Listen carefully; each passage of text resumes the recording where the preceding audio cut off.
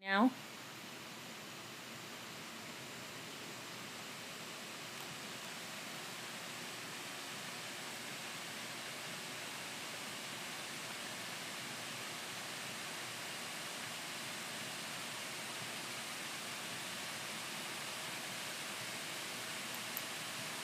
tell me if you can hear me now.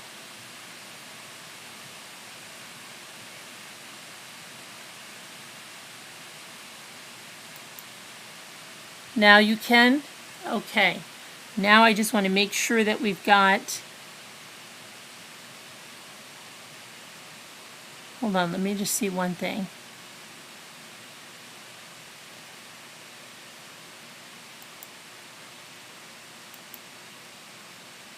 I think now, when that plays, listen to me. I'm gonna play something else that's coming from my computer because I need to know that you can hear that. So let me see how I'm going to do that, okay? I wish they would say something, but what time is it? It's 11:10. Let me see. Let me just see something here. Hang on. Done.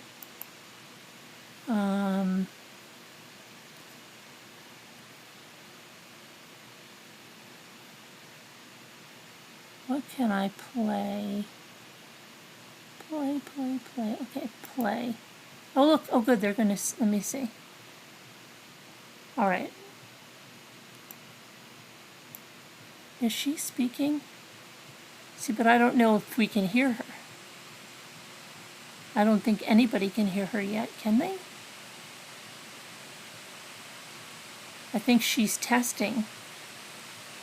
Because this is not supposed to start for another 15 minutes. Hold on a minute. All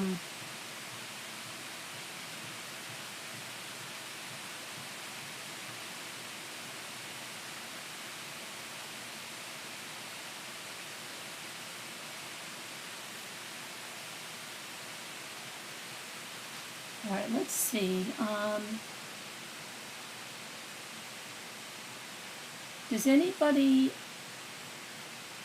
Yeah, I know, Chrissy, I'll take you. We're going to a farmer's market and stuff, but we're going to a special place. I will do a live from this special place.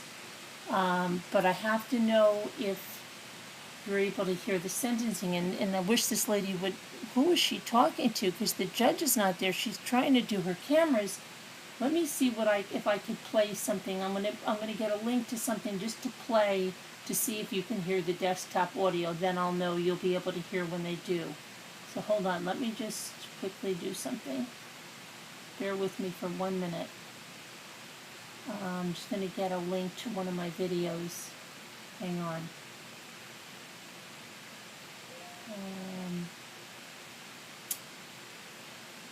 How can I do this? Let me go here. Go to YouTube.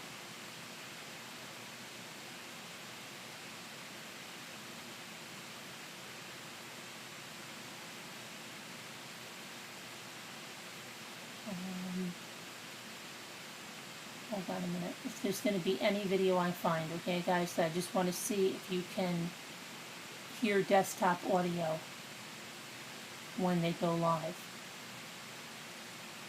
2, 3. Oh, Mic check. 1, 2, 3. Beautiful. Can you guys hear that? I know Boris is on the phone with 1, 2, 3. Let me know if you can hear her mic check, please. I know Boris is on the phone with Darren.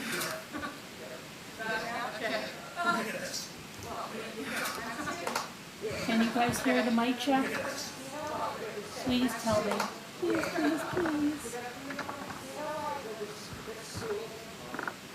Let me know if you can hear this audio right now.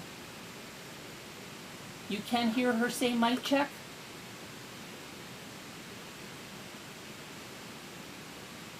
Oh, beautiful. Okay, good. All right. I'm only going to talk while I'm just getting ready to go to this other thing, but I'll shut up when they go on. I might not even be in the room when they go on because but at least you can hear it and see it.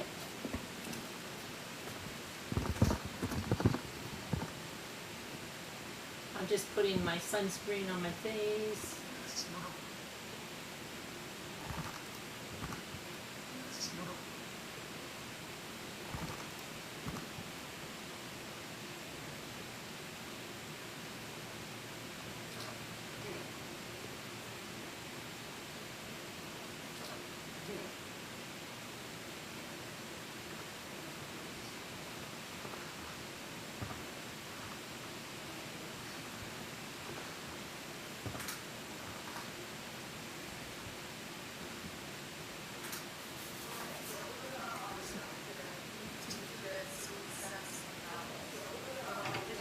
Alright, so I'm just talking to you from afar, but as long as you can keep hearing them doing their mic check, we should be all good.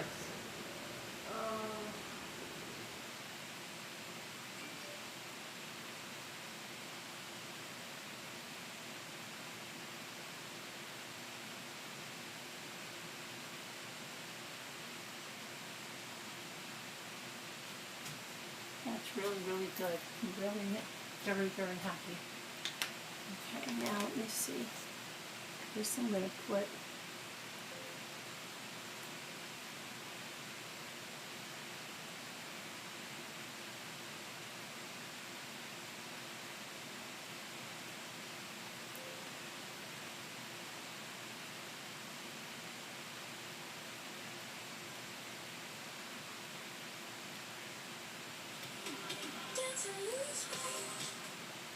Okay. And over there. That doesn't make much noise.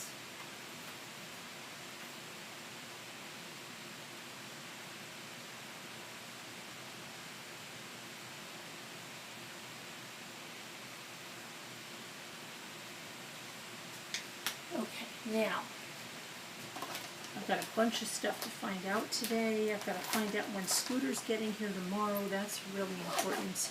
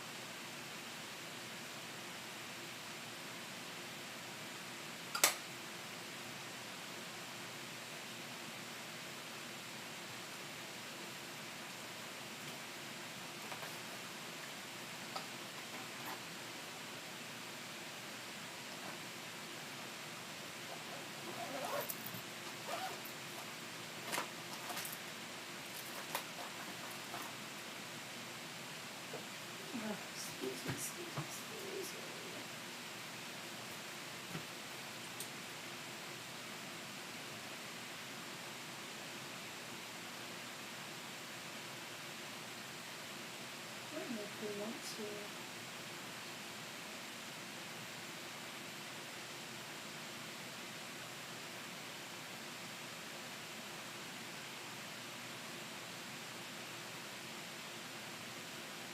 I don't know where the time's gone because I've been up since like, well, 7. I had to take care of some emails. I had to take care of some things. And then, now it's 11:15. How is this happening? I have no idea. But we're going to go off to this market thingy. Let me just put some pants on.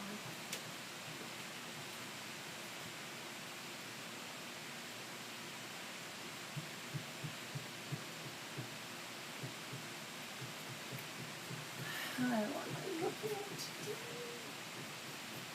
Alright, what should I wear? Let me see. I'm just going to wear pants. How's that? That'll be a good start. Put some pants on here. Yeah, you know what I'll do? I'll wear these pants. I'll figure out what I'm doing. Let me wear these pants.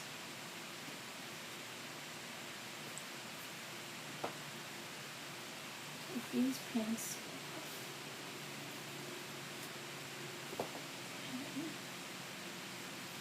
Firearms, like that. What the freak?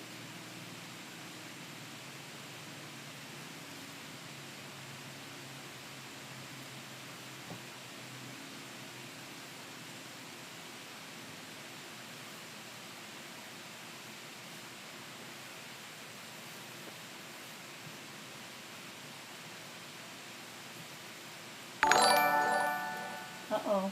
Somebody did something. Either subscribed or something, or if you did something, thank you.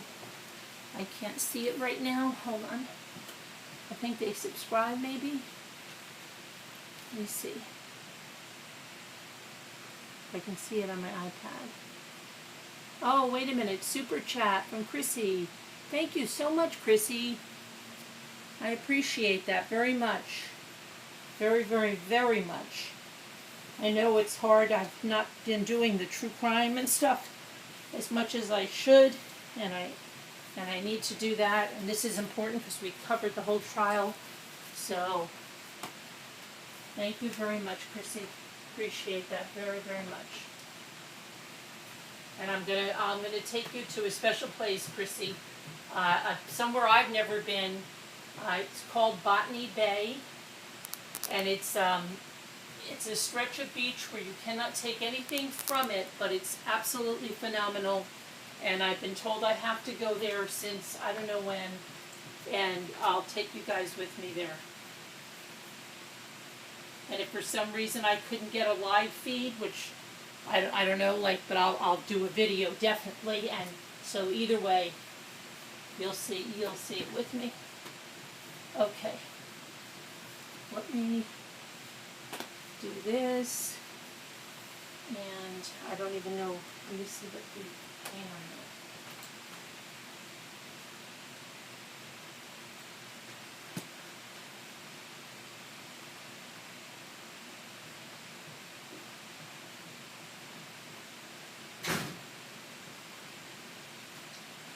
Okay, so it's a hot one today, it's a hot one.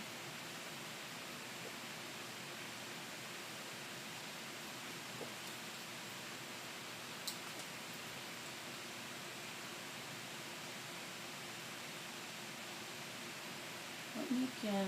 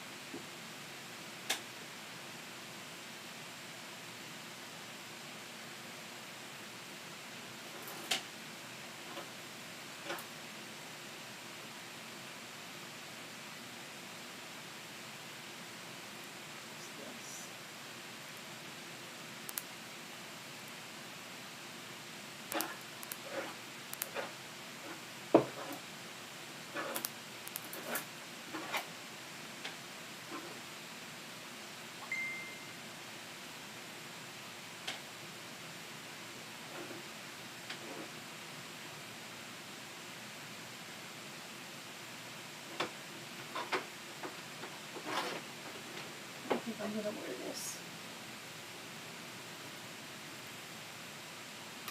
Let me wear this. Okay.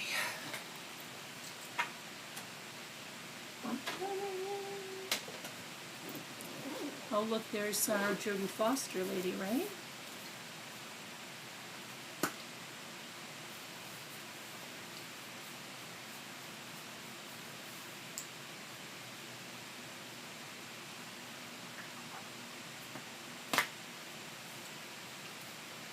This might be a long time, right, with all the victims' impact statements, but then you never know. Sometimes you think there's going to be a lot, and but I think they're going to be speaking a lot. I think at least maybe his two sisters, his father,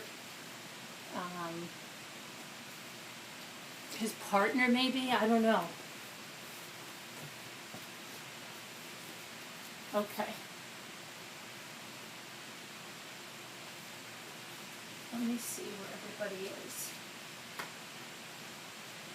I'm going to put my sneakers on in the other room. I'll be right back.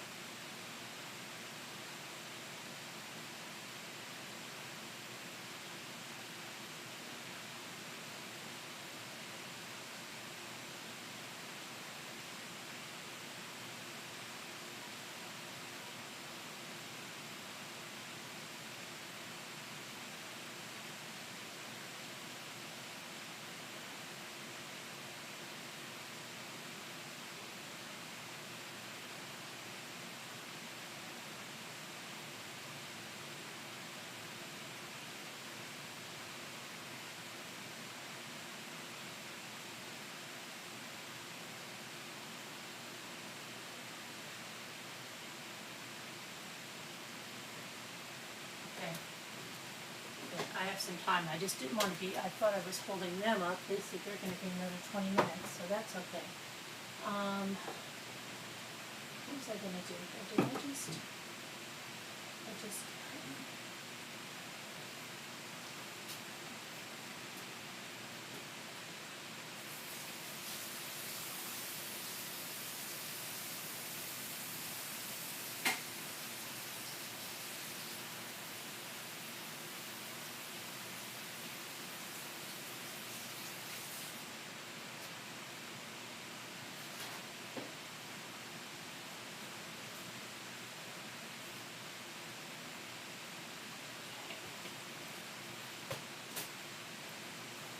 need some.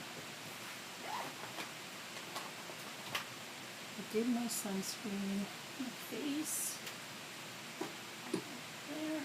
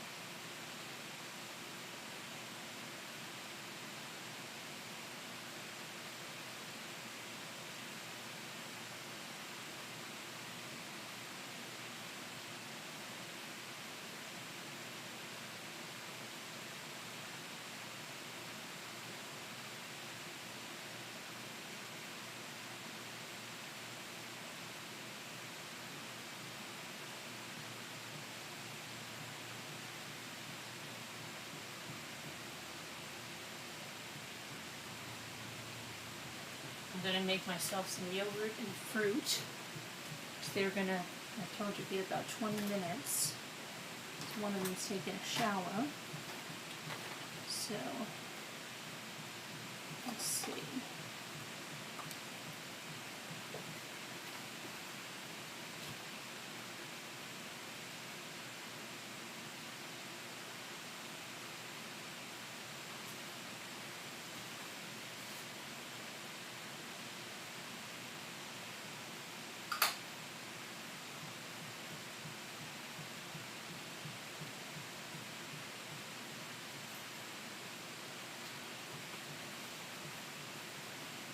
Now I could talk to him about some of these plans for tomorrow. So tomorrow might be, we'll see. We'll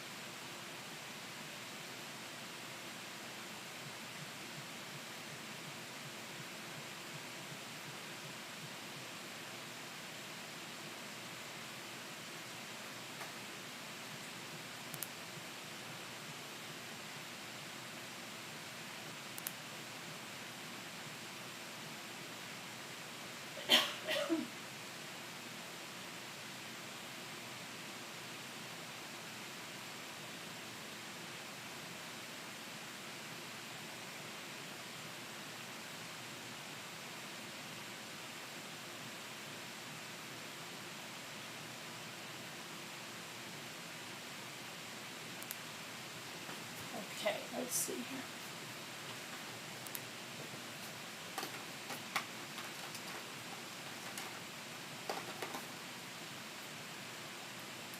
How about, I'm looking at this. We're getting closer to this thing yet.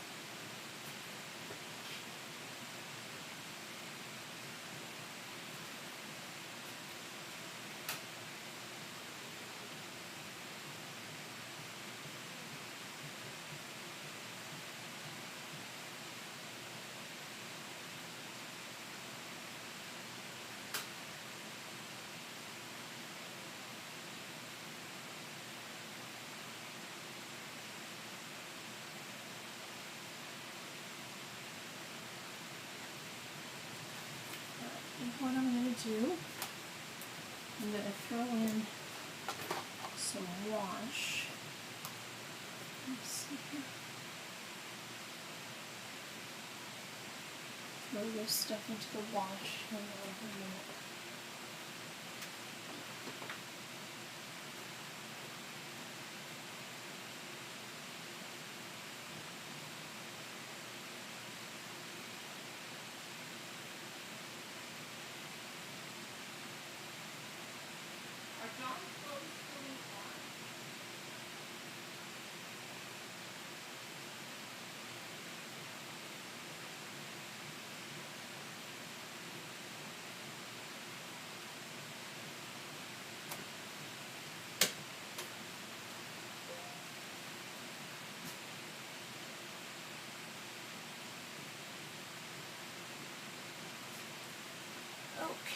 Well,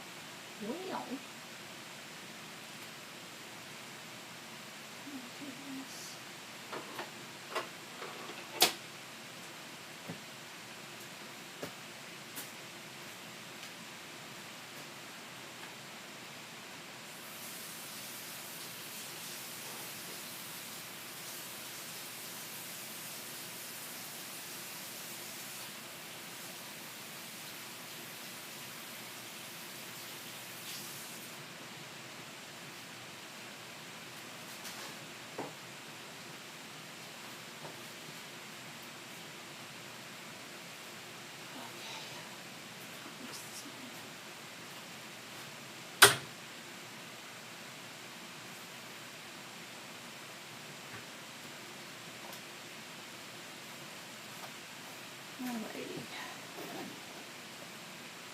I'm going to go get my yogurt and fruit, and I will be right there.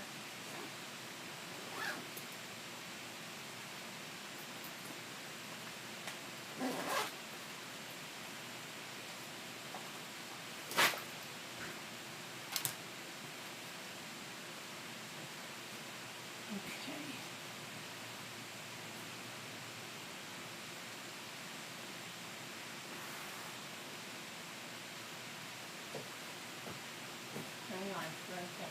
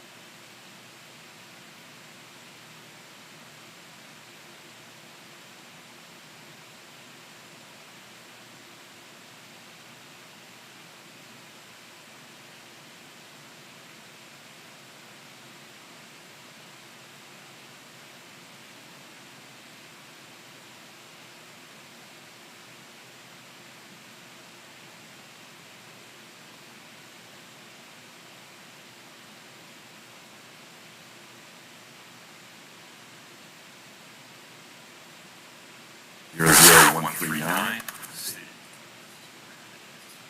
00139,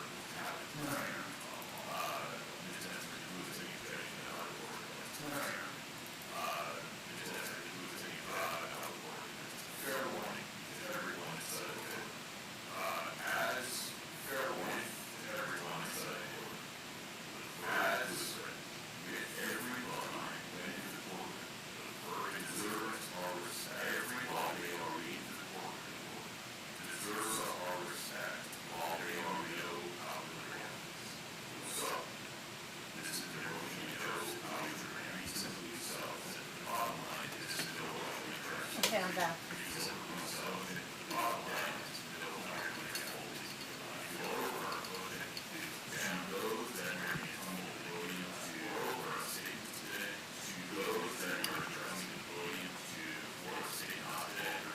Why are we hearing double? Hold on, let me see something.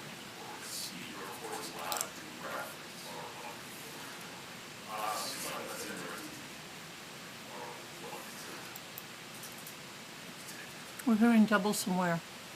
Oh, I see. I know what it is. Okay. I got it. I got it. I gotta shut that. I got it, you guys. Hold on a minute.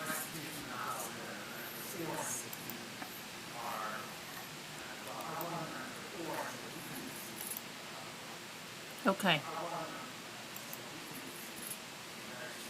Sorry about that.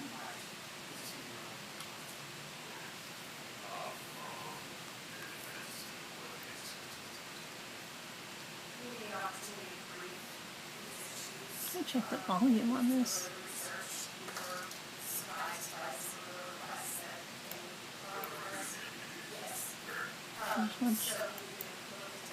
Check the volume on the system. Hold on a second.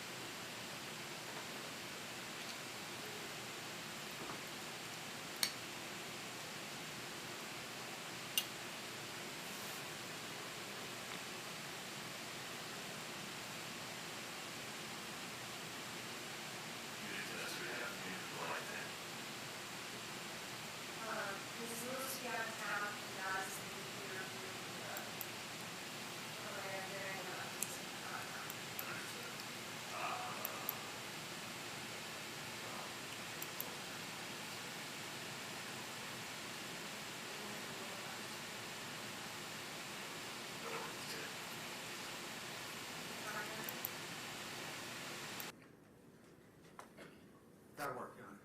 All right. We'll say 1:30 p.m. on July 31. Ms. Nestor, would you like to appear in person or by web extension? In person, Your Honor. All right. We'll set a restitution hearing to include discussion of the state's arguments regarding recoupment as made in their sentencing memorandum on July 31, 1:30 p.m. in person. Okay, anything further on that, Mr. Blood? No, Your Honor. Ms. Nestor? No, sir. All right. Mr. Bloodworth, the state's request for a continuous protective order. I looked hard at this. Let me relate some of my concerns and then have you respond to them, and then we can go from there.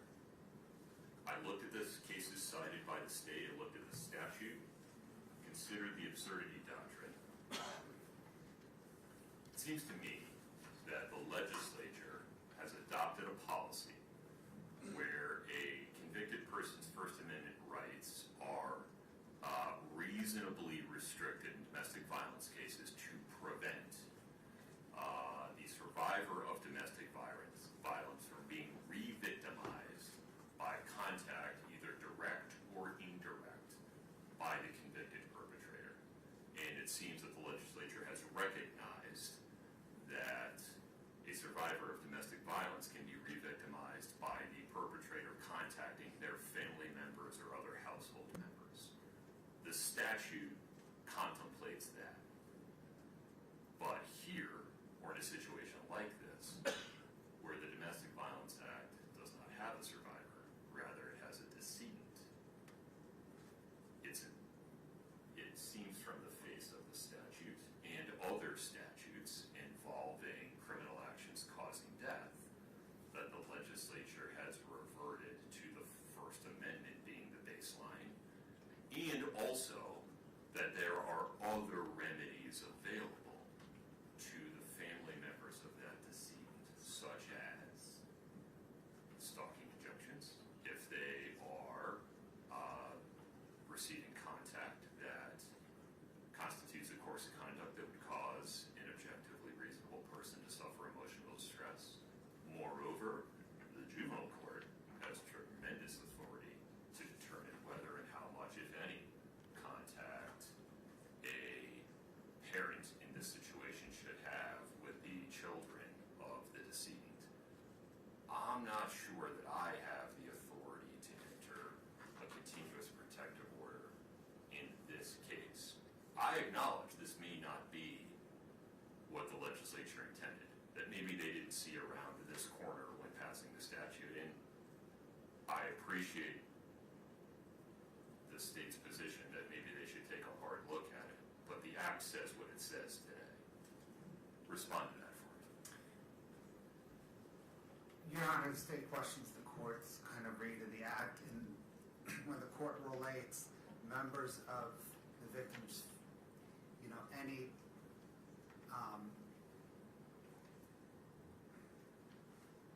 harm to members of the victim's family relating back to the harm to the victim, causing the victim harm. I think the plain read of the statute is, and it's 78 Bravo-7-8043D5. Right. 5. Necessary to fully protect the victim and members of the victim's family. Correct. The plain read of that sentence, Your Honor, does not say that the protection for the members of the victim's family does not, it does not relate back. It is a separate clause. It does not relate back to protection of the victim. And I think within the scheme of the statute, the legislature envisions protection for the victim, separately protection for the victim's family as an option of this court. And I think that's kind of consistent. This statute's odd. I think it's subsection B, which has a preamble on legislative intent. Right. And I think consistent with that preamble on legislative intent is the legislature's grant of this court, any court, authority to protect the victim's family under the statute as well, because of the unique nature of domestic violent crimes. an argument the state didn't make, maybe because it just doesn't believe in it, but it seems that a strict reading of the statute would say, I'm required to enter the continuous protective order and set a hearing, and then let defendant make the argument that.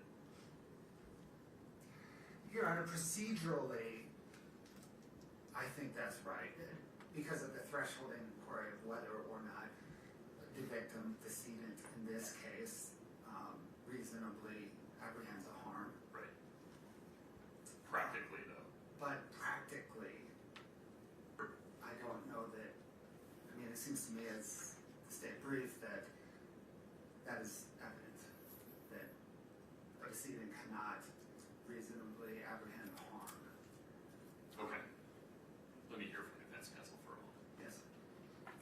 Your Honor, we agree with the court's original statements. We think this request for a continuous protective order is outside the purview of the statute. It's outside this court's authority. We believe it violates her First Amendment right. If these communications are not threatening, this would basically mean she could never send her sons a birthday card, a Christmas card, any type of communication. Well, pause there for a minute. Let's take the 3 boys out of it, because there's a whole separate set of concerns there, given that her parental rights have not been terminated. Right. And I don't have authority to do it. Correct. Juvenile court does. Right. But if we would talk just for the moment about the adult family members of Eric Richins, Well, it would mean that she could never reach out to them. right.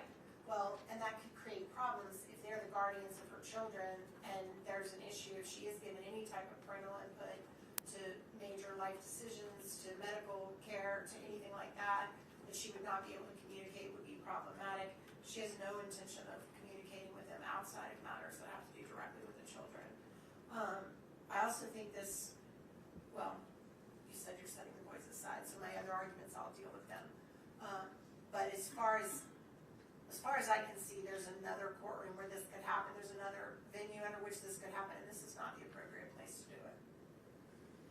All right, Mr. Bloodworth, any additional thoughts regarding the state's request for a continuous protective order? No, Your Honor. All right.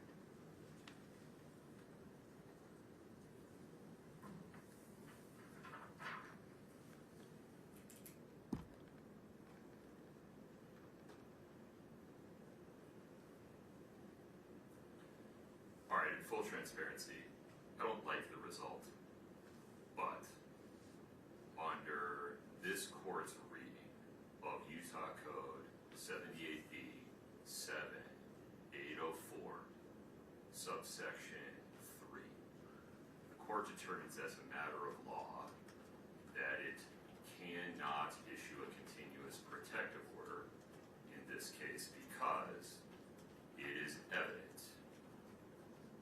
that the victim of the domestic violence charges, in this case for which Ms. Richins was convicted, cannot possibly have a reasonable fear of future harm or abuse. It very well may be that this is not the result the legislature intended, and I would encourage the legislature to take a hard look at 78B 7804 subsection 3 to fill this gap explicitly. But they haven't done it yet. They know how to do it, and the court is not persuaded that this result is so far outside of what they could have possibly intended, given the overlay of the First Amendment, that the absurdity doctrine requires a different result. And so while the court hopes the legislature will make a legislative change that would provide protections for the members of the family of a decedent in an aggravated murder case like this, they haven't done it yet. The court simply, in my view, does not have the authority to issue a continuous protective order in this case.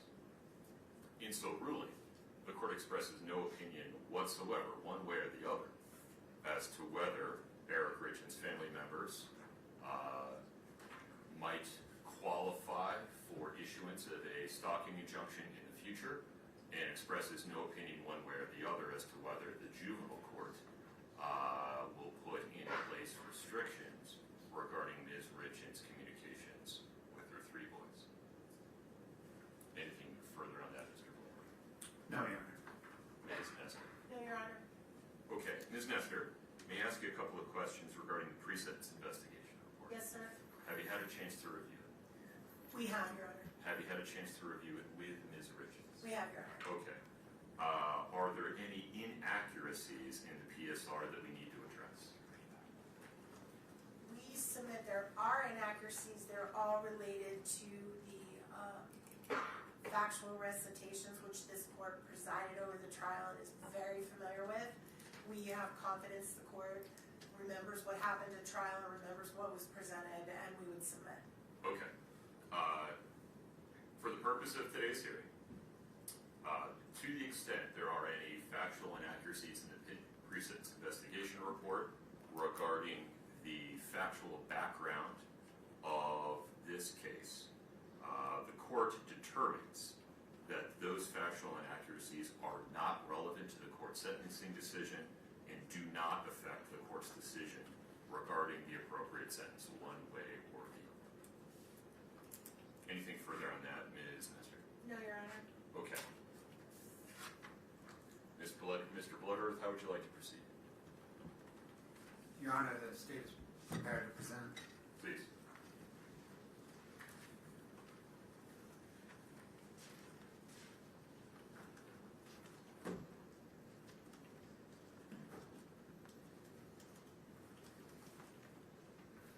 Your Honor, on Valentine's Day 2022, Kouri Richins tried and failed to murder her husband and the father of her 3 young children, Eric Richins.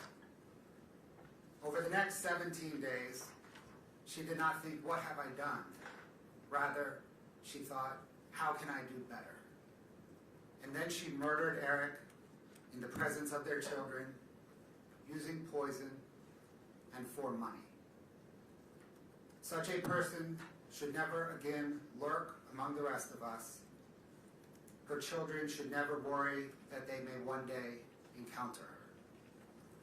For these reasons, the reasons set forth in the state's sentencing memorandum, and the boundless reasons the court has learned from presiding over this case, the pending criminal case,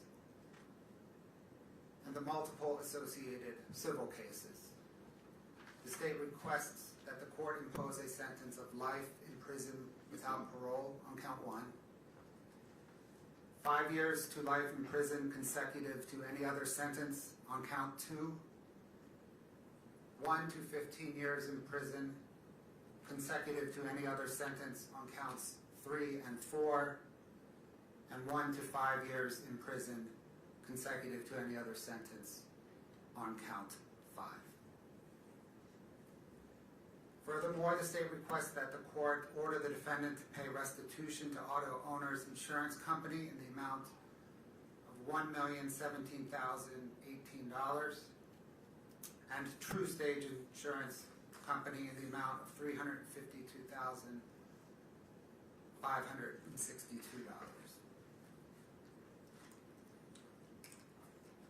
The state requests that the court order the defendant to pay recoupment to Summit County in the amount of $1,391,943.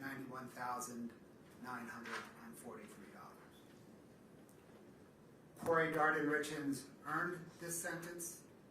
Her children deserve it. Only this court can order it. The court's time this morning is best spent hearing from a few of Kouri Richins' victims. Fathers are not meant to bury sons. Gene Richins will present his victim impact statement first. Losing a sibling is losing a piece of yourself. Katie Richins Benson, Clint Benson, and Dr. Amy Richins will then present their victim impact statements. There are no greater victims in this case than Eric's 3 young boys. The defendant took both of their parents from them. Jessica Black, who is Weston's counselor. Christina Greening, who is Ashton's counselor. And Sarah Barber, who is Carter's counselor, will then present the boys' victim impact statements. Your Honor, Jean Richins.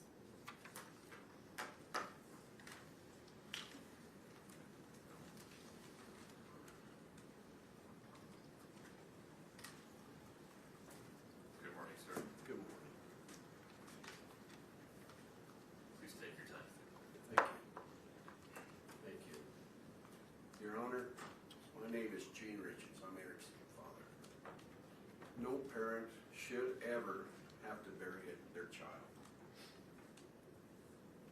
It's a loss that changes you forever. Eric was taken from us way too soon. And his loss has left a permanent hole in our family that will never be filled, ever. Eric was first and foremost an incredible father. To his 3 boys, Carter, Ashton, and Wes, his sons were his world, and he was theirs also. They didn't just see him as a dad, they saw him as their best friend, their coach, their mentor, their protector. He was present in every part of their lives.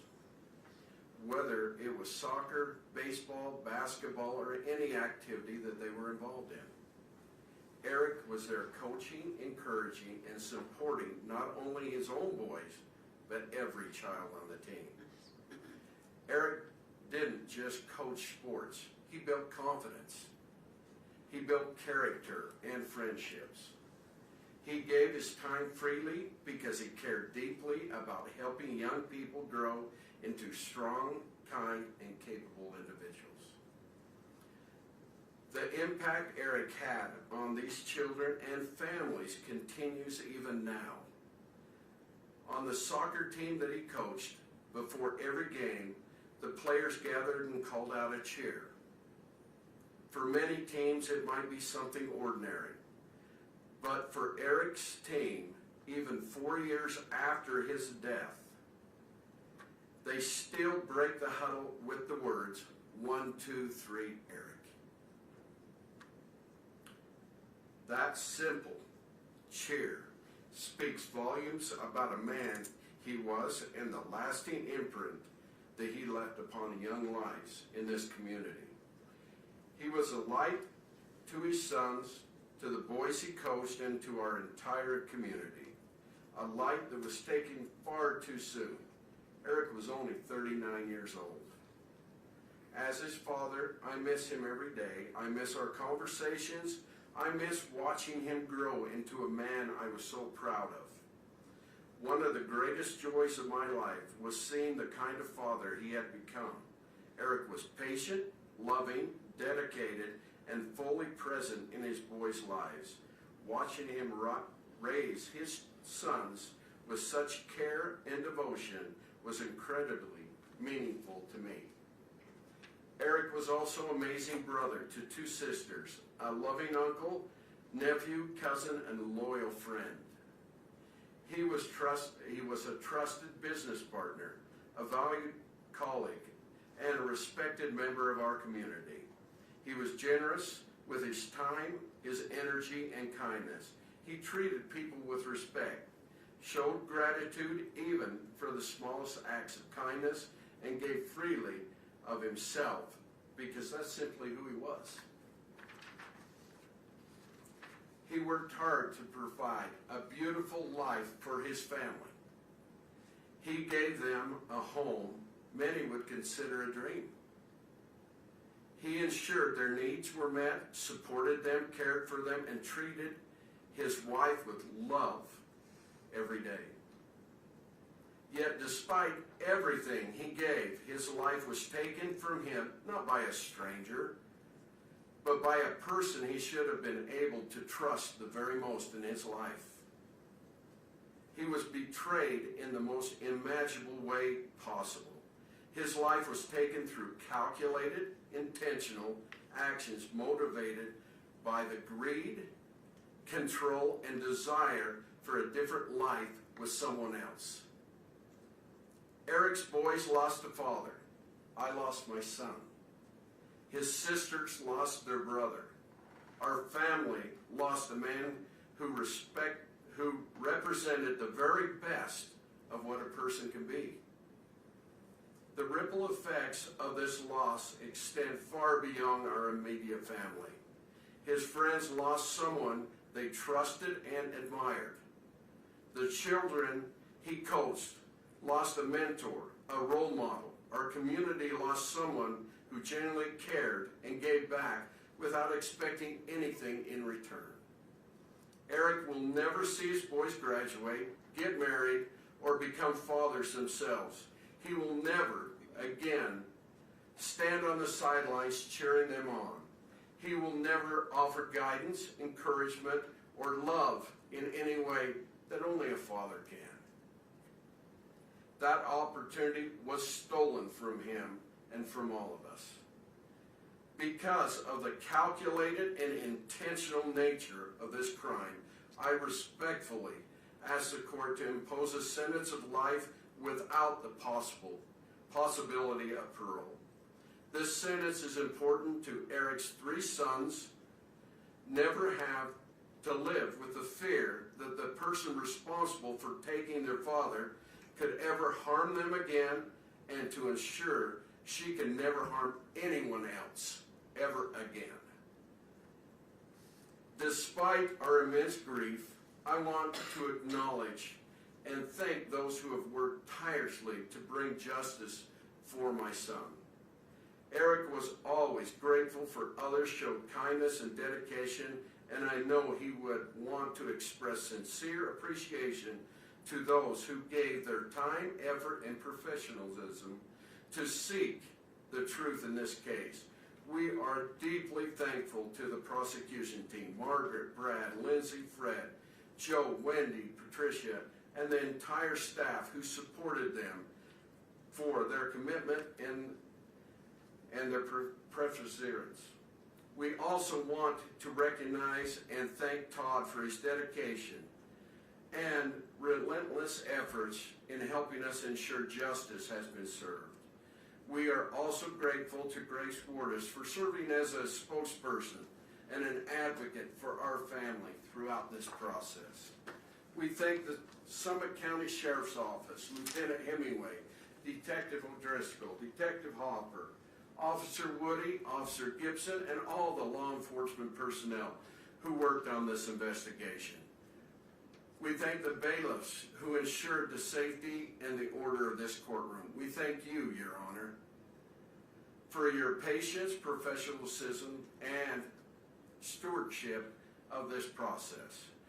We extend our heartfelt gratitude to each juror, including the alternates, for their sacrifice and their time, for seriously taking the responsibility, who carried out to ensure justice was served. Nothing can bring Eric back. Nothing can restore what has been taken from his sons, from our family, and from this community. But accountability matters here. Justice matters. Eric mattered. His life, his love mattered, his example mattered. He will always be remembered as a devoted father, a loving son, a supportive brother, a loyal friend, and a man who made lives of those around him better. We miss him every day and will continue to honor his memory by living with the same kindness and dedication that he showed to everyone fortunate enough to know him. Thank you, Your Honor. Thank you.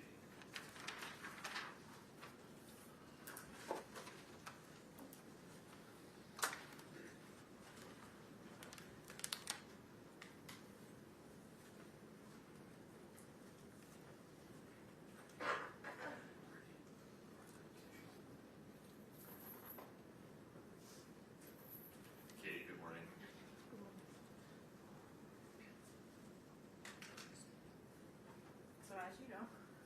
Katie, and I'm Eric's sister. To begin, there are a multitude of people who deserve credit and appreciation. Law enforcement agencies across the state of Utah, the Summit County Prosecutor's Office, the Medical Examiner's Office, expert witnesses who worked hand in hand with law enforcement, Eric's friends, Eric's co-workers, my friends and my family, our entire team of lawyers and experts in the civil lawsuit. There are far too many people to mention by name, and I suspect if I try to, I will inadvertently leave someone out. But to all of you, please know that this would not be possible without your efforts, your support, and the strength of the community that has stood beside us. Both my family and I are forever grateful to each of you. I am also very grateful to you, Your Honor, to this court for the dignified manner in which it presided over the trial, and to the members of the jury for faithfully performing their civic duties. Today is Eric's birthday. I stand before you because he can't. He was taken away from my dad, my sister, his nieces, his friends, our community, and worst of all, from his 3 amazing sons. Sorry. He was taken away from us by a person he should have been able to trust, the person he should have trusted most in the world, his wife. It's impossible to fully describe how devastating Eric's death and Kouri's crimes have been to our family. Nearly every aspect of our lives has been permanently changed, and we have no choice but to live with those changes and with Eric's loss forever. Eric was a phenomenal brother, father, son, nephew, grandson, cousin, friend, and businessman. Eric and I were extremely close. We went through school together and navigated life side by side. Wherever Eric went, I was usually tagged along right behind. In school, Eric's nickname was Richie, and mine was Little Richie, a reflection on how inseparable we were. He wasn't just my brother. He was my constant, my protector, and one of my closest friends. Eric was the kind of father who anticipated his children's needs before they ever had to ask. He made sure they were always having fun, taught them how to be respectful and kind, and was constantly planning for their future. His mind and heart was always on his boys, always. Everything he did was for them. Eric was the very best uncle. He made his nieces, my daughters, feel truly special. He always found ways to have fun with them. He doted on them with love and attention. Eric was an incredible son, always there for my parents, stepping in without hesitation and helping in every way he could, without being asked. The bond he shared with my mom was truly special. We would often joke that the umbilical cord had never really been cut, but in truth, it spoke to the deep, unbreakable love they had for each other. This is who Eric truly was, a man defined by love, integrity, and unwavering devotion to his family. He is none of the things that Kouri tried to portray him as. Those mischaracterizations were nothing more than a vile effort to deflect blame. And those mischaracterizations stand in stark contrast to the reality of the man we all knew and loved. Eric's life and his actions and the profound impact he had on those around him speak for themselves, and they tell a story of goodness, strength, and character that cannot be rewritten or diminished. The saddest part for me in all of this is that I got something with Eric that his sons never did: time. I feel cheated that I only got to spend a few decades with my brother, but I should feel lucky in comparison. As Eric's eldest son told me shortly after his dad's death, he and his brothers did not even get 10 years with their dad. It is devastating that Eric is not here to coach them, to work the family ranch with them, to teach them how to drive, to attend their high school graduation, to send them off to college, to see them get married, or to celebrate the birth of his future grandchildren. His 3 sons are going to grow up and live nearly their entire lives without their dad. They're going to get to know their dad more from the stories we tell about them than their actual experiences.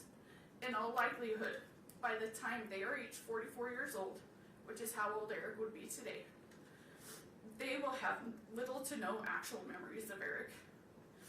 And they have to go through life without their dad because their mother planned and carried out his murder. She could not have done anything more selfish or more cruel to those boys. In the place of a stable, secure, and loving home, Kouri gave the boys permanent trauma. They were in the house the night she killed their father. They were awake. They knew that something terrible had happened to their dad. As we heard on the 911 call during trial, one of them even walked into Eric's bedroom, where Eric's body lay dead, poisoned by someone who his son should have been able to unconditionally trust, love, and depend on. No child should have to bear that trauma.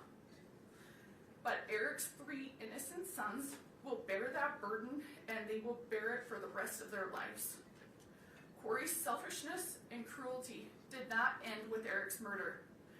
In the time after Eric's death, Kouri has done nothing but isolate, manipulate, deceive, and do harm to those boys. Almost immediately after Eric died, she cut them off completely from our family, from Eric's family. The isolation was calculated and strategic. Kouri used the boys as bargaining chips with my dad. She repeatedly threatened not to let him see his grandsons unless he could convince me, as Eric's trustee of his trust, to capitulate to her legal demands and give her all the trust assets. While isolating the boys, Kouri provided them with false and harmful information about me and my family. When DCFS took custody of the boys following Kouri's arrest and asked where they would like to go, they expressed fear of my family. The fear was not based on reality, but on what they had been told. For over a year, Kouri led them to believe that I hated them, that I was attempting to take Eric's money for myself, and that I intended for them to be left without support, that they would be homeless and starving. These statements were entirely false and had no basis in reality. Had they not been subjected to that influence, they would have known the truth. Prior to Eric's death, our families were very close. My daughters and his sons had strong friendships, and I had a meaningful individual relationship with each of my nephews. I spent time riding horses with one, helping another identify summer coding programs, and the youngest participated in ice skating lessons with my daughters. Our families shared holidays, worked together on our family ranch, took trips together, and I was present the day each of the boys were born in the hospital. The boys have expressed their confusion about these circumstances. They have stated that prior to their father's passing, both Eric and Kouri frequently told them if anything were to happen, they should go with me, that I would care for them and support them. Following Eric's death, however, those messages changed.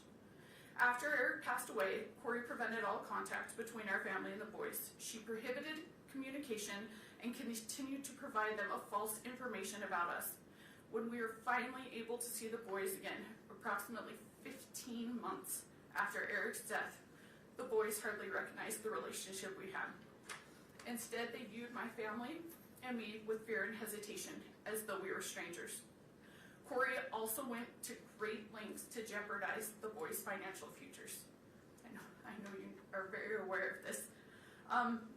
Among other things, she drained the personal bank accounts that Eric had set up for his boys as college funds. She allowed the boys' Social Security survivor benefits to be funneled to individuals who were not taking care of the boys.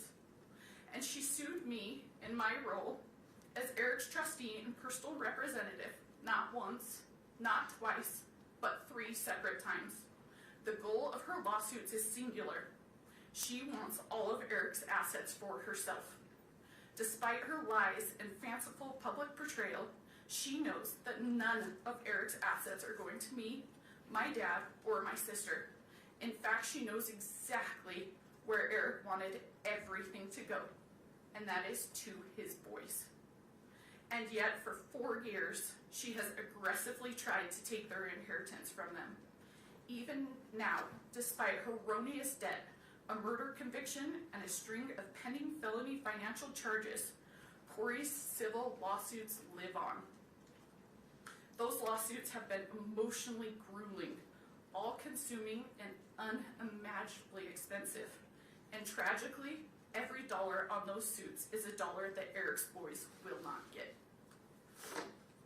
Of course, Kouri can't have other people or the public thinking that she's trying to take away her children's inheritance. So for the past 4 years, both in court and in the media, she has demonized and vilified me. She has hurled wild accusations in my direction, including that I hacked her bank accounts, forged her bank statements, paid off witnesses, unduly pressured law enforcement into investigating her, and quietly pulled the Summit County prosecutor's strings. It is despicable that for doing nothing more than trying to honor Eric's wishes, Kouri has cast me as the evildoer here. Just as bad, honoring Eric's wishes has landed my sister and myself, and unbelievably, my 2 daughters in Kouri's crosshairs. One of Eric's sons recently told me that Kouri used to say, "I will get them one day." Apparently, she was talking about me, my sister, and my daughters. Her infamous walk the dog letter, the part the jury did not hear, confirms her desire to harm me. In it, she talks at length about her plans to get at Amy and me, including by targeting my daughters, both of whom are under the age of 10. It takes a sick mind to target children. The mere thought that someone who has so little regard for human life or decency might one day walk free is horrifying. I worry about the safety of Eric's boys, my daughters, my sister, and myself. There is nothing Kouri will not do, and no one she will not hurt, to achieve her own selfish ends. I am not the only one that is afraid. There are 3 little boys who, instead of fearing those who love and adore them, as Kouri would prefer, worry constantly that Kouri might show up one day and take them away. Eric's sons deserve so much better. They are not bargaining chips. They are not cash cows. They are not props for some twisted children's book about grief and loss. And yet that is what they've been reduced to by Kouri. To my unending sadness and horror, Eric himself understood all too well the danger she posed to his children and to his family. When Eric told me he had changed his estate planning and appointed me as his trustee and personal representative, I begged him to end the marriage and go his separate way. By that point, he had already consulted with a divorce attorney and was deeply afraid that he might not be awarded sole custody of his children. He made the heartbreaking decision to stay because he could not accept the risk of what might happen to his sons if Kouri had equal custody. He told me he would live his life through hell every single day of his life until his youngest was 18, because he believed Kouri was the most evil person he had ever met. He knew that his sons did not like her. He told me as much many times. He knew that they would prefer to be far away from her, but he also knew that divorce carried significant risks. And he said he could never allow his children to spend half of their time alone with her, because he was certain they would be exposed to harm and things no child should ever experience. He made it clear that in his mind, if Kouri were given equal custody, his children would be in the care of someone he believed to be deeply dangerous. He feared the people they could be exposed to and the damage that could be done. At the same time, he spoke with deep love and admiration for his boys. He told me that they were the most amazing boys in the world, and that none of this was their choice and none of it was their fault, and that he would do everything in his power to protect them for as long as he possibly could. Kouri loves to go on and on about how this case is a media sensation. She's right. News outlets from here to Europe have covered it. There have been countless newspaper articles, podcasts, and TV specials about it. Every hearing is live streamed on numerous YouTube channels. Every filing is scrutinized by internet lawyers and true crime junkies. There is no question that this case is famous and that Kouri is now famous. But what Kouri never mentions in talking about her fame and notoriety are the reasons why this case is now famous. It is famous for how appalling and sickening it is. It is famous because a mother meticulously planned to kill her husband, killed him while their children were sleeping in the next room, and then had the audacity to hold herself out as the author of a children's book about grief and loss. It is famous because she spent time Googling luxury prisons for the rich in America. It is famous because from her jail cell, she scripted a bunch of phony testimony so that her brother could perpetrate a fraud on the court. It is famous because she victimized her own children and threatened to victimize Eric's nieces. The fame and attention are directly proportional to the evil that has gone on here. This is not a situation where the idea of rehabilitation should be entertained. In taking Eric's life for her own selfish gain, Kouri did not only harm Eric, she permanently harmed 3 kids who were under the age of 10. She took away a dad, a son, a brother, an uncle, a grandson, a nephew, a cousin, and a friend.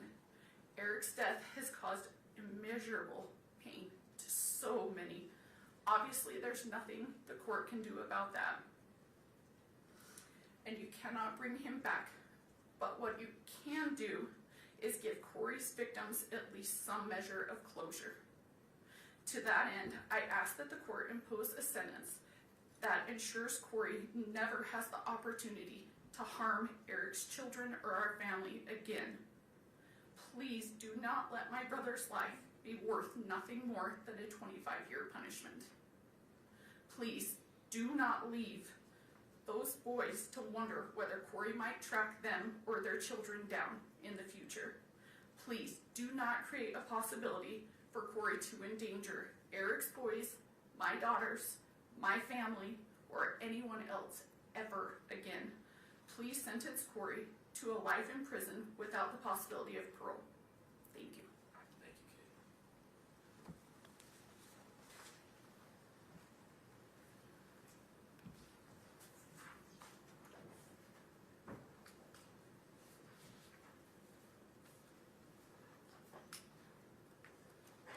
Morning, Clint. Hello, Your Honor. My name is Clint Benson. I'm Katie's husband and Eric's brother-in-law. Eric was an innocent man, a devoted father, and someone whose life revolved around his children and his family. Because of Kouri's choices, he never had the opportunity to say goodbye to his children, to reassure them, to share the final moments every family deserves. That loss cannot be measured. His children will spend the rest of their lives carrying the pain of a father taken from them far too soon. What makes this tragedy even more painful is the calculated nature of the crime. This was not a momentary mistake, a lapse in judgment, or a crime of passion. It involved planning, preparation, testing, and deliberate action. Eric's death was carried out in a way that caused fear, suffering, and helplessness. Kouri either watched or sat by as Eric succumbed to fentanyl poisoning instead of providing any kind of aid to him. She was fantasizing about a dream life funded by Eric's death. Eric was killed in his home by a traitor sleeping next to him in one of the most cowardly acts imaginable. We are profoundly grateful to every investigator, prosecutor, detective, law enforcement officer, juror, judge, forensic expert, and public servant who worked tirelessly and honestly to uncover the truth. Their dedication ensured that Eric's voice was not lost and that justice could still prevail. We are equally grateful for the incredible community surrounding us. This community has shown unwavering support and has been there for Eric's boys without judgment and through some of the most difficult times imaginable. The boys are succeeding and thriving because of the people around them who continue to provide support and look out for their safety. Going through every aspect of this murder easily led to a dark place while fighting against an individual focused on only chaos and vengeance. However, the people surrounding us, including the sheriff's officers, principals, teachers, school staff, coaches, counselors, neighbors, and church members, created an unbreakable force for what is good, just, and right. No sentence can bring Eric back. No outcome will erase the suffering caused by these actions. But accountability matters, truth matters, and justice matters. Kouri continues to shirk responsibility for her actions, for the pain she has caused, and for the resources she has squandered, both Eric's and the state's. Even after everything that has been revealed, Kouri has demonstrated zero genuine accountability or remorse for the devastation she has left behind. Instead, she has repeatedly attempted to distort the truth, create false narratives, and portray herself as the victim. She has used the legal system as part of her schemes. There has been lawsuit after lawsuit, motion after motion, delay after delay, all in an effort to shift blame away from the person responsible. The evidence, the truth, and the outcome of this case all tell a very different story. What is especially concerning is the continued hostility from Kouri and her family, as well as their desire for vengeance directed towards our family, a family already devastated by an unimaginable loss. Statements they have made about going to war and getting the Richins demonstrate an ongoing mindset rooted in blame, anger, and retaliation, rather than remorse or acceptance of responsibility. Kouri will continue to try to convince the public that she was a good mother through media outlets that choose not to research or report on the countless motions and facts presented in this case or other cases, but instead simply regurgitate the false narratives of a sick and evil person. Kouri and her family continue to plan media campaigns focused on lies, targeting anyone foolish enough to spend time listening to them. Kouri is not before this court because she was mistreated, because she is a victim, or because the Richins family manufactured a false narrative that she and the Darden family would like to portray. She is before this court because of the choices she has made, choices that resulted in Eric's death and permanent trauma to anyone who has loved him. Kouri chose pride, seeking to project an image of success. Kouri chose adultery and lust, prioritizing her secret lover over her husband and her children. Kouri chose fraud and greed, hoping to profit from Eric's death. Kouri chose murder, and she continues to choose vengeance against the victims of her actions. The time for Kouri to make choices is at an end. Now it is time for her victims to choose. Please let Eric's children have a chance to choose lifelong peace, comfort, security, success, and happiness. I ask this court to impose a sentence of life without parole, a sentence that truly reflects the gravity of this crime, the irreversible harm caused to our family, and the calculated choices that led to Eric's death. Thank you, sir.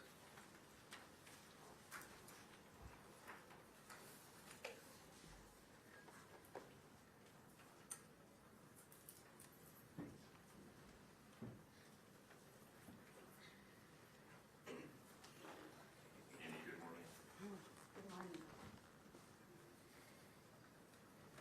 Honorable Judge Mrazek, my name is Amy Richins. I'm Eric Richins' sister. Today, I'm here to speak as a victim and to speak for Eric because he no longer has a voice. I addressed this court in 2023 when we were living in a state of visceral shock. Now, 3 years later, we are here at sentencing on a date that carries a weight I can barely describe. Today's Eric's 44th birthday. Birthdays are supposed to be proof of life, a day to celebrate another year of growth. Instead, today is a cruel reminder of another year Eric will never see, and a reminder of the fatherhood that was stolen from his 3 sons. Before I talk about what this crime has done, I need you to know who Eric was, not as a headline, but as a person. Over the course of this trial, so many people described Eric in strikingly similar ways. They called him outgoing, confident, funny, competitive, dependable, driven, and fiercely loyal. He was a leader, a hard worker, a rancher, a businessman, a coach, a best friend, a brother, a son. But more than anything, people described him as a phenomenal father. Eric had 3 sons, and he coached many of their sports teams. He was the kind of dad who showed up not just for his own children, but for everyone around them. Sometimes I think about all the children who lost him too, the kids he coached, mentored, and believed in. I cannot imagine the confusion and heartbreak they felt when someone who had become such a steady and trusted part of their lives was suddenly gone. Eric was a real person, a deeply loved person, and the loss of him echoes through every life he touched. On my 16th birthday, I was sitting in my 10th grade English class when I got a text from Eric that said, "Come outside." I walked out, and there was Eric, standing with flowers and that mischievous grin we all knew. I asked what he was doing there, and he just said, "Let's go. We've got to get a little mud on your tires." I had just bought my first truck, a used Ford F-150. Eric took me up into the mountains, and we took that truck off-roading for the first time. It was exhilarating and terrifying, but I felt safe because he was there. That was Eric. He made life bigger. He made people feel brave, and he protected the people he loved. That is the brother I lost, and that is the father his boys lost. In 2023, I told this court that I was tormented by the sequence of events of that night. Today, that torment has not faded. I still wonder when Eric realized he was in mortal danger. I wonder what Kouri said to him in his last moments. I'm still haunted by the question, did his boys hear their father's final struggle? If Eric had died of an illness, we would have cared for him. If it were an accident, there would have been kindness. But there is no comfort here. In his last moments, after being intentionally poisoned, my brother was faced with the ultimate betrayal. Eric's sons were 9, 7, and 5 when their world was shattered. They are now 13, 11, and 9. These are the years when a boy learns how to be a man by watching his father. What makes this crime uniquely heinous is that their grief will never pass. It will reinvent itself at every milestone. This crime didn't just happen once. It happens every single morning when those boys wake up and realize their father is still gone. They did not just lose their father, they lost the life they knew. Eric's death didn't end the harm. It began a grinding process of re-traumatization. Early in this process, I remember being told this case would be a marathon, not a sprint.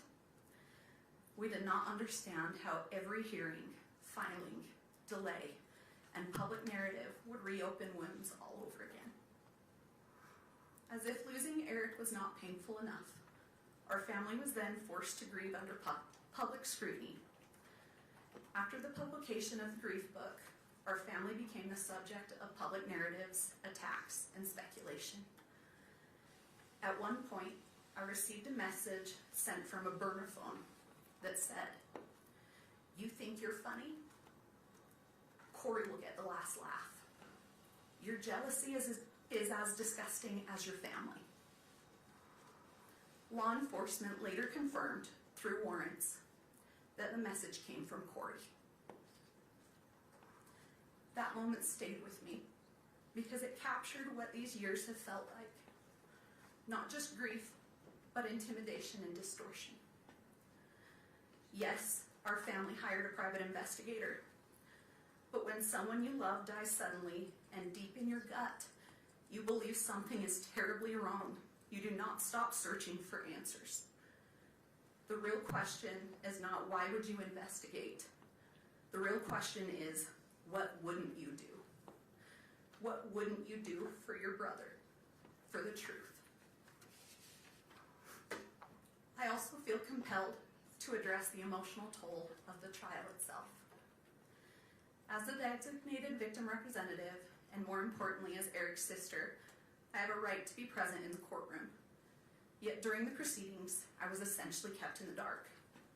Due to the courtroom layout, I could not see the exhibits or the evidence. When we requested simple accommodation, we were told that the trial was being broadcast on court TV and I could excuse myself and watch from home with the rest of the world. Being told that my right to be here was interchangeable with a television broadcast was a profound violation. I did not want to watch Eric's life and death as content from my couch. I didn't want to go home after a grueling day and listen and watch it all over again. I had a right to be here, to face the evidence directly. Still, to this day, I have not been able to rewatch the trial because it's so time-consuming and painful to relive. I still have not seen all the evidence that was presented. Your Honor, I need to say this clearly. Someday, those boys will grow up and look back at the records of this trial. I need the truth to be the only thing they find.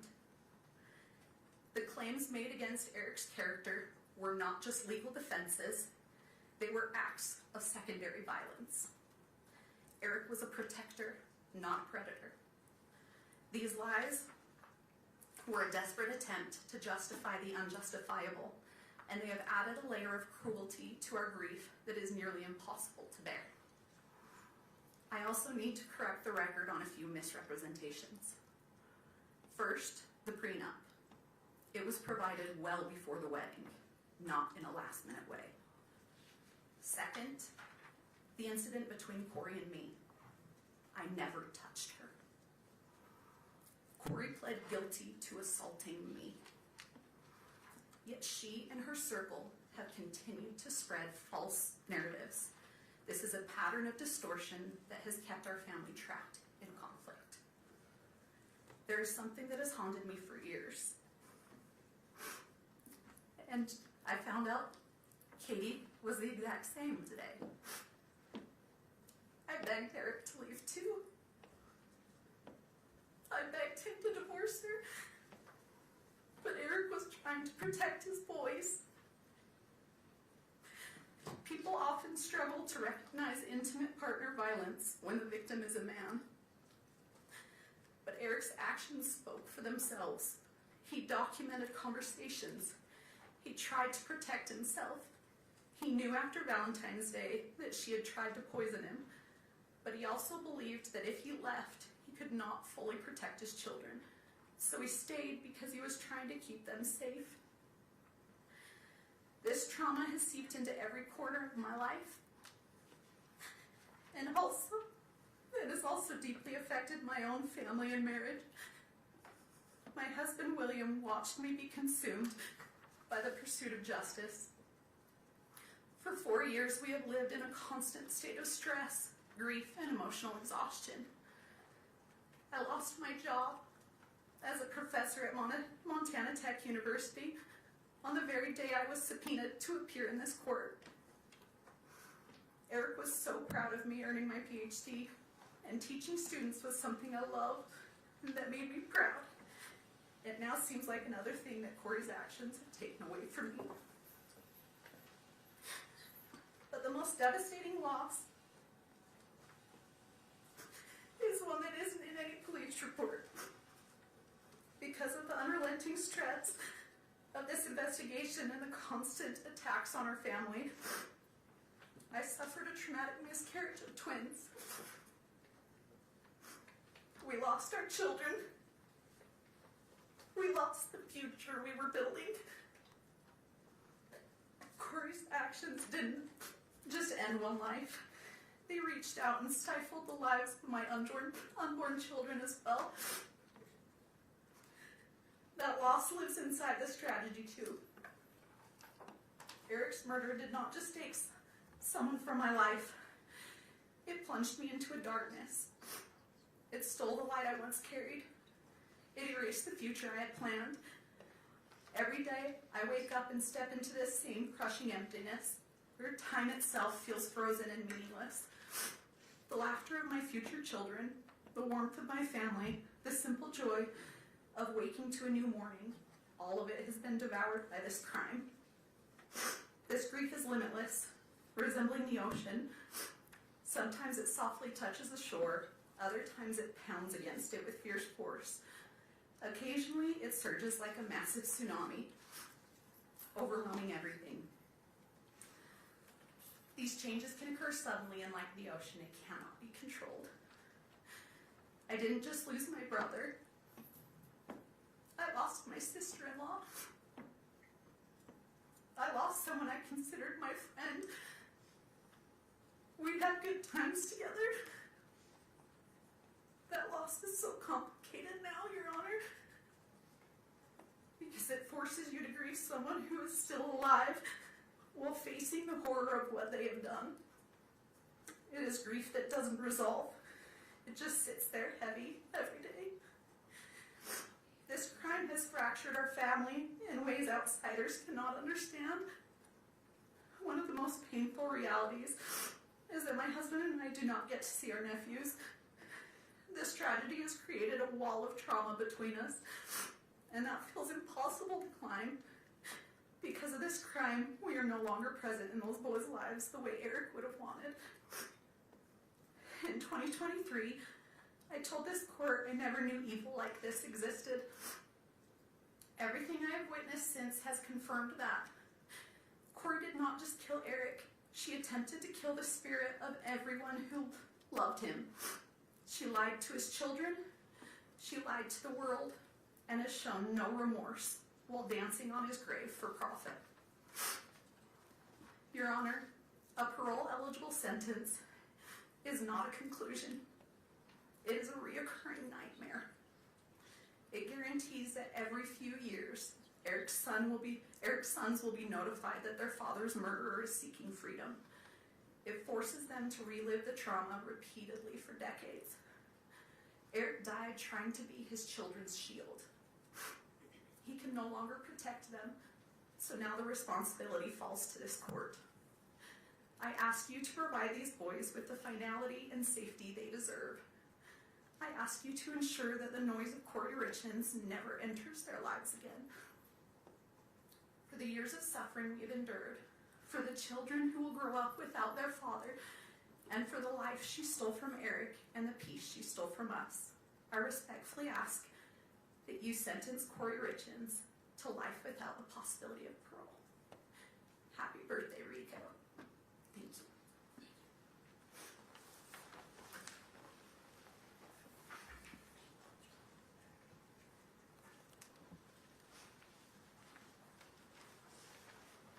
Thank you, Jessica. Good morning. Good morning, Judge. Take your time. My name is Jessica Black. I'm a licensed clinical mental health therapist and a registered therapist. Myself and my colleagues are here today to read the victim impact statements for 3 children. We are here as advocates on their behalf.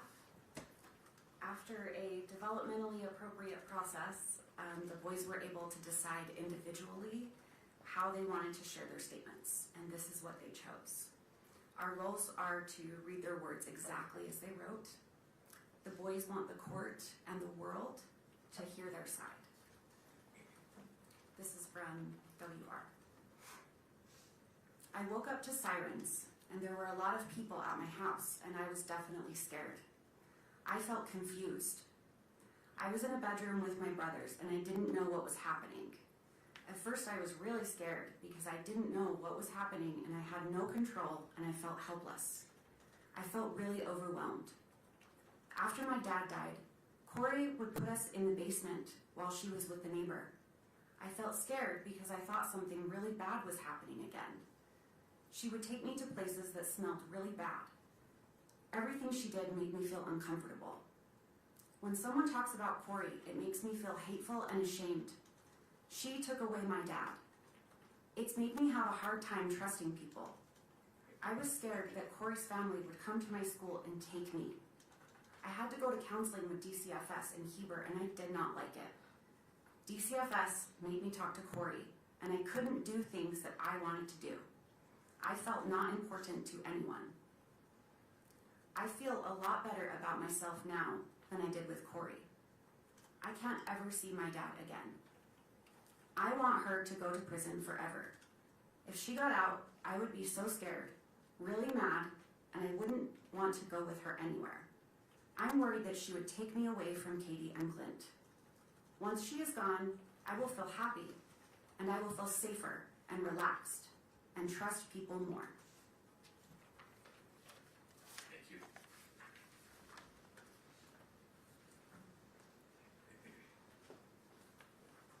Christina. Good Your morning.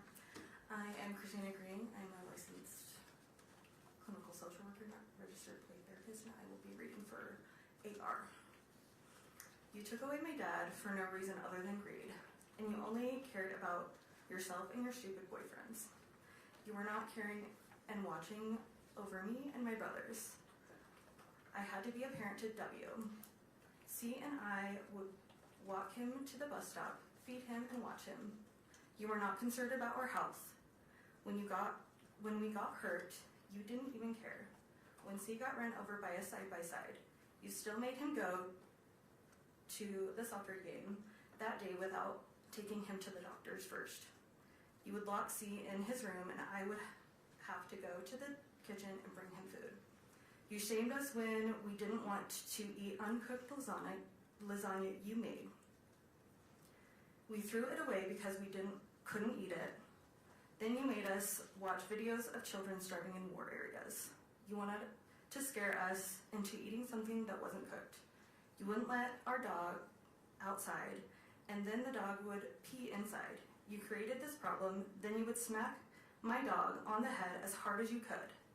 You wouldn't let me put my kitten in the garage for safety at night, and we found it eaten by raccoons the next day. You wouldn't let us turn on and use the heater lamp for the chickens and bunnies, and they froze to death. You would always argue with my dad and lock the door. You were not playing the role as a real mother does. You were doing the opposite. Now my dad can't be my coach anymore, can't be at any of my games. He won't be at my birthdays. He can't teach me how to drive. He won't be at my graduation, and he can't take me camping or fishing. You made me paranoid about sleeping on my dad's side of the bed by saying I might die or get harmed when I was just trying to be close to my dad after you killed him. You took away everything from me and my brothers. I don't want you out of jail because I will not feel safe if you are out. You have never said sorry for anything that you have done to me and my brothers. I don't want you to hurt anyone again. I know that you will need to stay in jail to fully take accountability for what you did to me, C, W, and my dad. With you in jail, I will be able to continue to feel safe and live a happy and successful life without fear of you hurting me or anyone I love. Thank you, Your Honor. Thank you.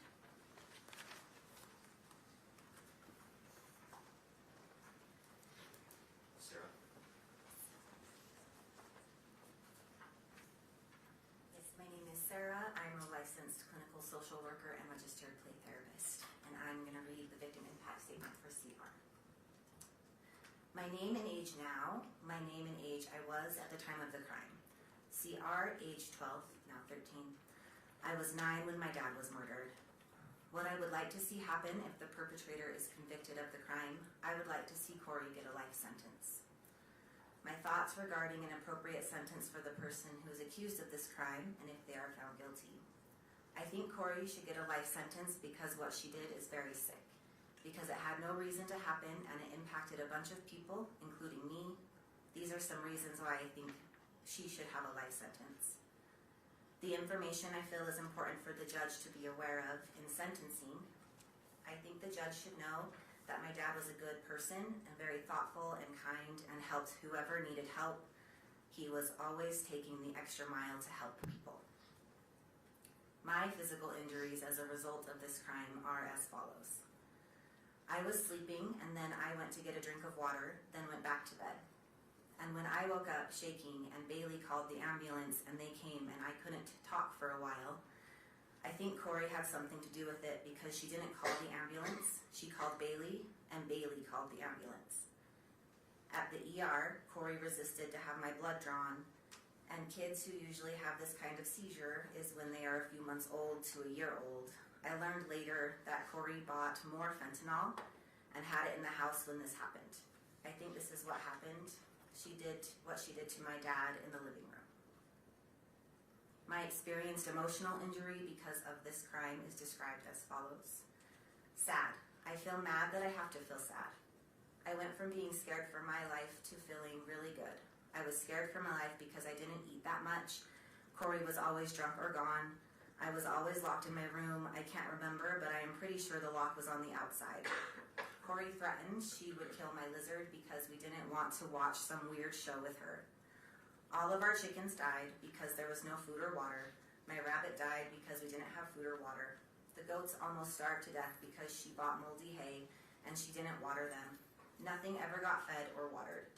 It didn't feel good to worry about my animals. I felt like I had to take care of my siblings.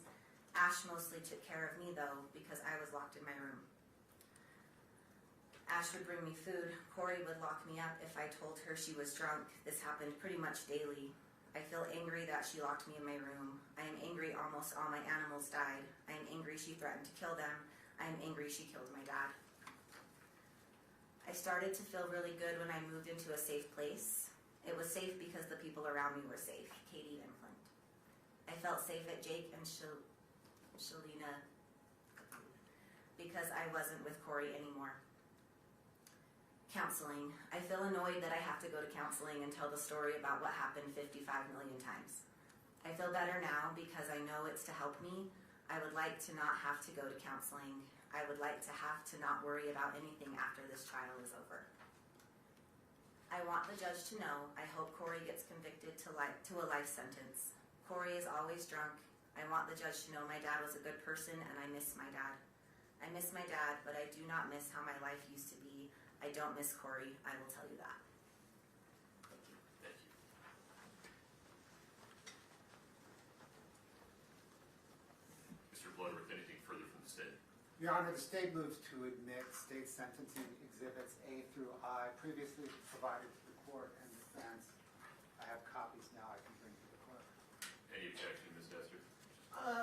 Yes, we do object to some of those being on the public docket, and we can, if we want to take a break, we can go through that with the prosecution. I actually sent him an email asking if they would be filed publicly. His response was no, so I was unaware that he was going to do that. Admitting them and filing them publicly are two different things. Any objection to their admission?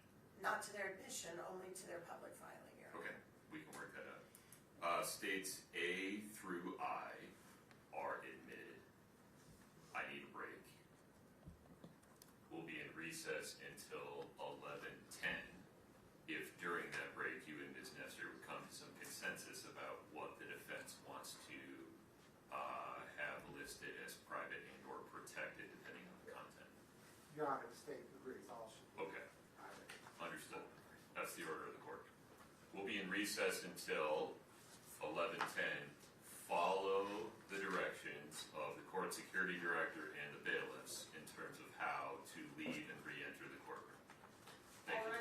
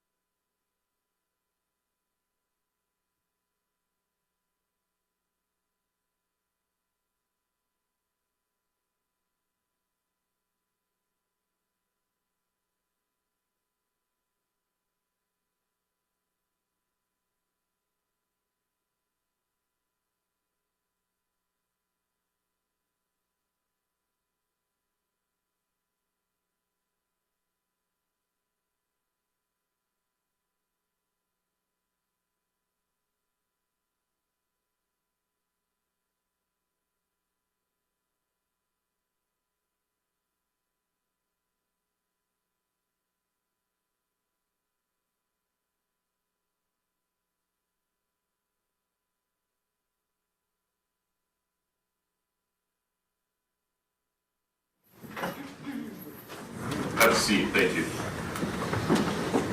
We're back on the record in 231-500-139. Mr. Bloodworth, just to confirm, anything further from the state? No, Your Honor. Okay. Ms. Lewis, Ms. Nestor, please tell me what's contemplated. Your Honor, I have some opening remarks, then we have some letters that some of which we've been asked to read, others are here to read themselves. Due to the excessive publicity, several of the people have asked that only you and the prosecutor know their names, and that we not say their names, and so I'm going to provide you with each letter as we go that has their actual names on it. All of them are willing to confirm with you privately that they've written these letters as officers of the court. We assure you they have, but they did not want to appear on camera. That's fine. And then, after we do a set of the letters, Mr. Ramos has some very brief remarks, and then we're going to put on 3 more. Then Ms. Lewis will close out remarks, and then Ms. Richins will do her allocution at the very end. Understood. If that's sufficient. Please. Thank you.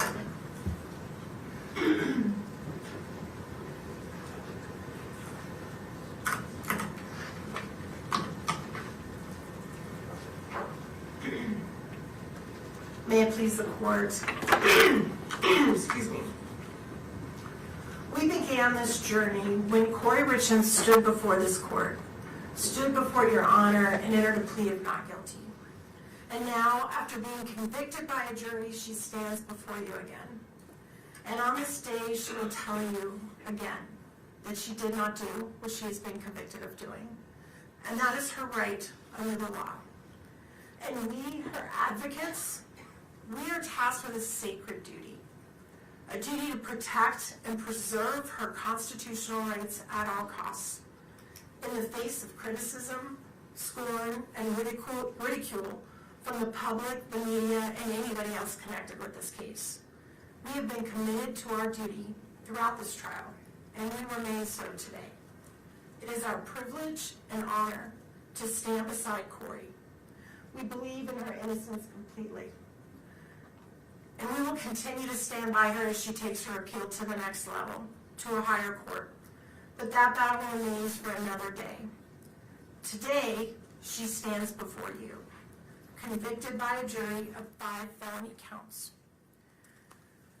We recognize and honor that this court is also tasked with a sacred duty.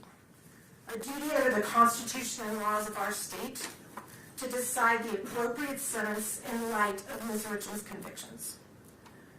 The enormity of that responsibility cannot be denied.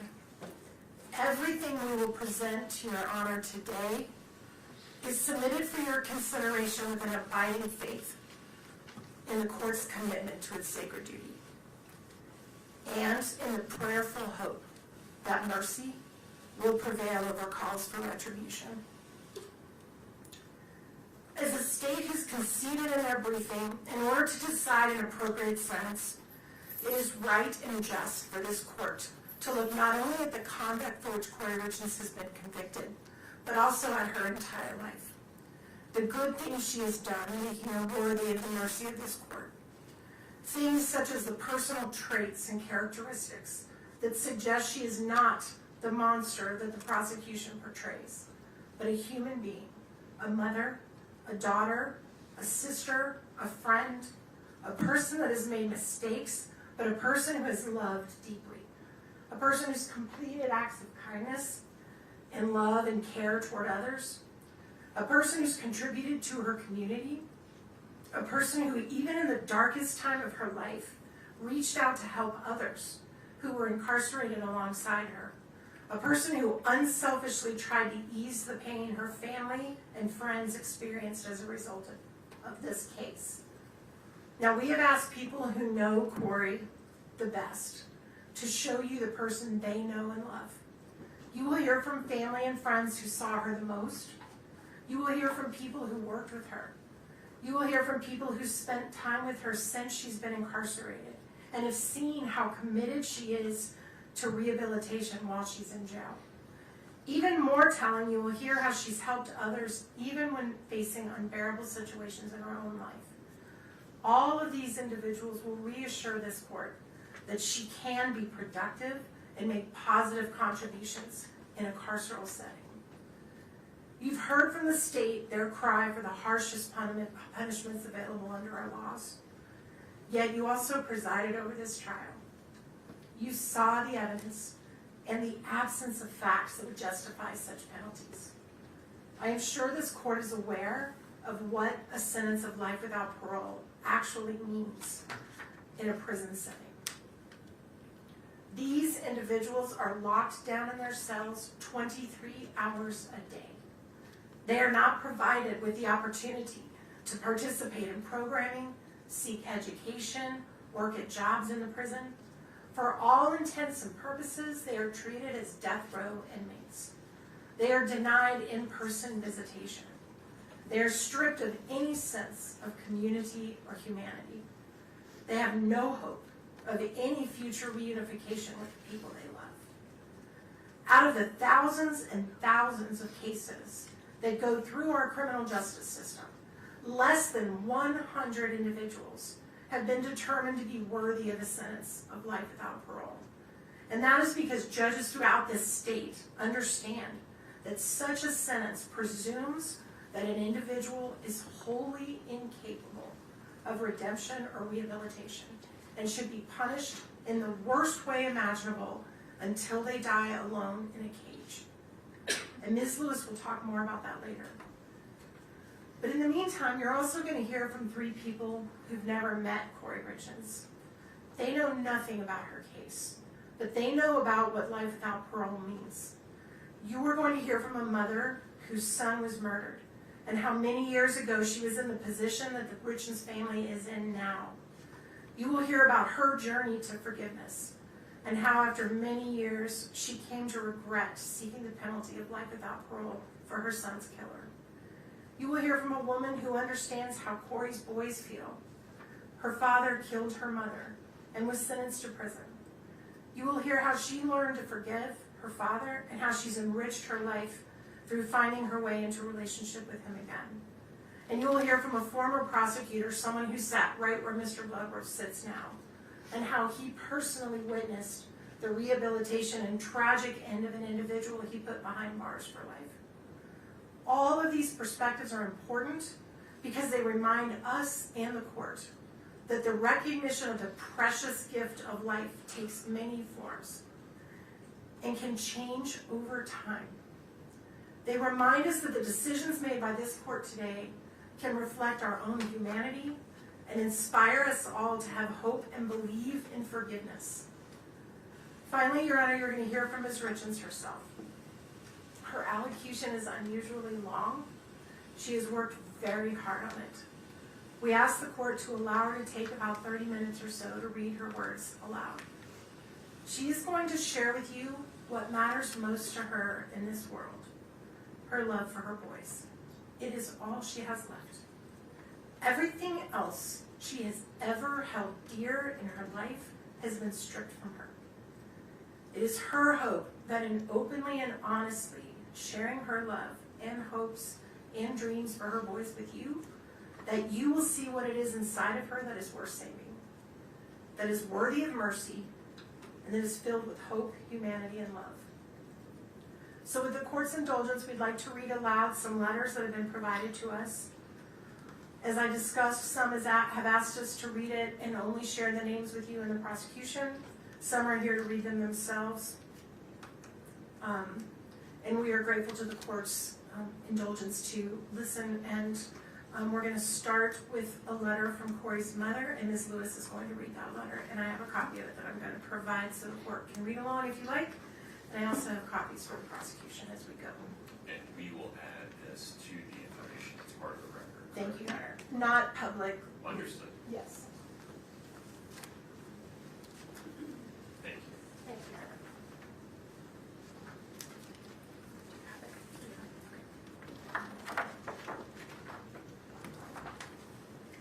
Good morning, Your Honor. Kouri's mother, Lisa Darden, is here in the courtroom. She is actually, I feel, given me the privilege to read her words. She was concerned about her ability to read them herself. Your Honor, Kouri is my daughter. I write to you today carrying grief that words struggle to hold. First and foremost, I want to acknowledge the loss of Eric. He was my son-in-law, my friend, and a truly wonderful father. Eric had a kind heart and a generous spirit. He was deeply loved, and he will never be forgotten by me or by the many people whose lives he touched. Eric once saved my life, and I have carried that gratitude with me every day since. His legacy lives on most clearly through the 3 beautiful boys he left behind. Your Honor, I speak today as a mother and as a grandmother. The children are my greatest concerns. These 3 boys have endured unimaginable loss and upheaval in their young lives. They lost their father, then their mother, then the sense of safety and continuity every child deserves. Their world has changed again and again through no choice of their own. Whatever sentence is imposed will shape their lives forever. Whatever sentence is imposed, that was their choice. I will continue to watch the boys grow, whether at school events, or sporting activities, and throughout their lives. I will keep them in my prayers, hoping they grow into emotionally stable and resilient young men. Kouri is more than the worst day of her life. She is a mother who has devoted herself to her children since the day they were born. Before all of this, she was deeply involved in their schooling, their sports, their faith, and their community. She coached teams, volunteered weekly at school, led youth programs, and taught her boys compassion through service, from food banks to flood relief to helping firefighters and families in need. Her life centered on her family and on helping others. In many ways, everyone impacted by this case has suffered loss. However, the greatest burden has fallen on 3 innocent children. These boys have experienced repeated disruption and trauma at an age when stability is essential. Before these events, they lived in a loving home with 2 devoted parents. They were surrounded by family, supported emotionally and financially, and deeply connected to both their mother and father. Their lives revolved around school, sports, family traditions, and feeling safe and loved. That sense of security was taken from them in stages. First, they lost their father suddenly and without preparation. They were informed by officials rather than being guided gently by a parent, a moment that forever changed their childhood. Their mother then spent more than a year helping them navigate grief, modeling compassion and emotional resilience, and working closely with them to understand loss in age-appropriate ways. She even found creative ways to help them cope emotionally during this painful period. Then, they lost daily access to their mother. Once again, they were told life-altering news by strangers rather than family. The boys were moved between placements, disrupting routines and emotional progress, despite beginning to feel settled and supported. Throughout this time, they maintained a meaningful and positive relationship with their mother through letters, phone calls, visits, and counseling. Later, they were moved again, against their expressed wishes, away from family caregivers and trusted relationships. Each transition compounded their confusion, anxiety, and grief. Children need continuity to heal, yet these boys have experienced repeated separations from the people they rely on most. As a grandmother who helped raise these children, I have also lost daily contact with them. They were a central part of my life, just as I was part of theirs. The separation from their maternal family has been devastating, not only to me, but to the boys themselves, who deserve access to all safe and loving family connections. Your Honor, these children have already endured more than most adults will in a lifetime. Being placed in the middle of adult proceedings and repeatedly confronted with painful realities risks further emotional harm. They love their mother. They need reassurance, not fear, healing, not more loss. I ask the court to carefully consider the cumulative impact on these children and the importance of preserving their emotional well-being and future stability when determining your appropriate sentence. Your Honor, I ask the court to take a moment to consider Kouri Richins as a whole person, beyond headlines or assumptions, and to understand the life she built before this case. Kouri has been driven, disciplined, and committed to growth from a young age. She graduated from high school in 2007, completing her studies a year early. She continued her education and earned her associate's degree in 2010. In 2012, she obtained her bachelor's degree, the same year she became a mother for the first time. In 2013, Kouri married Eric, and together they began building a family. Their second son was born in 2014. Kouri continued pursuing education while raising her children, earning her master's degree in 2017, followed by the birth of their third son shortly thereafter. Professionally, Kouri has consistently worked to better herself and provide for her family.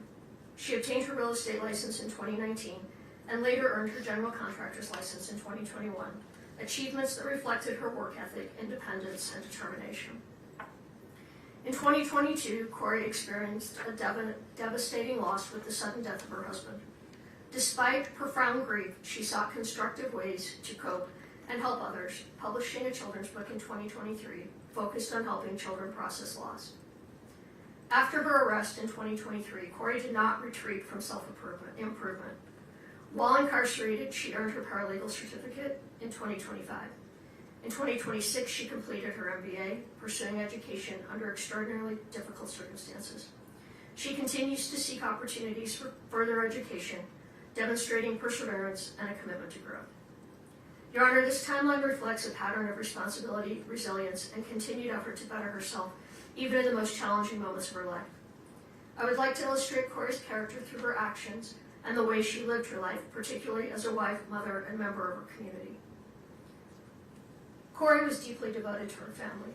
She was a committed wife to Eric and a hands-on present mother to their 3 sons. Their marriage was built on partnership and mutual support. Kouri consistently supported Eric in his career, hobbies, and interests, including his involvement in sports and coaching.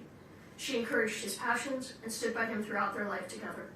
In return, Eric expressed his commitment to caring for his wife and children, and their shared priorities were apparent in the way they lived and parented. As parents, Kouri and Eric focused on raising kind, engaged, and active children.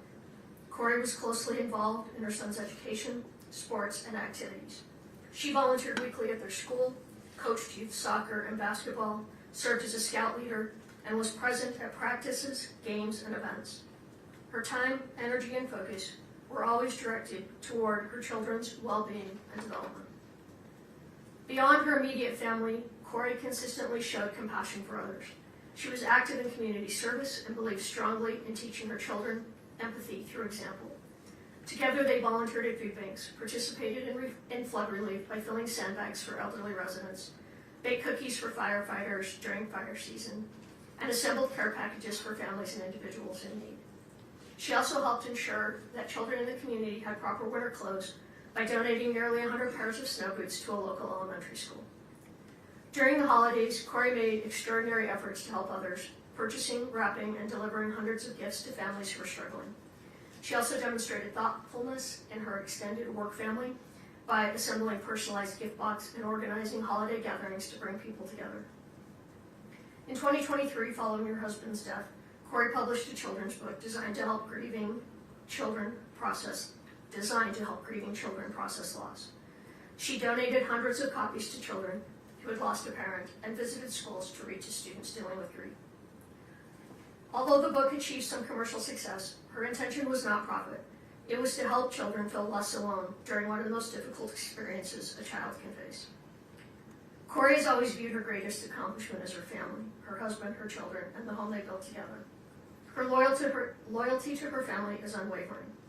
As an aunt, she has been a consistent and loving presence in her nieces' and nephews' lives, providing child care support, attending milestones and school events, and assisting her siblings whenever they needed her.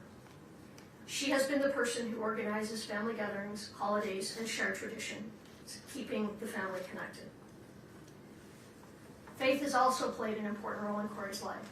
She and her children regularly attended church and participated in faith-based community activities, reinforcing values of service, compassion, and responsibility. Your Honor, these are not isolated gestures. They reflect a long-standing pattern of generosity, responsibility, and care for others.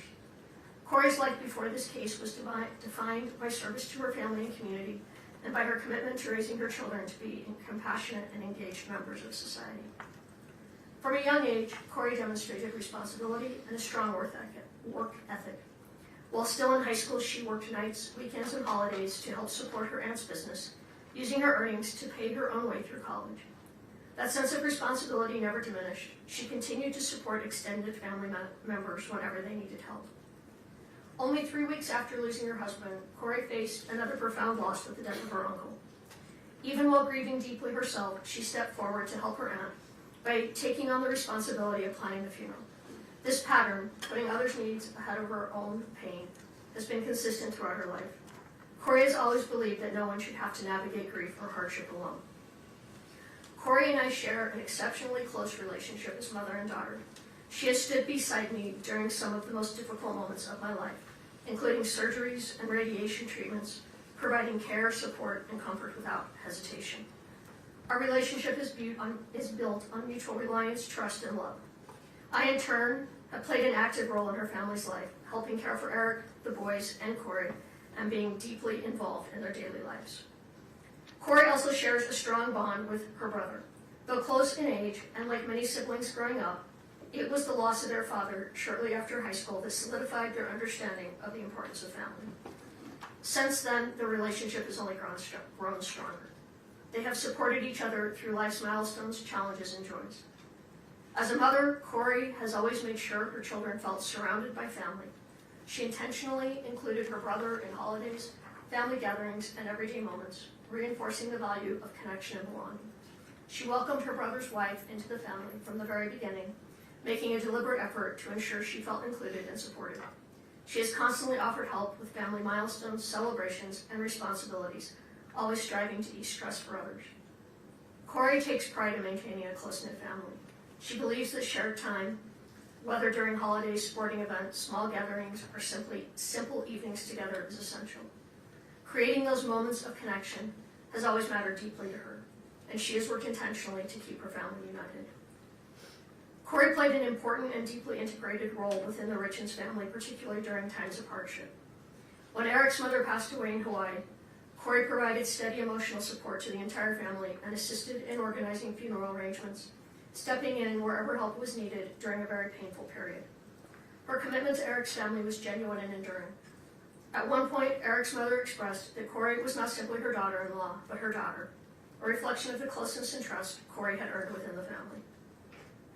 Kouri and Eric prioritized time with extended family, creating meaningful memories together, including regular visits to St. George, Utah, to spend time with Eric's grandmother. When one of Eric's sisters faced unemployment, Kouri helped her secure work at the hospital where she herself was employed. She also routinely provided childcare for her sister-in-law's children, allowing them time together as a couple. Her involvement went beyond logistical help. She always participated in family milestones, including serving in a bridal party and assisting with wedding planning for another of Eric's sisters. During a particularly difficult period in that sister's life, Kouri accompanied her to a self-help retreat, offering both emotional support and companionship. Within the Richins family, Kouri often served as a source of calm and connection. She consistently worked to ease tensions, provide comfort, and maintain relationships during challenging moments. Her efforts contribute significantly to the overall well-being of the family. Kouri's compassion extended well beyond her immediate and extended family. She opened her home to the parents of a friend whose house had been damaged, offering them a safe place during a difficult time. When another friend's parents lacked firewood, their sole source of heat during the winter, Kouri arranged for a truckload of wood to ensure they stayed warm. She maintained close, supportive friendships, participated fully in friends' major life events, and was actively involved in the lives of their children. As a neighbor, Kouri was equally attentive and caring. Her home was offering a gathering place for neighborhood children, and she routinely prepared meals for parents working late or offered help to neighbors facing illness, including one undergoing chemotherapy. Her generosity was never performative. It was quiet, consistent, and motivated by genuine concern for others. Kouri is not a perfect person, but she is an authentic one. Her life has been marked by steady acts of kindness, loyalty, and service toward her family, her friends, and her community. She has always found purpose in easing the burden of others and helping people through difficult moments. Following Kouri's separation from her children, they were placed in a living situation that differed from what they expressed as their preference, despite having strong and meaningful bonds with extended family who had long played an active role in helping raise them. As young children, they had little control over these decisions, which added to their sense of uncertainty and loss. Kouri's sons are now facing significant emotional challenges in their day-to-day lives. They are processing grief, separation, and repeated changes, all at an age when stability is critical. Like their mother, Kouri's eldest son is especially sensitive and expressive, and he has struggled deeply with these transitions. All three boys are currently receiving counseling, which has been essential in helping them cope. Kouri has consistently supported therapeutic intervention and has emphasized the importance of counseling not only for each child individually, but for the family as a whole. In particular, she has advocated for additional individual support for her eldest child, recognizing his specific emotional needs. The circumstances surrounding their separation and the rules governing communications have made it difficult for Kouri and her children to openly share their feelings with one another. This limitation has taken an emotional toll on both the boys and their mother. Important thoughts, reassurances, and emotions often remain unspoken, creating additional stress and sadness. As a mother, Kouri experiences deep anguish over her inability to comfort her children as she once did. She worries constantly about their emotional well-being and struggles with the pain of knowing they are hurting while being unable to fully support them. Her concern for her sons remains constant and unwavering. Kouri has endured profound emotional and personal suffering since the loss of her husband. She is grieving the absence of the man she loved and built a life with, while navigating separation from her children and family under intense public scrutiny. The weight of these losses is immense, and it has affected not only Kouri, but her entire family, her mother, her children, and those who love her. Despite being incarcerated, Kouri has continued to demonstrate resilience and personal responsibility. Within the confines of jail, she has dedicated herself to education and self-improvement, using her time to study and work toward meaningful goals. These efforts reflect her character and her desire to grow, contribute, and remain a constructive presence, even under extremely difficult circumstances. Like many marriages, Kouri and Eric faced challenges. When difficulties arose, they chose to address them responsibly by seeking marriage counseling rather than turning away from one another. Those efforts strengthened their relationship. By all accounts from those closest to them, they were in a period of renewed connection and commitment, focused on their family and their future together. Your Honor, I stand before you as Kouri's mother. I love my daughter. I have known her for her entire life, not just through this case. I cannot speak to every aspect of what the court has considered, but I can speak to who she is as a human being, as a mother, and as a member of her family.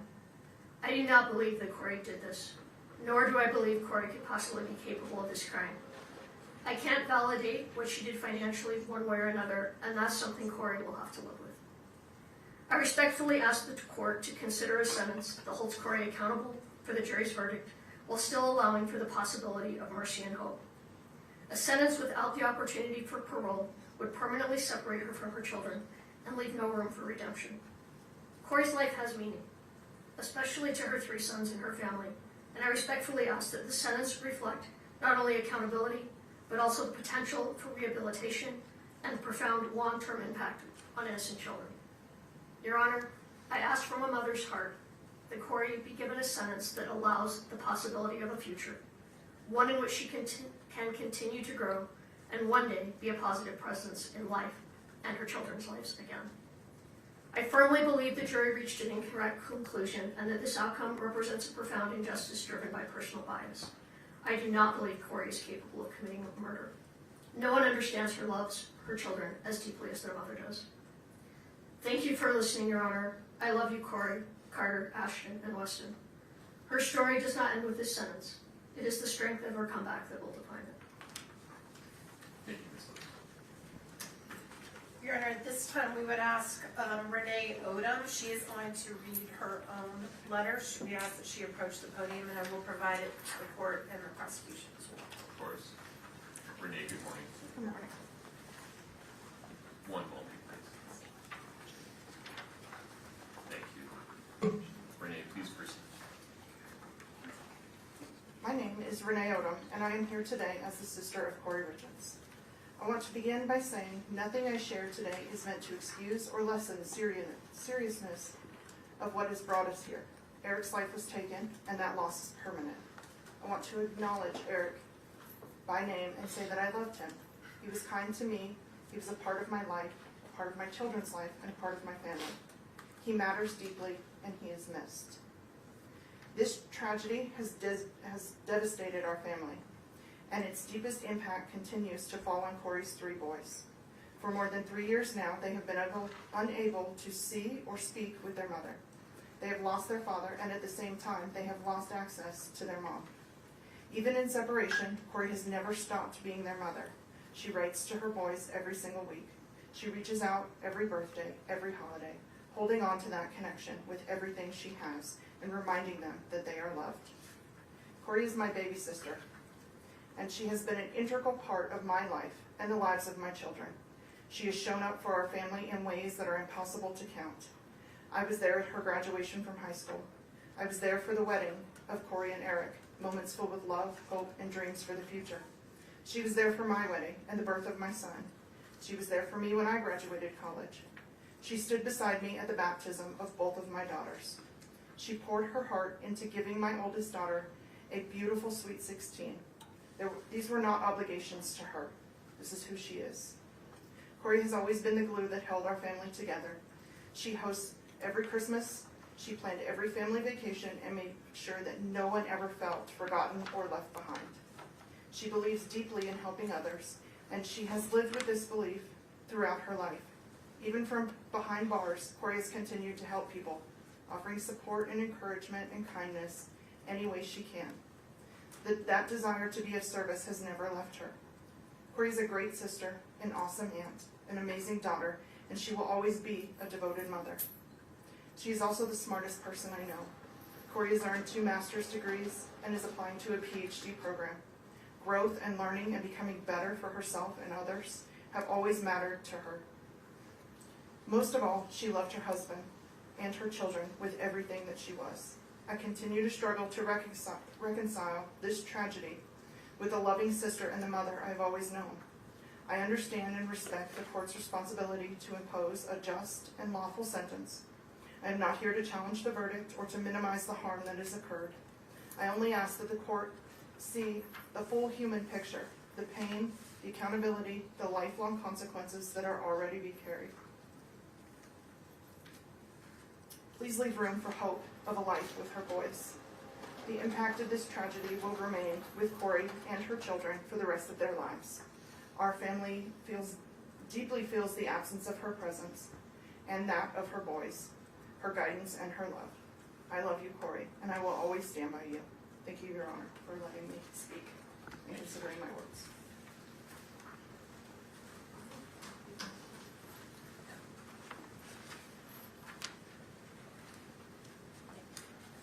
Your Honor, at this time, I'm going to read a letter from Kouri Richins.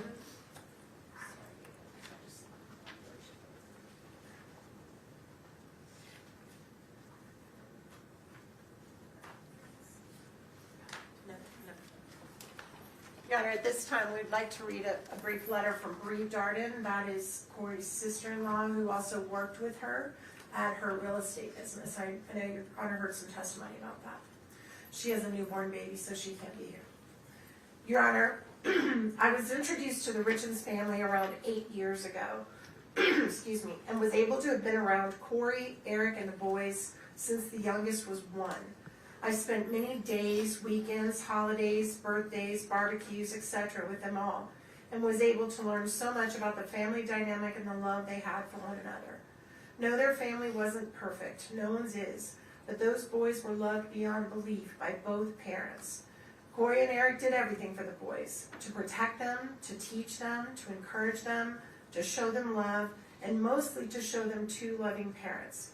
My heart goes out to the 3 boys, as they do not deserve to be going through all this, as well as they do not deserve to be alienated from one side of their family. I miss them dearly every day. To know Kouri is to know the love she has in her heart. Kouri is one of the most selfless and caring people I know. She lived for those boys and lived to be the best wife she could be. Yes, she made mistakes in her marriage, as we know. So did Eric. But at the end of the day, they chose each other and their family. As a loving mother, exceptional caretaker, and benevolent humanitarian, Kouri was truly a devoted volunteer. She never stood still when she knew she could help another, embodying the definition of true character. From the moment this sudden, unexplainable tragedy occurred, there has been a distaste for Kouri for personal reasons rather than factual reasons. From allegations made by individuals she regarded as family, to authorities not conducting a systemically correct investigation and then not being given a suitable, unbiased finale. The conclusion of this case seemed inevitable. Although I am not here to argue the verdict, I am here to help provide perspective on views you are unable to hear about. Kouri is a mother, a sister, a daughter, an aunt, widow, and at the end of the day, an imperfect person striving for grace. She is someone whom the community trusted, neighbors enjoyed, and her boys counted on as a supporter. I respectfully ask that the court consider the totality of her character and her full life history when making a determination. Your Honor, the next individual that spoke is Kouri's aunt. This is Lisa's sister. Her name is Doreen Kouri.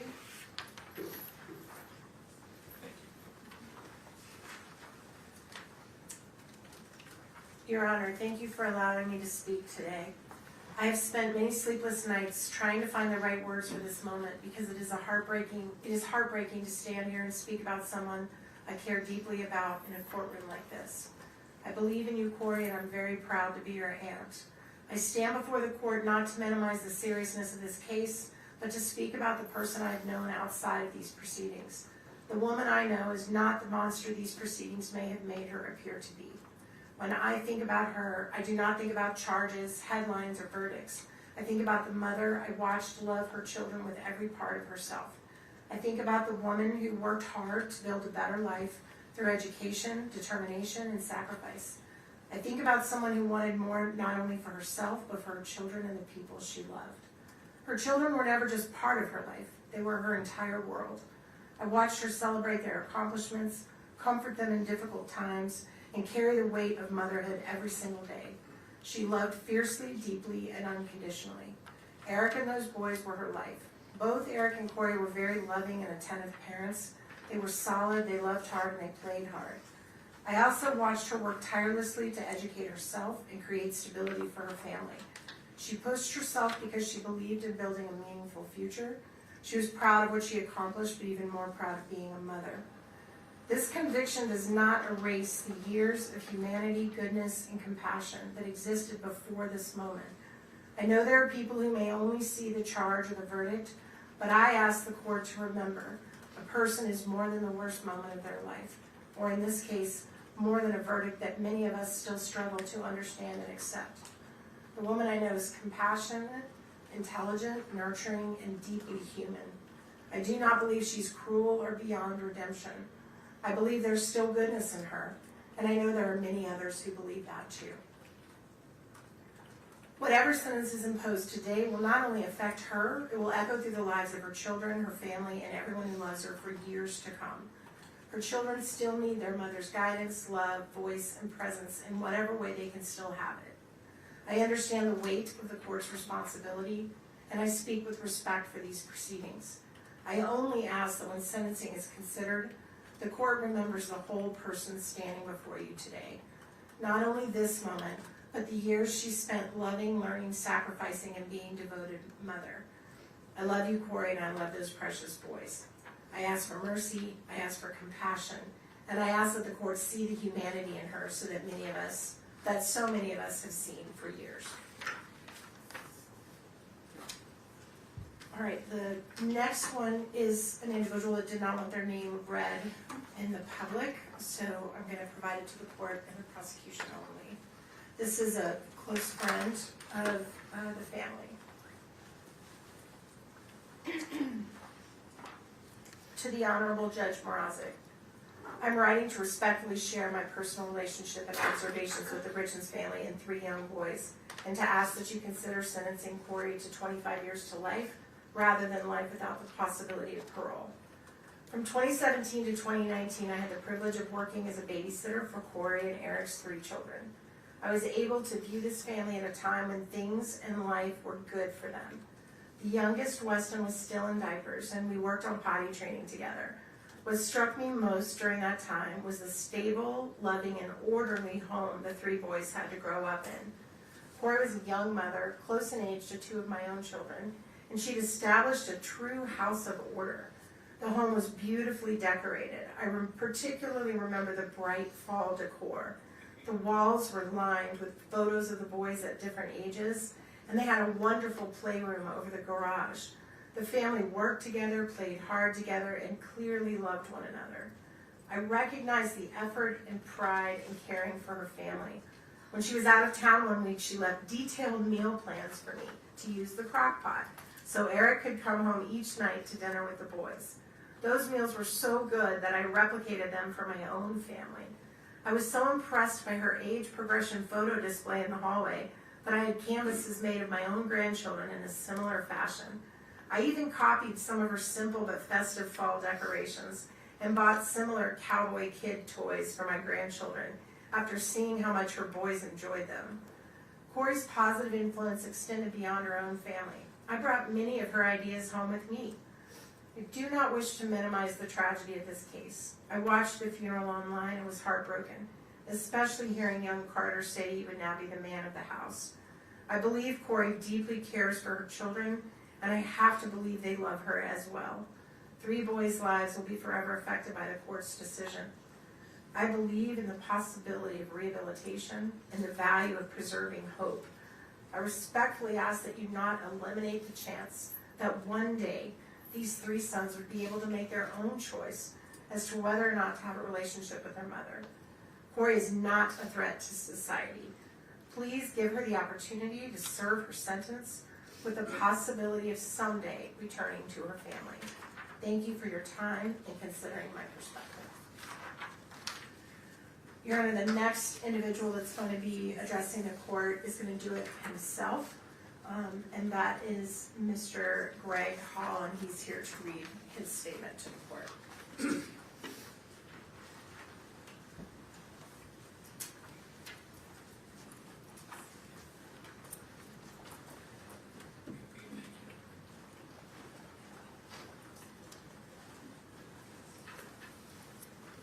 Sir, please proceed. Good morning.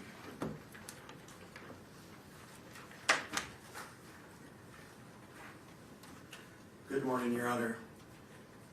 Before I say anything else, I want to express my deepest sympathy and most sincere condolences to the Richins and Darden's families. Nothing I say today is meant to diminish the weight of what has brought us into this courtroom today.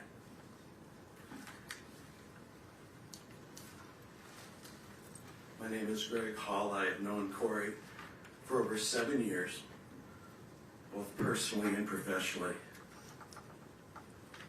And we have stayed in daily contact by phone, text,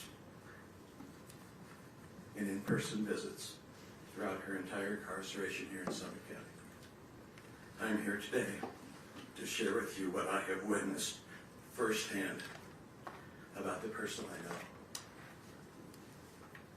In the years before Kouri was incarcerated, she made a habit of looking for people who were struggling. She not only volunteered for many years at children's schools and donated, but you've heard about the 100 pairs of snow boots, but she also did follow-up to make sure that those children had clothes.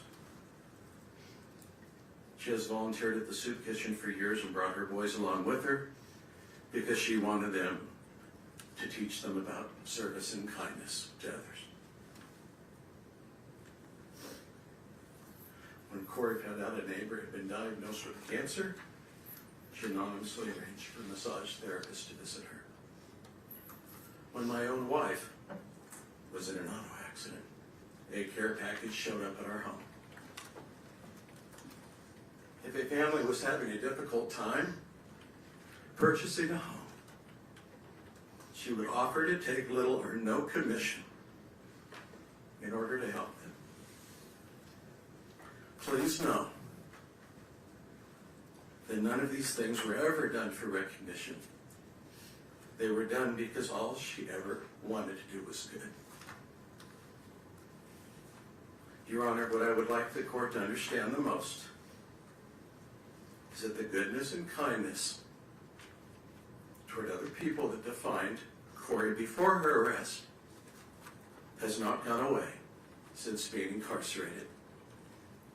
When new inmates arrive frightened and disorientated, Kouri is the first to step in. She helps them get their footing in an environment that is unfamiliar and frightening to them. She's also tutored other inmates working to further their education. She has helped women who cannot read or write navigate through the system and draft letters to their family on the outside. When women in her unit receive bad news from home, she is the first to sit with them and comfort them. She has used her time inside to study, and she takes her studies very seriously. She has earned multiple degrees, including a master's degree since being incarcerated, because she wants to be of use to other incarcerated women who struggle with literacy, with their legal paperwork, and with the simple daily reality of being inside. She enjoys studying religion and ethics and the practical application they have in our lives. She attends weekly church services and has helped to create new programs within the jail that other inmates now rely on. She studies late into the night, every night. She prays for her boys and for her family every day. She also prays for others in need.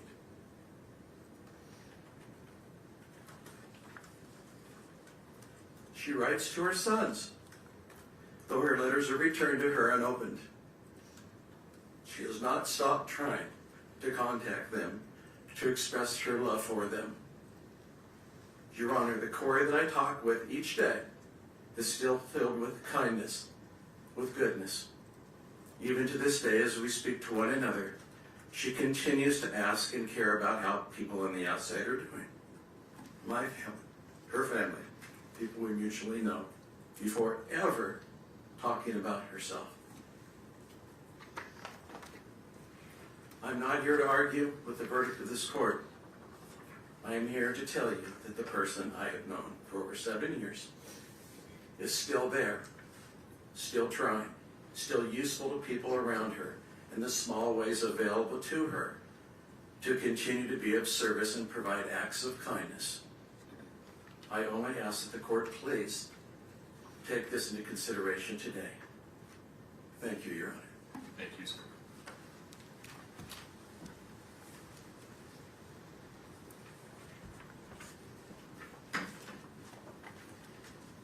Your Honor, the next two letters are from individuals who are investors with Ms. Richins in her real estate business. Both of these individuals did experience losses of money. So although they may not be victims in this case, they, I guess, are technically victims in the case that is pending. So I think their perspective is important. The first one, for some reason, I only have one copy. I'm going to give just a moment for Mr. Bloodworth to read it. Then I'll read it, then I'll hand it to the court. Thank you.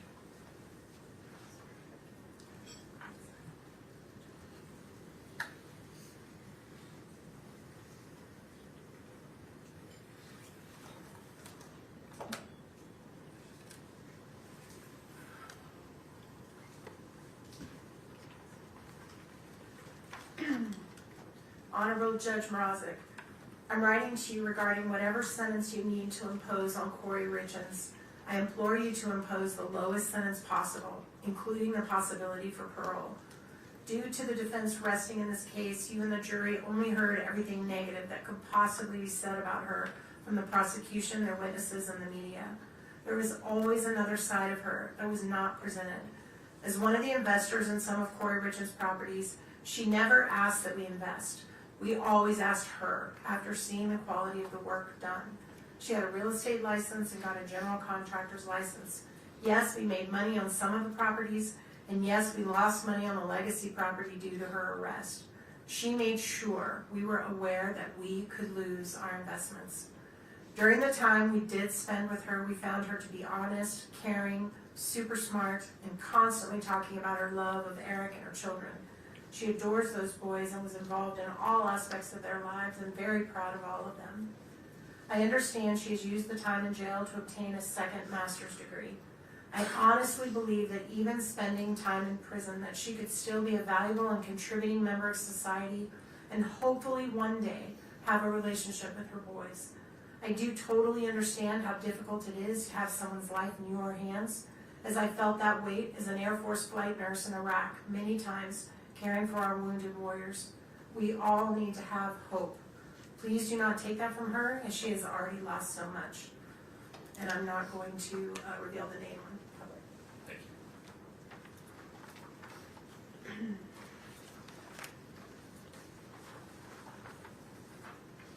The second one is also an investor, Your Honor, that did lose a significant amount of money.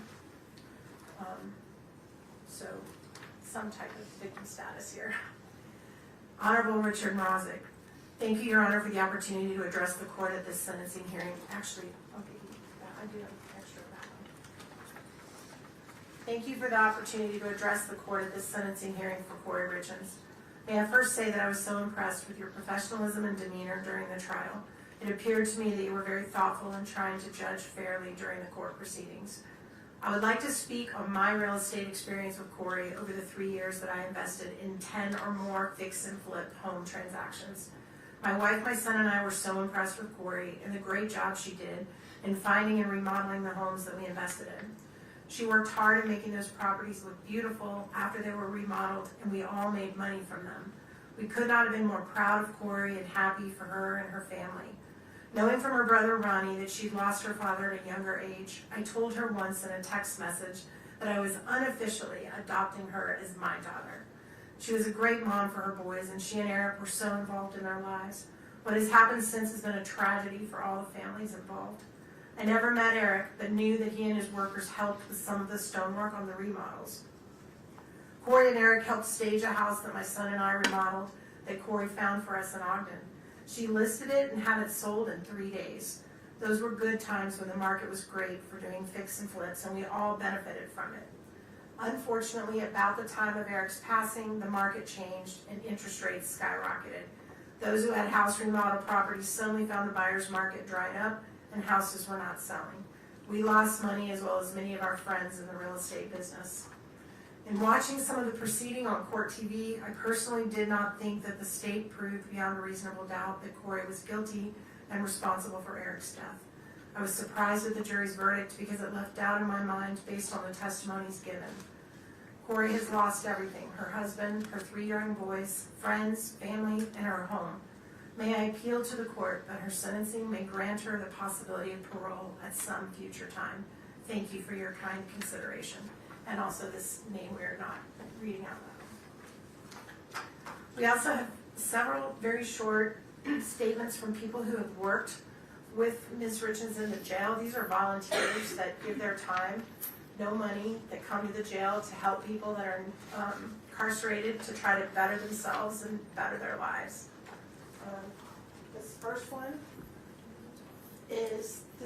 is from the art class facilitator, Ms. Katie Fish. Dear Judge Mrozik, I'm writing to you today on behalf of Ms. Kouri Richins. I have known Kouri over the last 2 years within the context of the educational programs for the Summit County Justice Center. I facilitate an art class as a representative of Mountain Life Church. In that art class, Kouri's carried herself with ease and warm regard to the other inmates and those of us present as facilitators. While she's shown care for the other inmates, she has also been very respectful to those of us facilitating. Even when she had been carrying challenging emotions, she's conducted herself with respect and grace. I understand that my interactions have been limited and have been laced with an expectation of certain polite behavior, but it is also not just a given that inmates will uphold that same respect and decorum.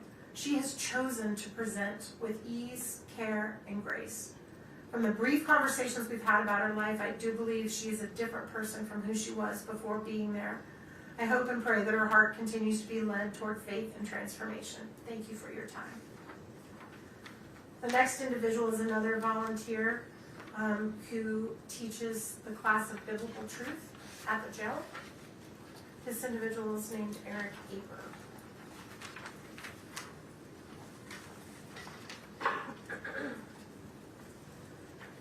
Dear Honorable Richard Mrozik, my name is Eric Marty Aper. Through Mountain Life Church in Park City, I've been a volunteer at the Summit County Jail for 8 years, helping to teach biblical truth to those incarcerated there and leading church services on Sunday afternoons. Kouri Richins has been a regular attendee of these services since May of 2023, the start of her incarceration, and has shown an amazingly consistent and upbeat, positive attitude. Kouri contributes in the church service discussions. She frequently comes alongside other inmates and encourages them to attend church as well. Not only does she encourage church attendance, she also carries the applicable issues that we discuss back to the pod where she resides, looking to find the peace and love of Jesus Christ in difficult situations where the inmates live. I have witnessed her kindness in talking with and encouraging fellow inmates that they can succeed in drug treatment programs, complete education programs, and work to overcome frustrations that come with poor decisions that end up with incarceration.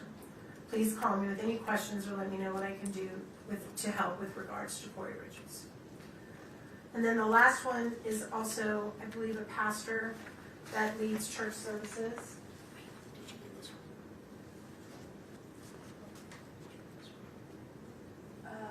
Nope, I think I might pull that out. Yeah, I do. I don't think I have that one, so I may need, thank you. This next one then is from Craig Moline, who's one of the pastors as well. Can you read that while I'm doing this? To the Honorable Richard Mrazek, Your Honor, I'm one of 4 people privileged to rotate in on Sunday afternoons for Mount Life Church to lead church services with inmates at Summit County Jail. On any typical Sunday, we will pray with inmates, sing a couple of songs, no matter how bad it may sound, read a psalm and discuss it, and then teach on a subject from Scripture. For 3 years now, Kouri Richins has been in attendance to those services. We've seen her be hospitable to other inmates, inviting them to services. She's participated in discussions, and we've seen her as a help to other inmates. At the beginning, we gave her a study Bible that helps give life application hints along with an explanation of the text. I smiled recently when I saw her Bible sitting in front of her, and I observed it doesn't look new anymore. It looks like a well-read book. In our teaching and discussions, we have talked about being intentional about posturing our hearts before sovereign God and coming to Him with humility with our prayers. We talk about what it means to have a personal and intimate relationship with God through Jesus. She has acknowledged her faith in Jesus and acknowledged she has felt His peace in rough times, what is often expressed in the Psalms. She has commented, when life around you falls apart, we still have a God to lean into and who reaches down and cares for us and gives us comfort and hope. The Kouri I know will thrive where she is. She will trust in her God for peace, and she will pray. She will continue to pray for her loved ones, and she will be a positive influence to those around her. Respectfully submitted. And then one last letter from the jail. Oh, yes. This is also a volunteer, an individual named Heidi Tunney. Dear Judge Mrazek, I'm writing to you on behalf of Kouri Richins. I've been working with Kouri over the past 2+ years as a volunteer at the Summit County Correctional Facility. I taught her in the addiction recovery program. I attended church with her on occasion. I worked with her in a yoga program that I started at the facility for the incarcerated men and women too. I found Kouri to be very easy to work with and very enjoyable to be around. She was very thoughtful in her conversations in class. She always showed the utmost gratitude for anything that was done on her behalf. I also noticed that she was a leader among the other incarcerated women. She tended to be a peacemaker and stayed above the fray and away from the pettiness and challenges that sometimes arise among incarcerated women. The women in general respected her and looked to her as a leader. Kouri actually was one of the women that asked me to get a yoga program started for the incarcerated women. She saw a need there and she acted on it. I started and have taught that class for almost 2 years now. Kouri was the most dedicated student. She only missed a couple of times the entire time I taught, and the times she did miss were when she was meeting with attorneys or had court appearances. She has continued to attend even after she was found guilty at her trial. I wish nothing but the best for Kouri. She has a very long road ahead of her. I hope and pray she will continue to use the programs provided to those that are incarcerated to better herself and lead the other women around her. The last letter we have in this section is going to be read by Kouri's brother, Ronnie, who's here to read it himself. And then we're going to have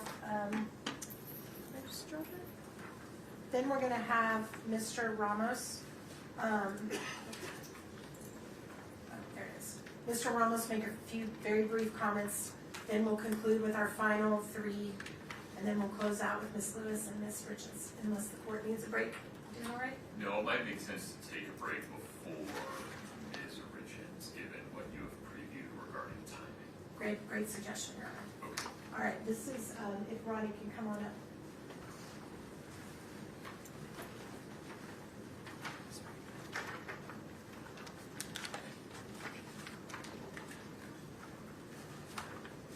Good morning, Honor. I'd like to address the court with actually a person what I did, a break to Kouri. Okay. Little sister, I love you. I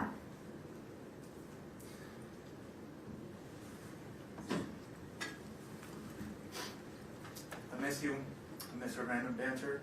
I miss your calls. I miss your constantly over-the-top positive attitude every time we speak. I miss our game nights. I miss our stupid finger gun dance after we won a game. I miss our holidays. I miss you sending the boys to wake me up on Christmas morning. Way too early after we stayed up way too late preparing Christmas for them so that it would be absolutely perfect. I miss our Sundays together. I miss arguing with the boys about who's better, Messi or Ronaldo, Brady or Rogers. I miss our backyard games. I miss me and the boys running all over you at sports in the backyard and Eric getting mad because you weren't competitive enough and you were really just out there to have fun and laugh. I miss you constantly luring me into your newest ideas and getting me excited about them. I miss vacationing. I miss family volleyball. I miss playing Madden and FIFA with Eric and the boys. I miss your stupid goats. I miss the soccer games and the celebrations we created for the boys after they scored a goal. I miss Carter's smile and his obsession with goat videos. Ashton's freckles and his competitiveness. And Weston's baby blues and tenderheartedness. I miss hearing them say Wani and playing catch in your living room. I miss your family. I miss our family. I miss the life that was stolen. I miss the life that was stolen from us for reasons that we can't yet fully understand. We don't, with 100% certainty, know what happened to Eric. No one does, but we do know with 100% certainty that it wasn't caused by you. We know that, the police know it, the prosecution knows it, and everyone watching this trial knows it. They could not prove their theory, just the opposite, and yet here we are. For some reason, unbeknownst to us, really bad things happen to really good people, Kouri, and you were just really too good of a person, I guess.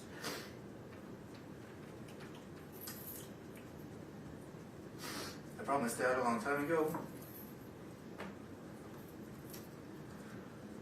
that I'd always look after you, Mom, and I intend on keeping that promise. We will get through this together, and the injustice that's occurred here in this courtroom, it'll be righted in time. Your innocence will shine too brightly to be contained once you've actually had a fair shot at defending yourself. When the day comes, I just know somehow that you're going to change a lot of lives that really need your help. And until then, little sister, just know.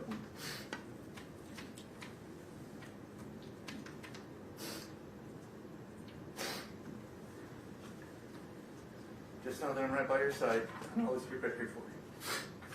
I love you. Right, thank you.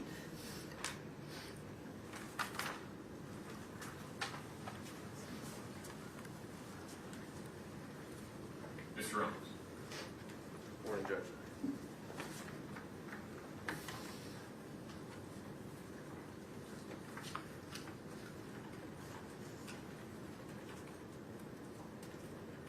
Your Honor, I want to maybe begin by speaking just plainly and honestly. I disagree with the jury's verdict. I'm deeply saddened by the way that justice was rendered in this case. I don't believe that this outcome fully reflects the truth or the humanity involved. But our Constitution demands something difficult of all of us, especially of officers of the court. It demands restraint. It demands respect for the process even when the outcome wounds us. And so, while I disagree with the verdict, I respect the jury's decision. And while I disagree with many of this court's rulings, I respect the lawful authority of this court. of your honor. This is because the rule of law only survives if we continue to honor it, even in moments of disappointment and pain.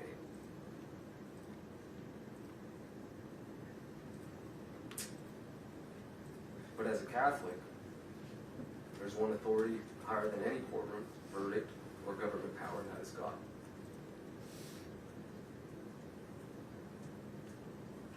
I say that as a reminder of humanity and of human limitation. Our system of justice is imperfect because every human is imperfect. I think that humility matters here today. It matters because the sentence of life without parole risks becoming something greater than punishment. It risks becoming the declaration that redemption no longer matters. The late Pope Francis said that life without parole is just a death penalty in disguise because it extinguishes something fundamental to human dignity, and that is hope. Hope to all involved, victims, condemned alike. Refusing to impose a sentence of life without parole today doesn't mean Kouri is going to walk free. It doesn't mean that she will someday leave custody. She may very well spend the rest of her natural life in prison. It also does not mean that her victims who have spoken today, her kids, doesn't mean that they have to forgive her. They may never change their minds. They may never forgive their mother. And also, no court has the authority to demand that they do. But refusing to impose a sentence of life without parole does mean that we do not close the door completely.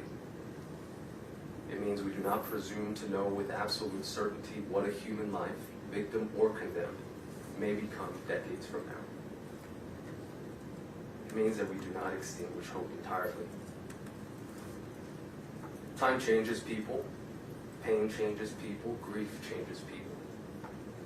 Even victims and victims' families, over years and decades, sometimes arrive at places their present suffering could never foresee.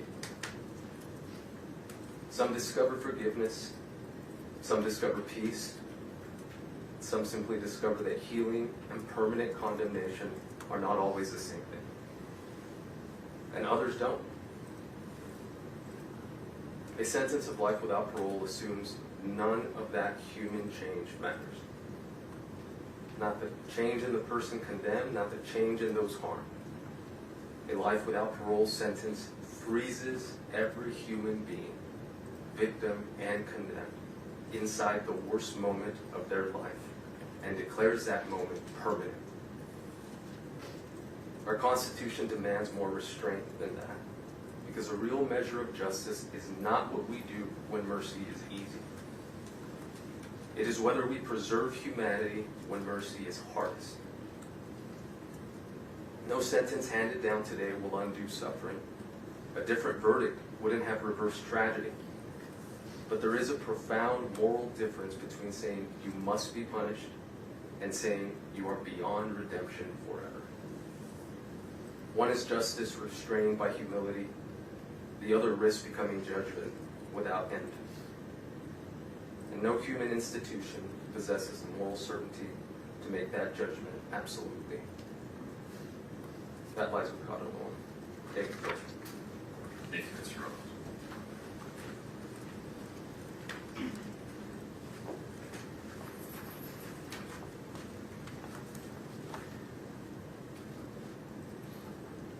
Your Honor, I told you in the opening statements that we were going to do something a little bit different when we called upon some perspectives of people that don't even know Kouri, but that have been through this horrific journey through no choice of their own.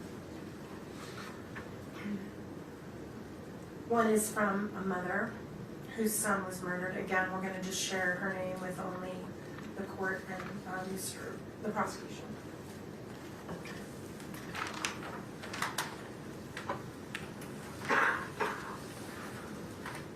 Honorable Judge Richard Mrazek, I'm I'm going to skip the names, including the name of her son.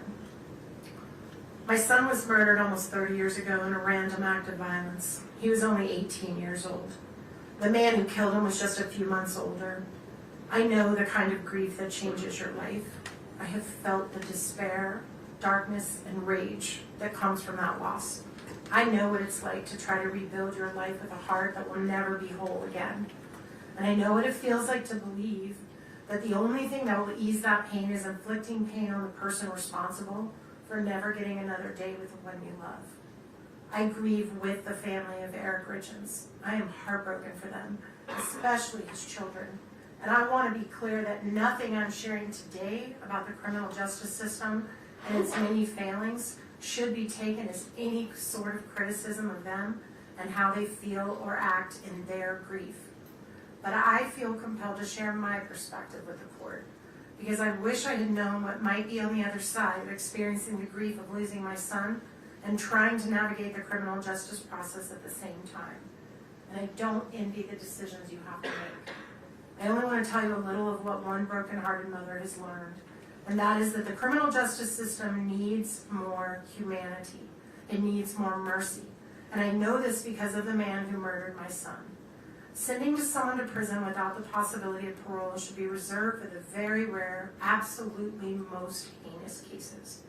Sending someone to prison without the possibility of parole is to decide they are irredeemable, that they are not capable of change, and will never be worthy of our trust again. It is a fate so bleak, I am not sure how anyone survives it, let alone do what my son's killer did. He went into the worst place imaginable and found a way to be a better human being. He spent the first 18 years of his adult life in maximum security. Those who are sentenced to life without the possibility of parole have few opportunities to participate in programs or work because resources are limited, and why would they waste them on someone who's never getting out of prison? The criminal justice system has gotten better and better at punishment. Mercy has almost been extinguished. We're supposed to find a balance. We're supposed to remember that these are human beings, and these decisions will ripple through generations, even strangers. I am afraid with the increasing number of people sentenced to life without even the possibility of parole, we've decided it's easier to throw people away than to try and help them change, or even allow them to try and make amends for their mistakes. Far too often we let our fear and our pain put the focus on punishment with no consideration for mercy. I did that. I wanted the man who killed my son to die. I wanted him to suffer. I didn't care what happened to him as long as he never got out of prison. But as much as I know about pain and loss, I know more about hope and forgiveness. And that's thanks in part to the man who killed my son. He was sent to one of the worst places in the world and became one of the best people I know. Nearly 20 years after my son's death, I received a letter he wrote, expressing his sorrow and his remorse. His apology helped me heal, deepened my forgiveness, and created a bond that continues to bless the lives of many people. I know that every case is different, but I also know the power of hope. I believe in second chances. I believe a life sentence imposes punishment without destroying hope. My personal hope for Kouri is that she does what that individual did, that she finds a way to become a better person no matter what. I thank you for taking the time to read this letter. I know it's a heavy burden to make this decision. I express love and support to those involved and pray we'll all be better to each other. And then I also would have one more, and then we have someone who's going to testify on WebEx. Speak on WebEx, not testify, sorry, speak on WebEx. This is very short, Your Honor. It is from a former prosecutor that imposed these types of punishments. Thank you so much. Also, I'm keeping his name private.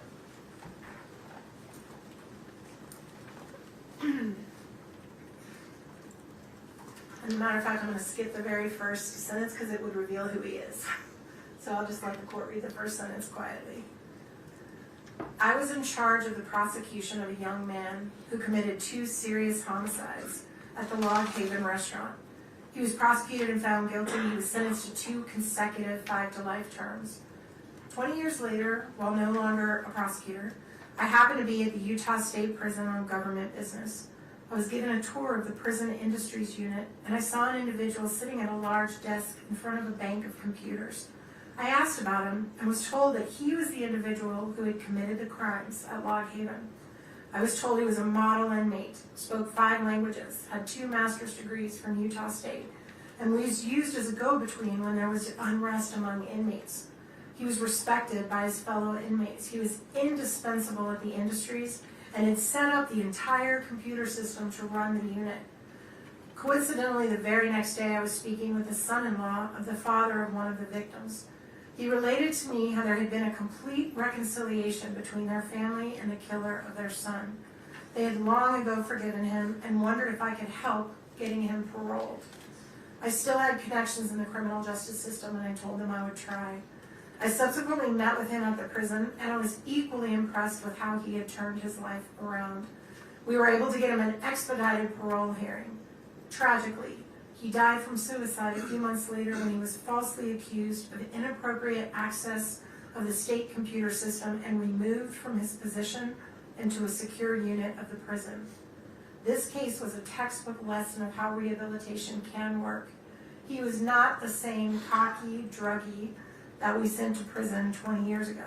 I saw absolutely no reason why he needed to spend more years in custody. Even his fellow inmates told me they were convinced he had done everything to reform himself and become a valuable member of society. I agreed. Keeping someone incarcerated when they've proven themselves is just plain wrong. Prison sentences without possibility of parole create the same issue. I believe it should be reserved for the most violent and dangerous of individuals. Thank you for taking the time to read this. And then Ms. Lewis will introduce the final speaker, and then she'll have her comments, and then we'll take that break. Who is the person you'd like me to? Emery Blanchard. One moment, please.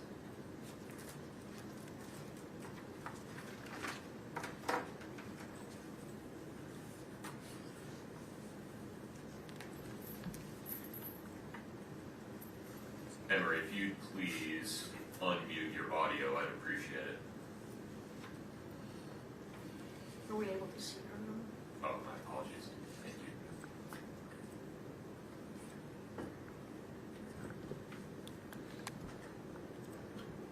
Emery, can you hear me okay?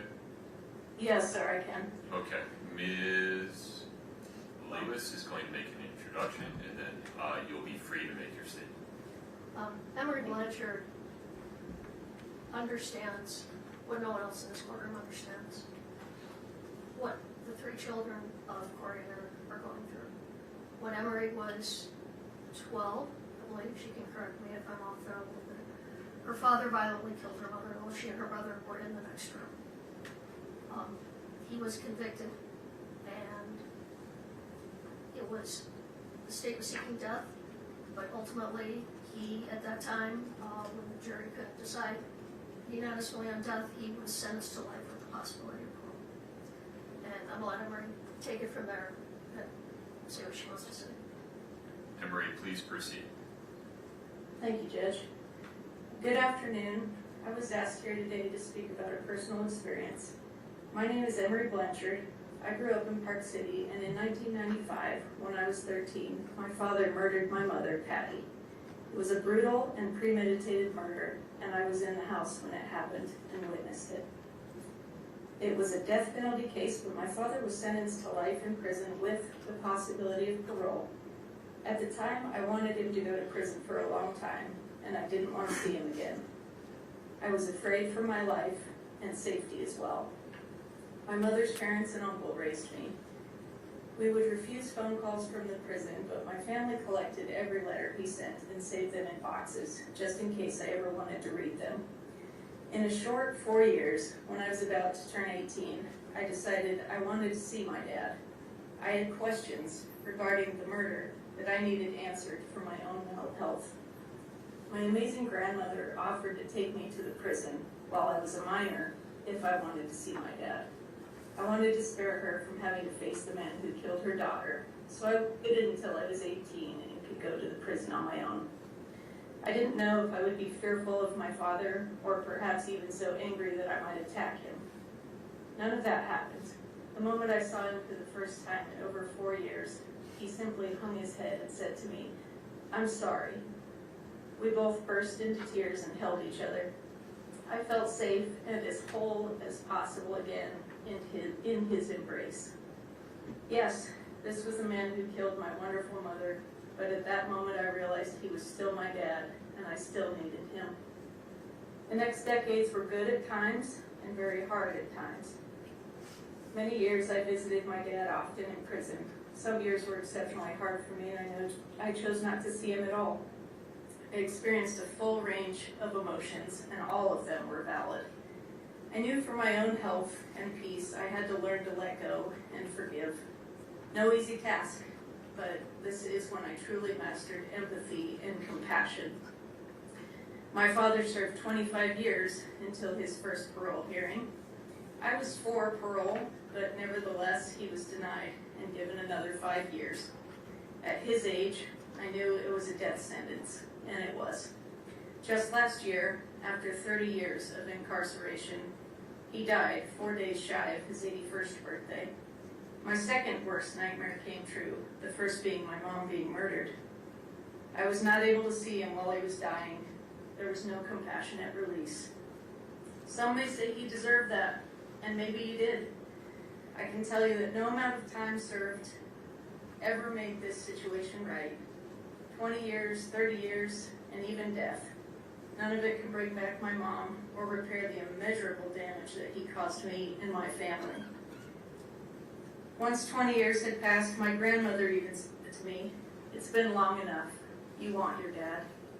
I wanted my mom, but I did still have a living parent, and I needed him. I don't tell you this story to tell you how to feel or that I understand how you feel. I'm offering that hearts and feelings can change over the years. To honor my mother, I'm a victim advocate who supports people in domestic violence situations, and I now help people with PTSD heal at my ranch in southern Utah using nature, horses, and farm animals as teachers. I teach compassion for humans and animals alike, and I found a way to turn my pain into purpose. But I will tell you honestly that life is still hard, and losing both of my parents at that young age harmed me greatly and left me with a very sad and lonely heart. No amount of prison time made me feel better, and in the later years my father's incarceration wore on me severely. What I will leave you with is this: hold tightly to the good memories of your father, and in time, perhaps your mother too. Cling to your family and siblings for love and support. Please let love reside in your hearts and not hate. I pray for your family and for your peace and healing. And thank you for allowing me to speak today. Emery, thank you very much. Thank you, Emery.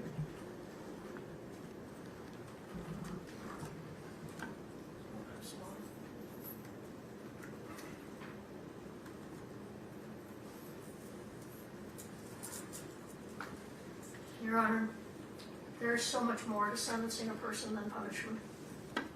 That is why in sentencing someone, the court must consider the totality of the circumstances, the whole person, and who that person is beyond their worst act. In their sentencing memo, the state cited to State v. Holland, which was a death penalty case.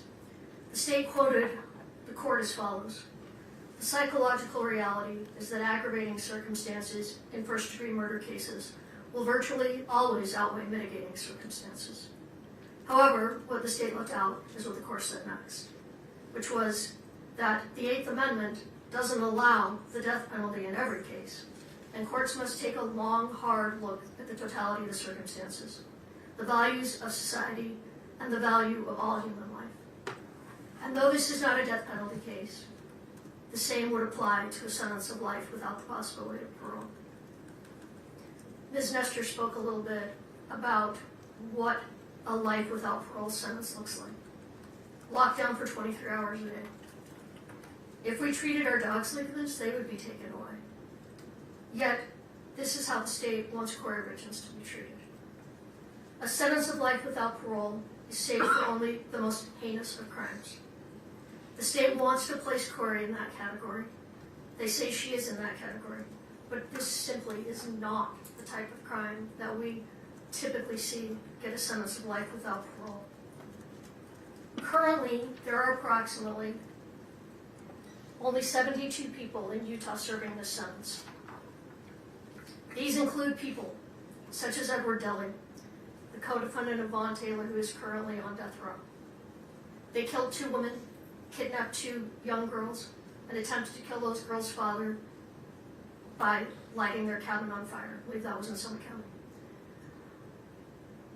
It includes Daniel Ray Troyer, a serial killer and rapist of women in their 80s.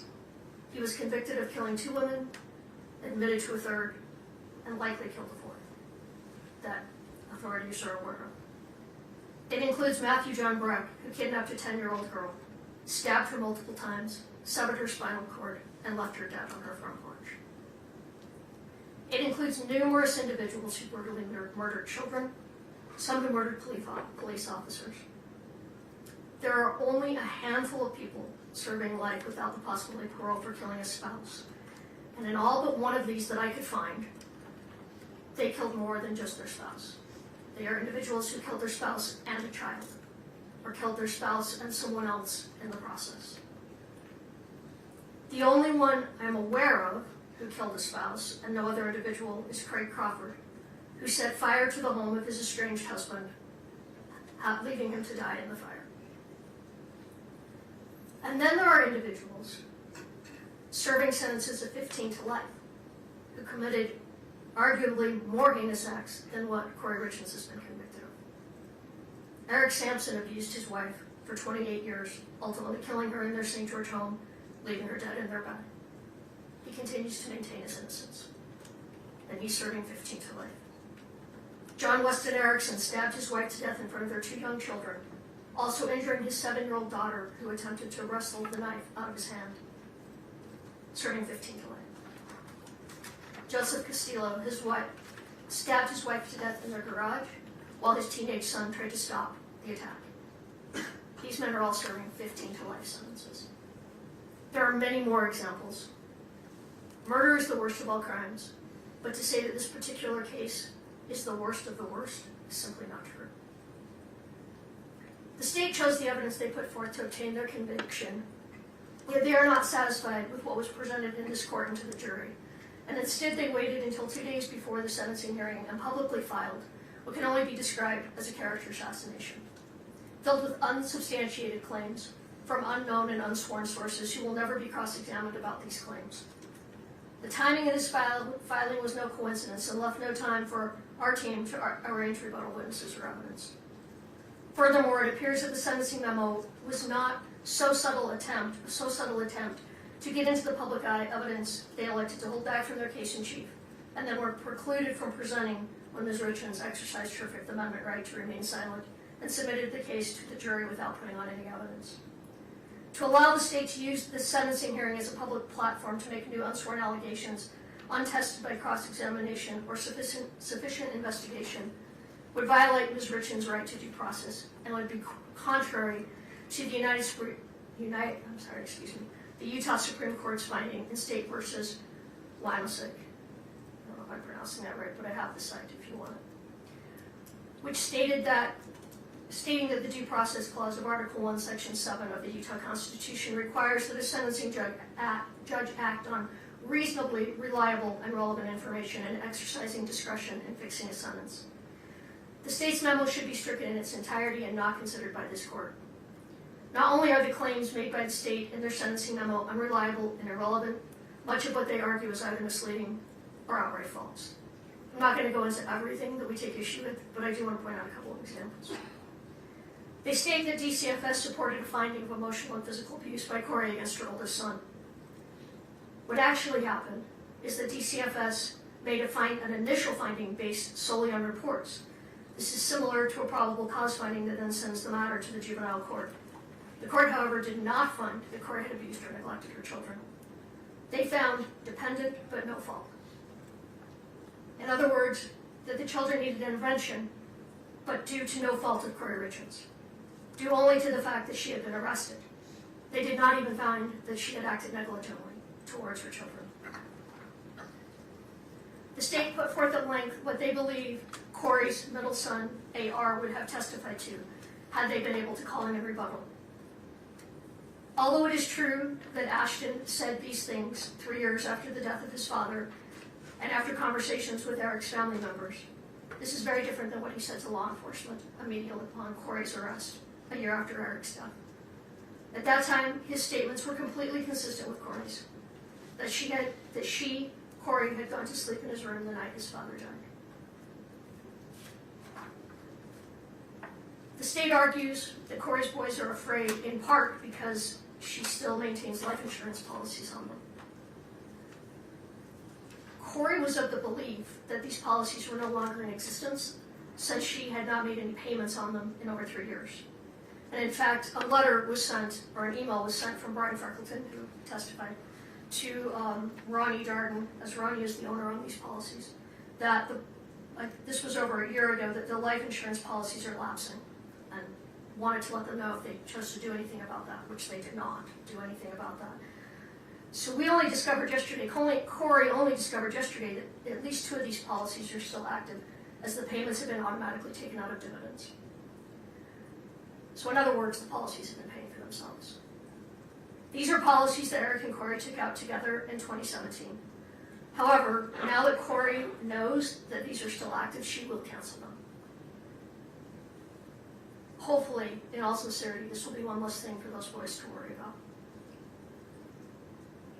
Kouri never asked her family to report criminal activity or asked for criminal prosecutions against any of the Richins family or against Cody Ray. She never asked family members to file bar complaints. And until yesterday, neither Kouri nor anyone from her team had ever heard anything about a dating profile being set up online in the name of a lead detective. She did none of these things. And if they were done by others, it was not at her request. We are asking the court to discount any and all allegations in the sentencing memo that have not been previously raised in court in order to stricken from the record. The court does have before it reasonable and reliable testimony from individuals who know Kouri or who have unique perspectives on the sentence of life without parole that may assist this court in discerning the appropriate and proportionate punishment in this case. The testimony of these individuals revealed that Kouri is so much more than what she has been portrayed as in this case. Everyone who was around her says she was a wonderful mother, just like Eric was a wonderful father. The state argues that she shows no remorse. Kouri has remorse, and she has regrets about many things, and you're going to hear some of those when she speaks. However, she cannot show remorse over something she did not do. She maintains her innocence and has every right to do so. Having said that, however, she stands before this court today convicted of the crimes charged, and she fully understands that. So sentence her on what she was convicted of, not what the prosecution says about her character. As much as they think they know her, they do not. They do not know Kouri Richins. Like Alex said, you're saddened by this case. We are saddened by the verdict. I respect the court system so much. I come from a family of judges and attorneys and was raised with the utmost respect for our justice system. I disagree with the verdict, but I respect it. I have to say though, in all the years of practicing, which are now quite a few, this is the first time I've had a client convicted that I believe to be innocent. It was much more painful than I would have anticipated. Over the last 2 years, our team has got to know Kouri. Kouri is one of those clients, very few clients, and I've represented thousands of people. Most of them you don't remember. Many of them you don't like. Many of them, some of them, you feel are dangerous. But Kouri is different. Kouri, every time she calls, asks how we are. There have been times when I've shared bits of my life with Kouri, particularly having children that lost their father before age 10. We've talked a lot about that and what that does to children in the best of circumstances. I can't imagine had my boys not had me. because the pain and suffering and the long-term effect that it's had on them will never, ever end. But when I share something with Kouri, when I share that someone is ill or that someone is having a problem, sometimes I don't even remember I've said it, and when she calls me, she always asks, how did that turn out? You know, is your family member okay? Before we talk about her. Every time. The state is not only asking for life without the possibility of parole, they're asking for consecutive sentences. The sentences in this matter should run concurrent to one another. Pursuant to the line of cases, Strunk, Golly, and Smith, the sentencing statute favors concurrent sentences. And looking at the totality of the circumstances, imposing consecutive sentence would constitute an abuse of discretion. In State v. Gray, the Utah Court of Appeals cited Golly and Strunk, holding that the Board of Prisons' ability to grant parole is an integrated component of the rehabilitative needs factor that must be balanced with other required factors. Even though the statutory language has been modified since Strunk, Golly, and Smith, the language still applies. And the Supreme Court and the Court of Appeals still looks to that language.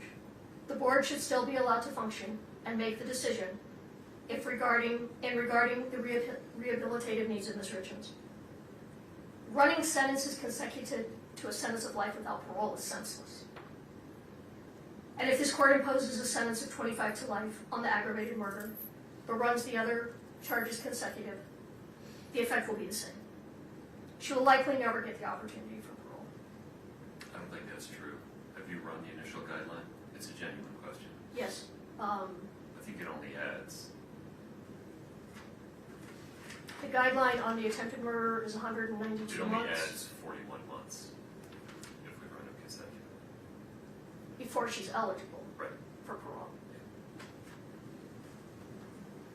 But, well, I'm going to come back to that. Yeah, if I will. you're running the guideline differently, I'd like to know. I mean, no, I'm not running the guidelines differently, but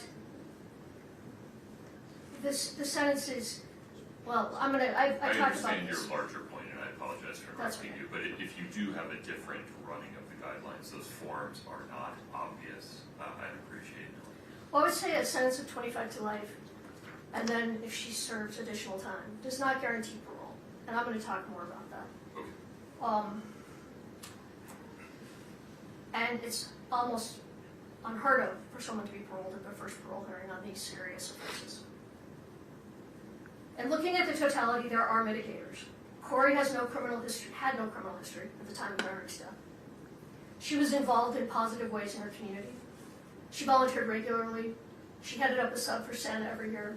She was a friend, a daughter, and a mother, and excelled in these roles.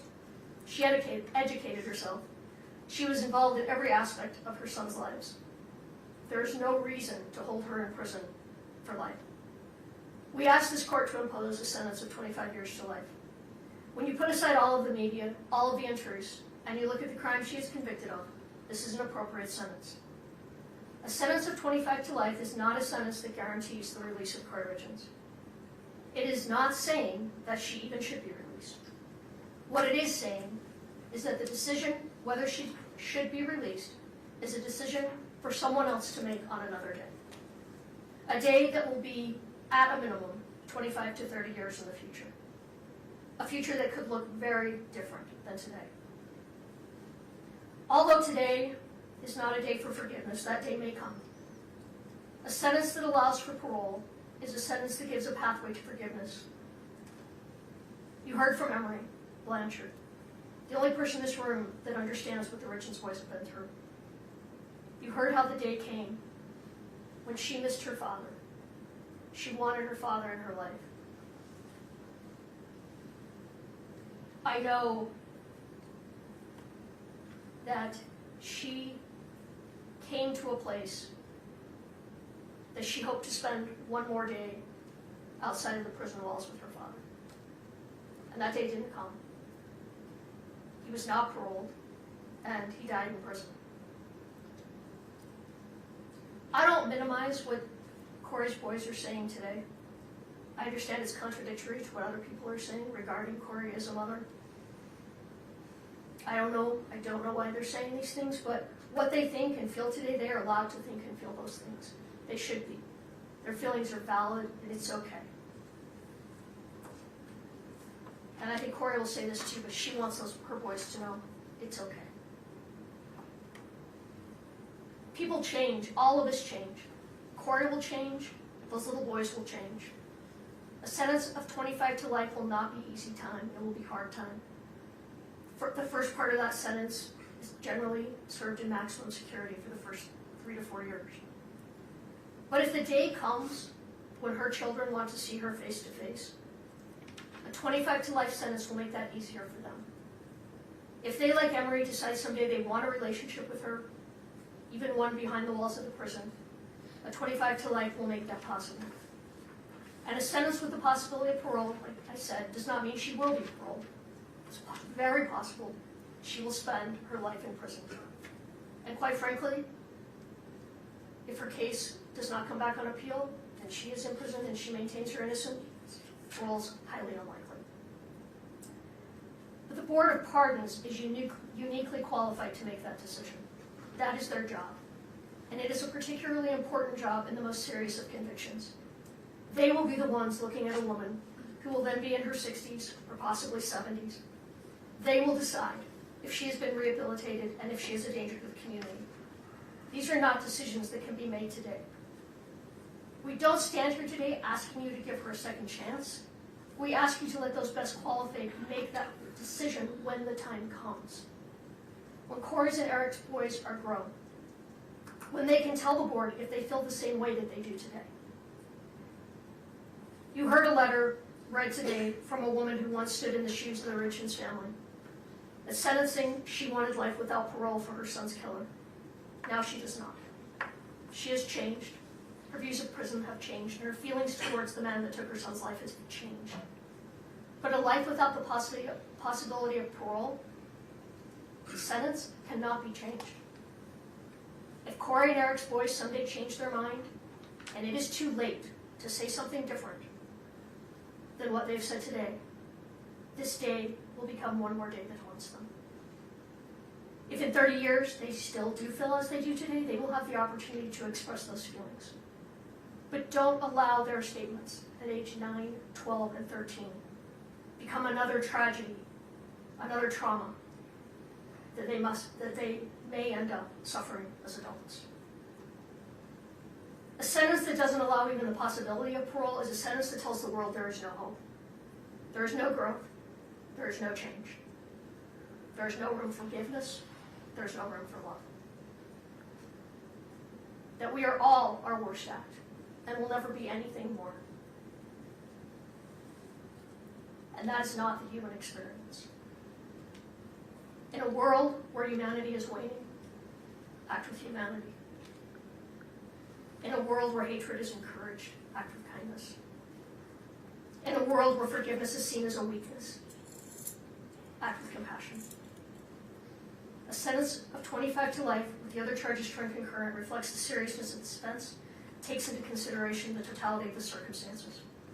Further, it follows the recommendation of the pre-sentence report, and it is the appropriate sentence in this matter. Thank you, Ms. Lewis. It is 12:55. We're going to take a break until 1:25 to make sure Ms. Richins gets an opportunity to use the restroom and eat something. Mr. Bloodworth, you look like you have something to say. Your Honor, does the court want to hear from the state one last time before she allocates? I do not. I have this firmly in hand.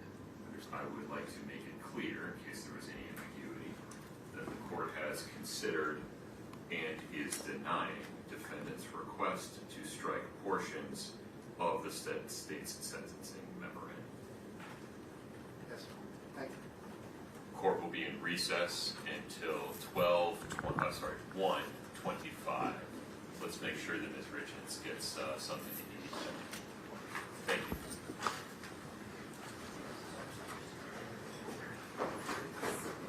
We're off the record.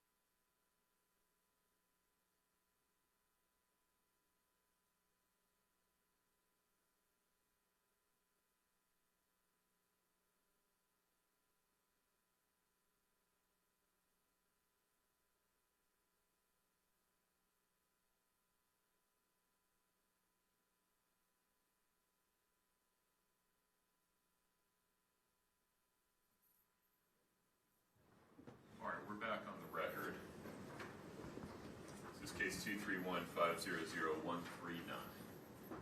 Ms. Lewis, Ms. Nestor, anything further before we hear from Ms. Richins? No, Your Honor. Okay.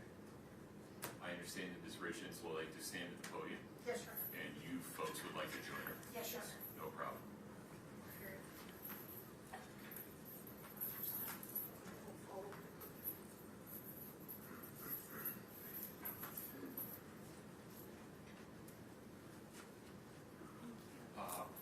There should be Kleenex up there if you need it.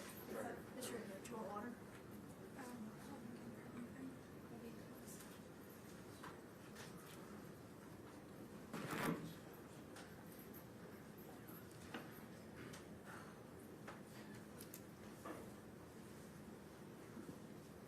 My sweet baby boys, I know that today you don't want to speak to me, have a relationship with me, or you may think you hate me, and that's okay. I will never be angry at you for your feelings. When the day comes that you're ready, I will be here for you, waiting for you, and loving you. But I need you boys to know and understand that I have been desperately trying to get in contact with you any way that I can for years. That all of my communication has been completely cut off from you since early 2024. And now I will use any opportunity I can to get a message to you. Even if that means sharing it publicly to the world, fully restrained, in my jail clothes, in one of the most horrible situations possible. I don't care, and I'm not embarrassed or ashamed by any of it. All I care about is you boys. I will do whatever it takes for you to hear the truth from me and to come home to you. For the time being, I don't know when that is or when my next opportunity will be. So for now, bear with me as I have tried to consolidate everything I've wanted to share with you for the last few years, with everything I want you to know until I'm able to speak to you again in one long message. And although you may not be ready to hear it today, that's okay. My hope is one day you will be. May 6th of 2024, temporary custody was transferred from the state of Utah Child Services to your Aunt Katie and Uncle Clint. My last video call with you boys was several weeks prior to that, around April 24th, 2024, when you were still in the state's custody. Once temporary custody was transferred to Katie and Clint, against my wishes, they cut off all of my communication between you boys and I. It was years before I would ever have a trial. I warned social services that if they gave custody of you to the Richins family, it would be the last time I would be able to see or speak to you boys again. And your opinion of me in this case and wild allegations would soon mirror those of the Richins family. And that's exactly what happened.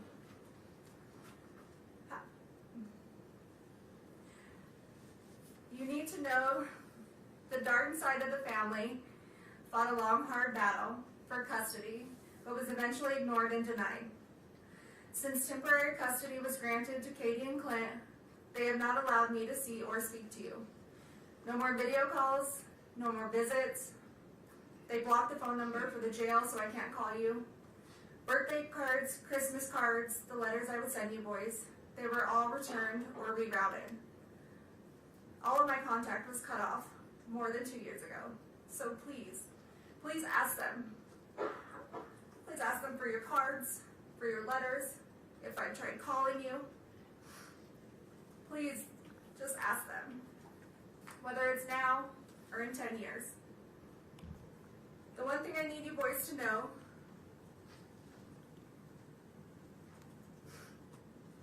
is I did not abandon you. I did not just walk out of your lives one day to never return, to never call, to never show up. Regardless of what anyone tells you, I would never ever leave you boys. And I am so sorry if for even 1 second you thought that I did. If for even 1 second you thought that I didn't love you. Because that couldn't be further from the truth. boys are my world, the reason I continue to wake up every day and fight to come home. You're my reason for living. I understand that you're in a difficult situation, mentally, emotionally, and physically. I understand you guys have been through an extremely difficult time this past 4 years. You should never have to deal with such tragedy, and I am so, so sorry that you were going through this.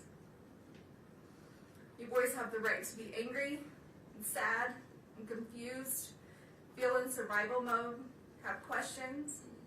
All of this is completely valid. Your feelings are completely valid. And one day, when this is all over, we can sit down and talk about all of this and sort it all out. And I promise you boys, one day it will be over. I'm not perfect. I have succeeded and I have failed. As a person, as a wife, as a parent, we all do. I have done plenty of things I am not proud of. Some I regret, some I don't. Some I'm ashamed of, and some I'm not. I regret things I have done right in my life to later find out they were for the wrong people. I have said things I shouldn't have. I have done things I shouldn't have. Sometimes I haven't said what I should, or not meant what I did say. There are things I can't change, and long overdue apologies that I owe. There are would'ves, and could'ves, and should'ves. We all have them. We have all done them. And you boys will too one day, but in your own way. And that's okay. That's life, and we're human. Nobody is all good or all bad. We just get portrayed that way. You're going to succeed and achieve amazing things in this life. You're also going to make mistakes and fail at some things. But use those opportunities to grow and to learn. They do not define you, and don't ever let other people make you think that they do. We are not defined by our best or our worst moments. We fall somewhere in the middle, ever evolving, and you boys are ever evolving.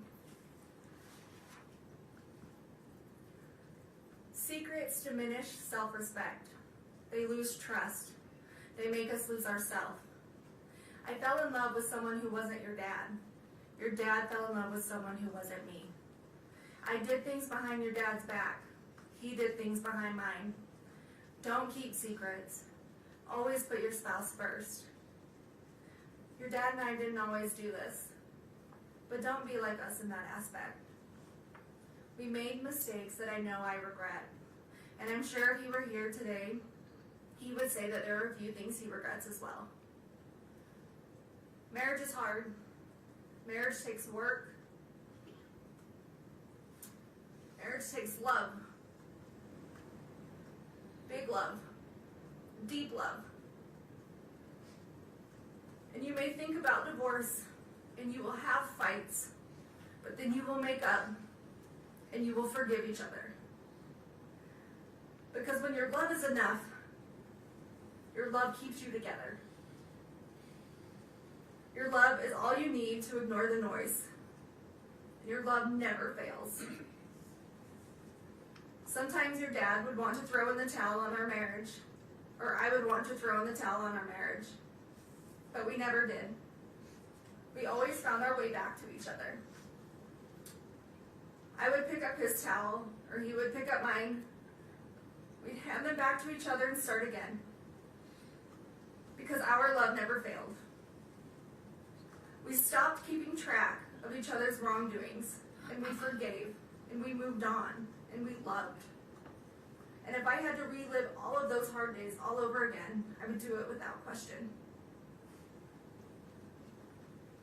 Your dad and I were a lot of things, a mess of sorts sometimes. But we were this crazy, beautiful mess that made us a family, because our love was enough. Our hard days never outweighed our good days. Our weak moments never outweighed our most memorable happy days. We always laughed more than we cried.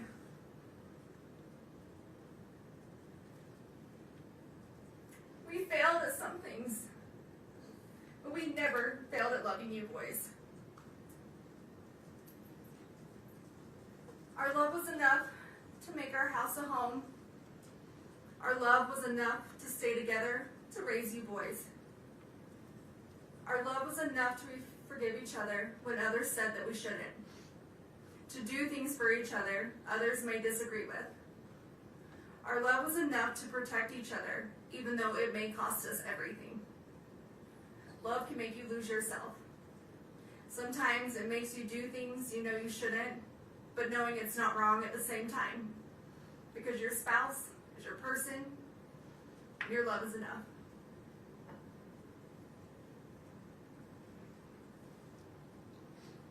One day, you will meet someone and fall in love and understand that just your love is enough. Enough to withstand everything else, the noise of the world, the obstacles, the trials of marriage, the heartache, bad choices, forgiveness. You will understand your love is enough, and your love never fails. Don't worry about what others think about your relationship. Don't worry if they would do things differently. You just love. And you love big, and you love deep, and you protect your love. Your dad and I didn't have it all together. Together we really did have it all. Because we had you three. Don't let anyone choose the direction of your life by their opinions and their judgments. Being able to hold yourself together in the worst of situations doesn't make you emotionless. Separating personal and business life and emotions doesn't make you unreasonable. Resentment can get the best of others. Don't let it get the best of you. People will always have a lot to say about lives they've never lived. Live your life the way you choose to live it. Just be safe and be healthy and be happy. That's all that matters.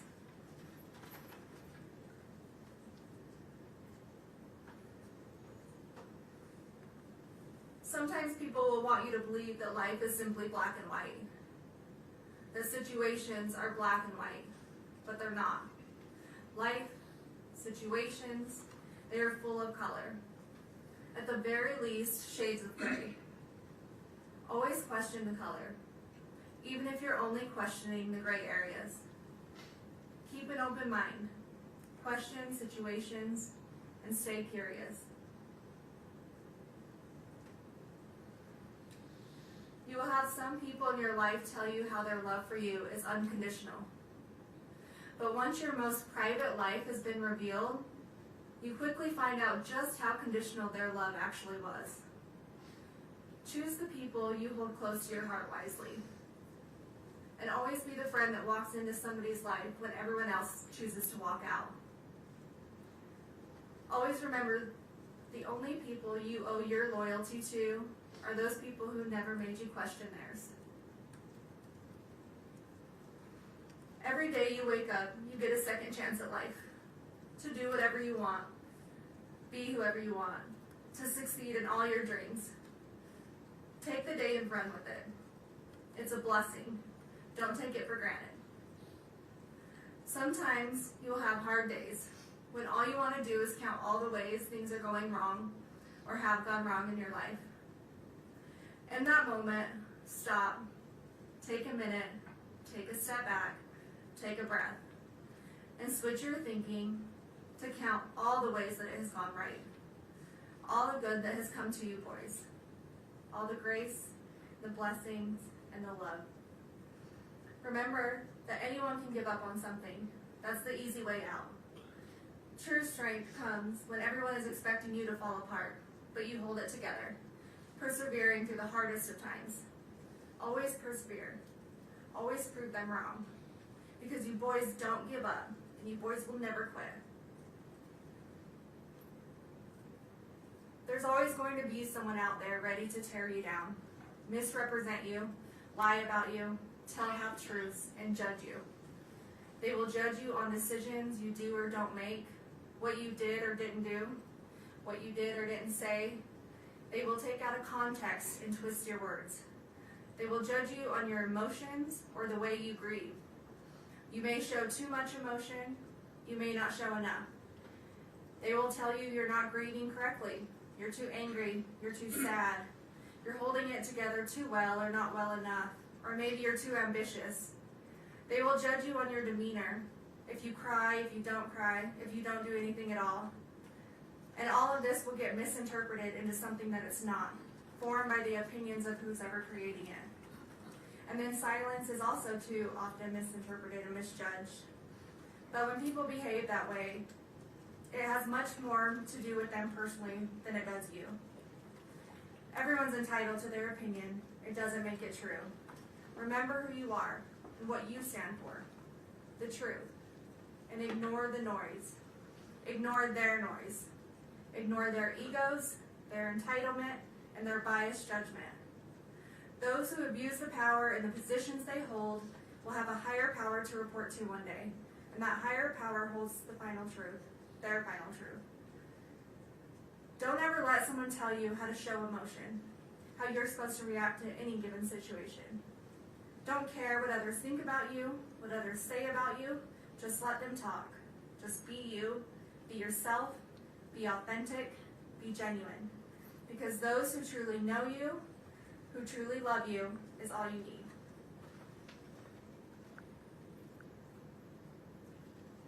Forgive those who turn their back on you, but never forget. Don't hold hate in your heart toward others. It only brings you down more than it does them. Apologize when you're wrong, even if that apology is long overdue. You can't change what you can't change, and you can't change the past. But you can take accountability when you mess up. Admit when you make a mistake, even when it's embarrassing or humiliating, even when it can ruin relationships, careers, or your integrity. Be honest with yourself and those you need to. But never apologize for something you didn't do. Never admit to something you didn't do. And never beg for mercy for something you didn't do. Don't take the easy way out. Always stand up for what's right, even if you find yourself standing alone or with a small group of people that love you. Believe in yourself and be brave. Never give up on your fight, no matter how long it takes, months, even years. Never give up on truth, justice, and the fight of corruption. When something is broken, fix it. When something doesn't make sense, question it. If money is paying for it, follow the money. Your brothers are your best friends.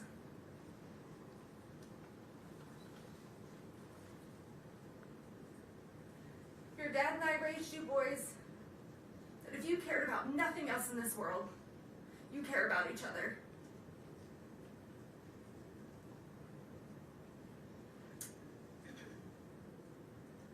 Your brothers will always be there for you. They will always be your brothers.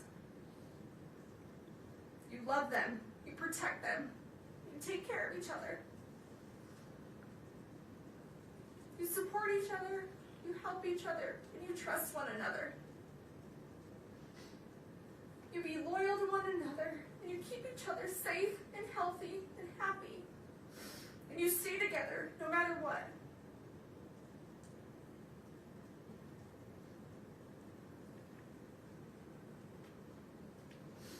You have each other's backs. Be patient with one another.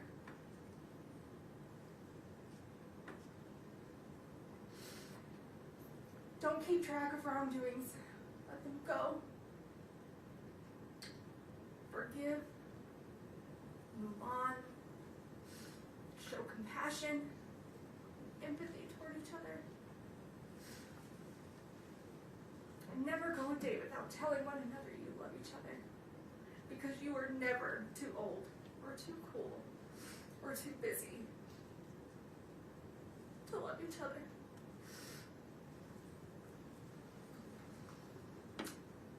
Don't ever settle for just good. Go for great. In school, in your career, in hunting, in fishing, relationships and your goals exceed expectations. Be like your dad. Be generous. Be charitable. Stay humble. Give when you have too much. Give more than you take. Help when others are in need. Serve your community. Be like your dad. Never stop learning through education, through people, through travel, culture, through business and friends, from your success and achievements, from your mistakes and failures. Be like your dad.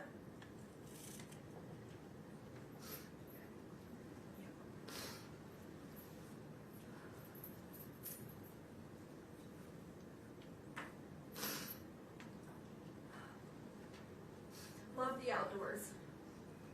Find your peace, your therapy, your heart and soul on the top of a mountain somewhere where it's quiet, where it's calm, where you will be able to feel the spirits of those that you love and miss the most. Be like your dad.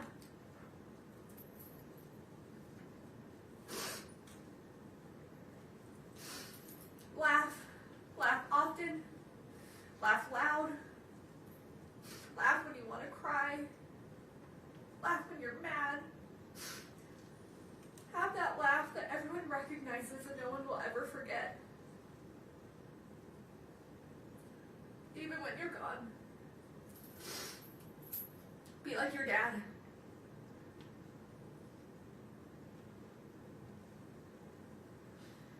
Love your family through the good, the bad, the disagreements, the back and forth arguments.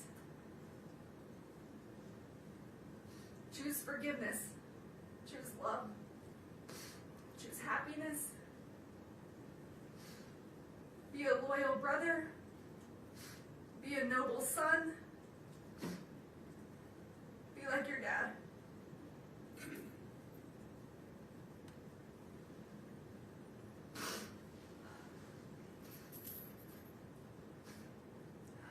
Have the hobbies that bring you excitement and joy, that give you a break from life, but build your life full of people and family who you love and that love you.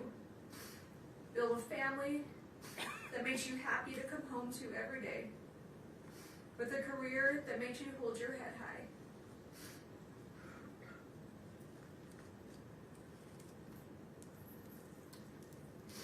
Be the friend everyone wants to be friends with,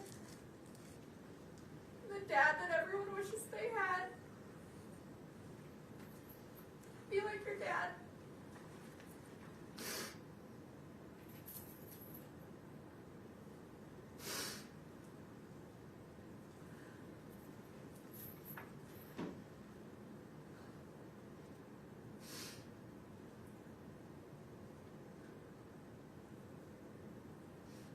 As your parents, your dad and I wanted to give you every opportunity or choice that we didn't have.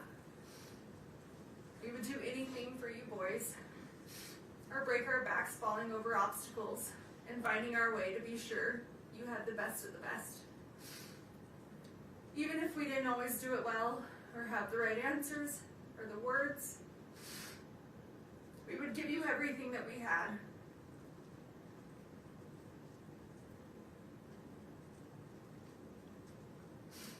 But the one thing I can't give you boys are the answers that you want the most. Because I can't give you something that I don't have. An explanation that I just don't know.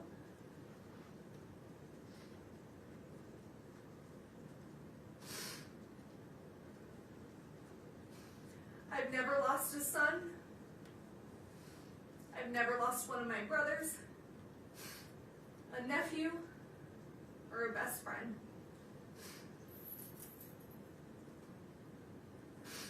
But I did grow up with a single mother, and I have lost my father. I do know what it's like to wonder, what if Dad could have watched me graduate college, walk me down the aisle, be there for the birth of one of you boys? If only Dad were here. I do know what that's like. The lifetime of pain that brings, the sadness and the anger. I would never wish that upon anyone, especially you boys, my own sweet babies.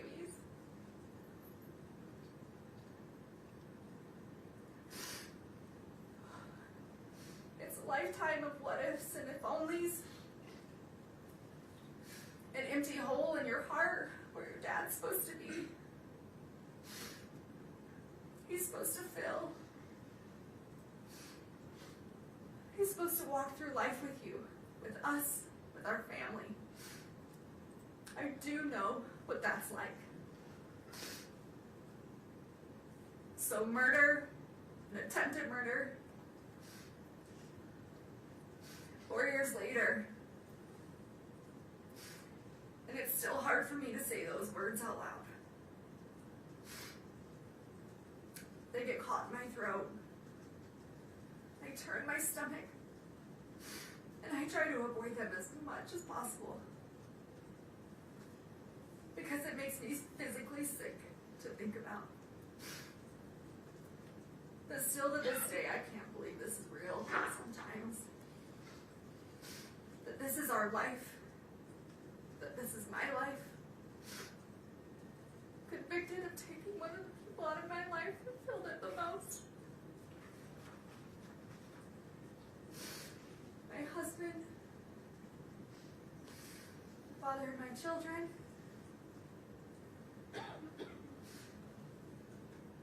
still in shock and still in disbelief.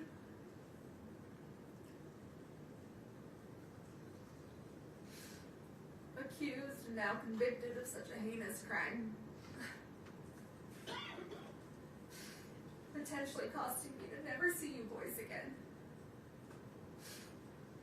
We just lost both of their parents, and there's no textbook answer on how or what we're supposed to do, how I'm supposed to react or move forward. And I'm so sorry you boys are being pulled through the middle of this absolute chaos. Between two families fighting that both love you so very much. Trust and assets, our home, none of it matters. You boys are what matter. Your safety, your health, mentally, emotionally, all of that should be being prioritized. I will and have always prioritized your safety.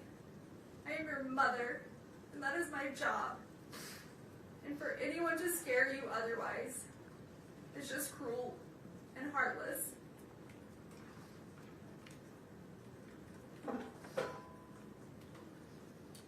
I'm sorry that 8 people from a jury who have never met you or me or our family had the right to determine our future. And they did that in less than 3 hours. In a perfect world, there might be justice. But in a perfect world, nothing ever goes wrong. Tragedies don't happen.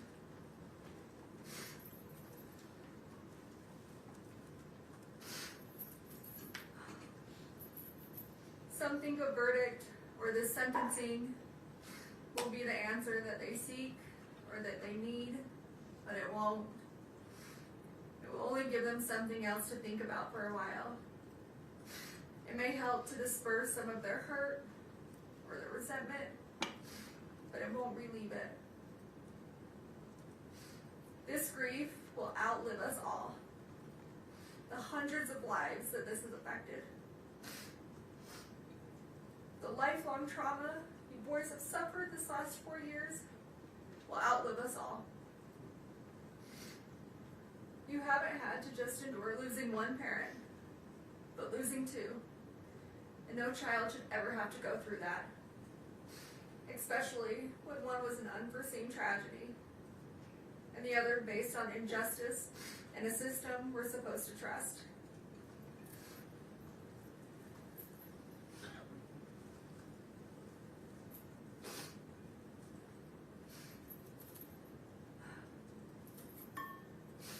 Your dad's memory will always be the kind that's a physical hurt.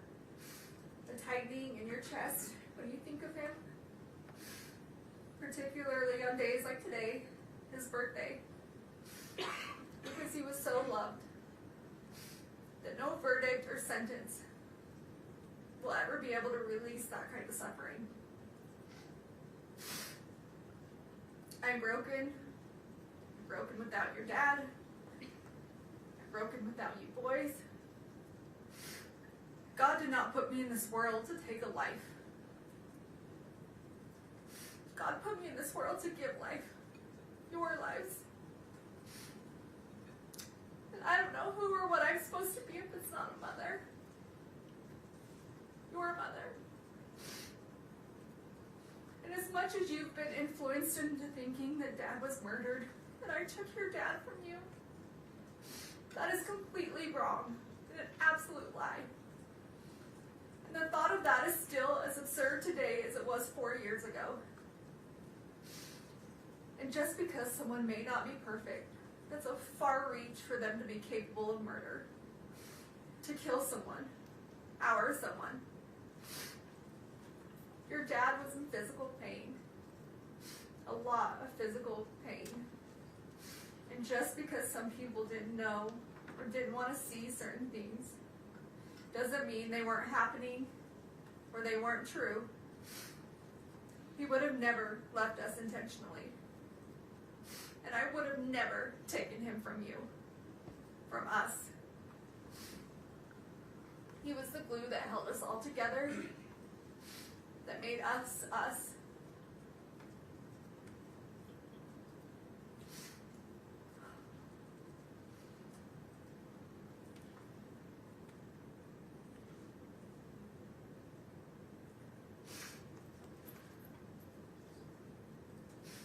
Every little boy needs their father. Is he supposed to teach you the things that I could never explain?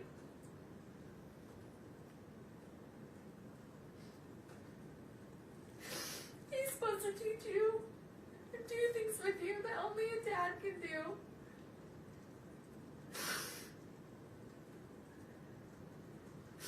And only he could give you those life lessons between a father and a son.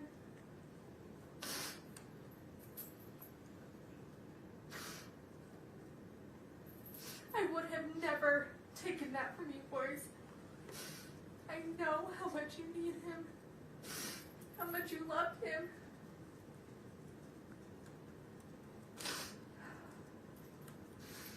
How much you aspire to be just like him.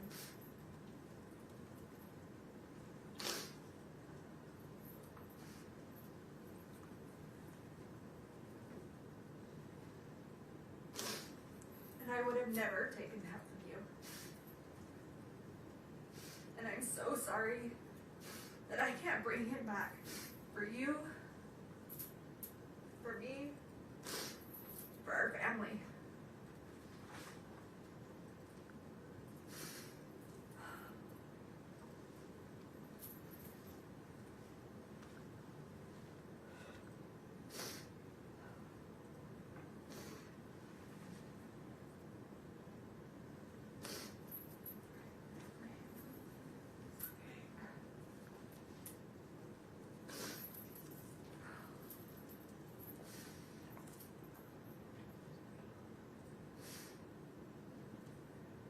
I can beat myself up all day about how I could have been a better person or made better personal choices.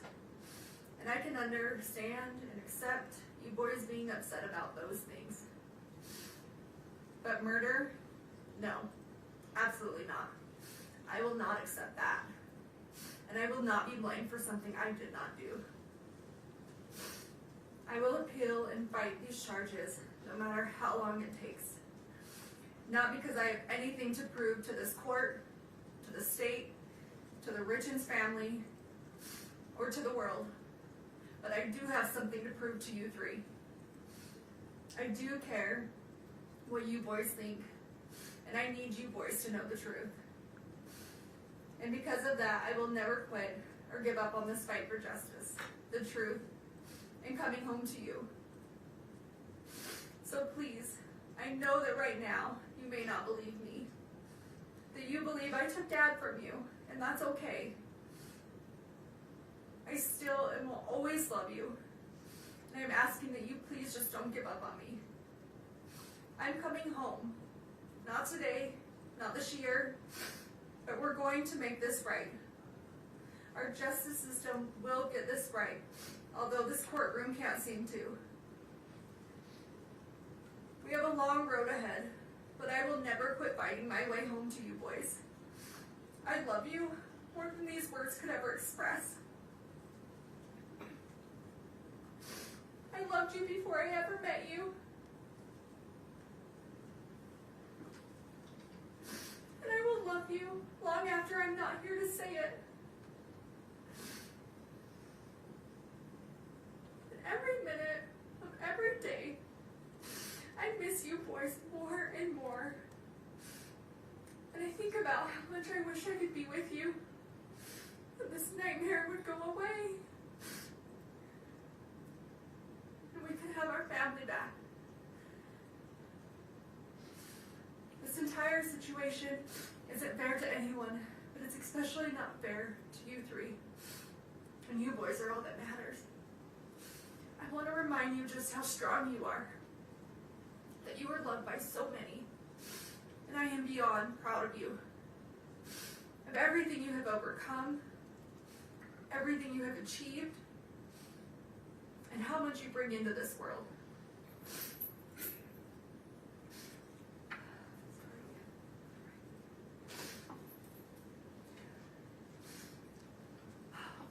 You boys have been through so much.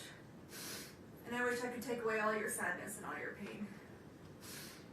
Tell you how much Dad and I love you, and that everything's going to be okay.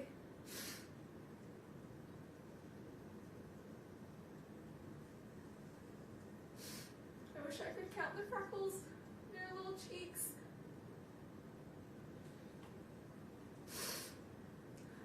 Read you books before bed. And help you with all your homework. I wish I could help you through your toughest nights. And hear your laugh through your happiest days. But for now, that's just not the way it is.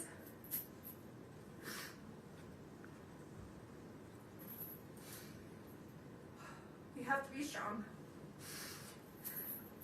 We have to remember that our strength grows in these moments. But we don't think we can go on. But we keep going on anyway, because we have to push through these hard days. Because in the end, at the end of this war, it will be so worth it. But I need you boys to always keep pushing through these hard days. Because this will come to an end. I just need you to hang in there. Listen to your little hearts. Listen to your little bellies for the truth. Before you were told who to be and what to believe, remember who you are. Remember who we are. Remember our family. I will continue to call you every day, even if my calls are blocked. Just so you know that I'm here. I've always been here. And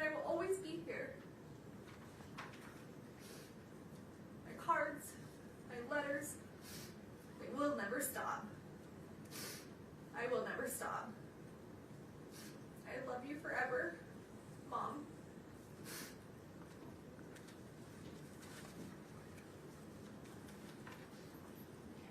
That's all you're.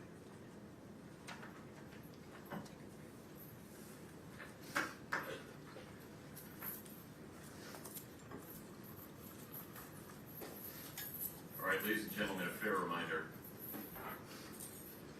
While inside the courtroom, everyone involved in this process must be treated with respect. We cannot have any outward reactions inside the courtroom. If any of you feel overcome with emotion, frustration, anger, whatever, of any kind, please remember just to look down. Keep your hands folded in your lap. The court has considered the following information: the evidence, information, arguments, and recommendations provided by counsel on the record today, the victim impact statements and other statements made on the record today regarding the appropriate sentence, and the pre-sentence investigation report as corrected on the record today, including the numerous statements attached to it. In addition, the court has considered each of the factors set forth in Utah Code 76-3-201 subsection 2B and has prioritized those factors as required by section 201-2C.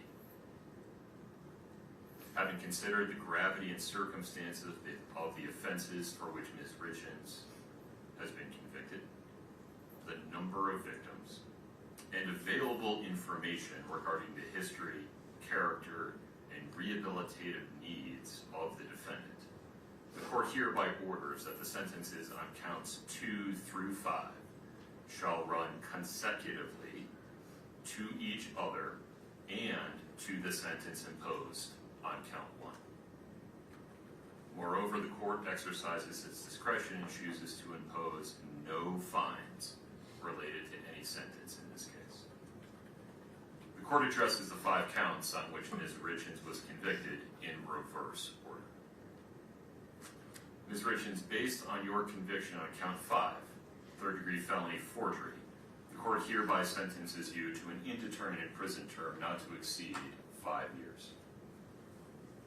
Based on your conviction on count 4, second-degree felony insurance fraud, the court hereby sentences you to an indeterminate prison term of not less than 1 and not more than 15 years.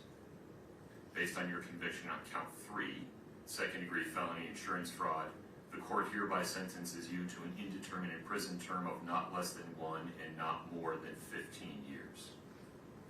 Based on your conviction on count 2, first-degree felony attempted aggravated murder, the court hereby sentences you to an indeterminate prison term of not less than 5 years, and that may be for life. Which brings us to the final issue, the appropriate sentence for count 1. Under Utah Code 76-3-207.7, there are only 2 options: an indeterminate prison term of not less than 25 years, and that may be for life, or life in prison without parole. And the law requires that the court consider each option. Under a sentence of 25 to life, and considering the effect of the 4 consecutive sentences, the time that Ms. Richins has spent in custody, and the current practices of the Board of Pardons and Parole, Ms. Richins would likely serve approximately 30 years in the Utah State Prison before receiving her first parole hearing. By that time, she would be 66 years old. Under a sentence of life in prison without parole, Ms. Richins would be in prison for the rest of her natural life, unless the Board of Pardons and Parole determines by clear and convincing evidence at some future point that she is permanently incapable of being a threat to the safety of society, at which time the board would have the authority to release her. Under either scenario, Ms. Richins will be incapacitated, meaning structurally prevented from harming anyone outside the Utah State prison system for at least the next 3 decades, and perhaps much longer. but the potential impact on the survivors of the tragedy created by Kouri Richins. Most importantly, Eric Richins' 3 sons is more difficult to predict. On one hand, if the court sentences Ms. Richins to life without parole, one or more of those young men may come to resent that the court eliminated any opportunity they might have in the future, decades into the future, to express an opinion as adults with substantial life experience about whether their mother should, for example, be allowed to die with dignity. On the other hand, if the court sentences Ms. Richins to 25 to life, one or more of those young men may spend the next 30 years questioning why the court failed to protect them from the prospect of the person who murdered their father being released from prison at some time in the distant future, perhaps when they have families and children of their own.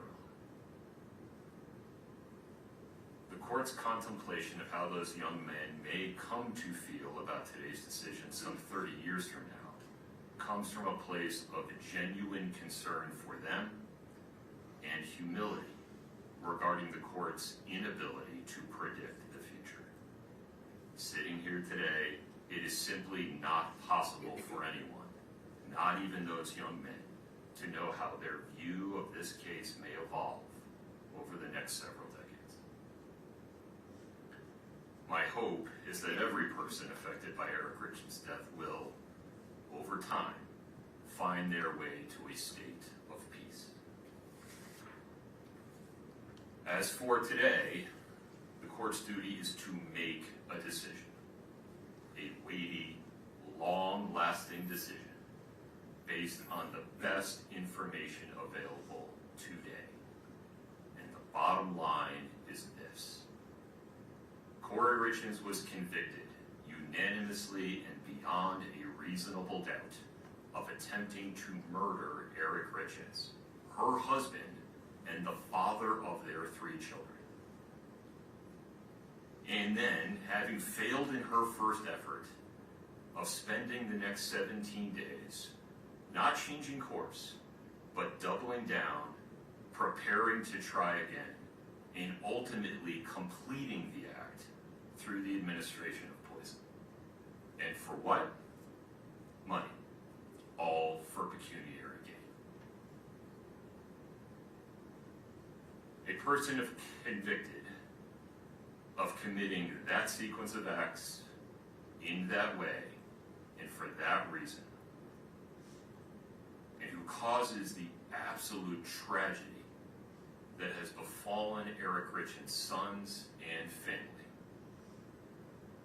A person convicted of those things is simply too dangerous to ever be free. Accordingly, Ms. Richins, based on your conviction on count 1, first-degree felony aggravated murder, the court hereby sentences you to life without parole. You have the right to an appeal. You must file a notice of appeal within 30 days. You have the right to be represented by counsel on appeal. Mr. Bloodworth, anything further? No, Your Honor. Ms. Lewis, Ms. Nestor. Your Honor, we anticipate filing a motion for a new trial and would like a date set.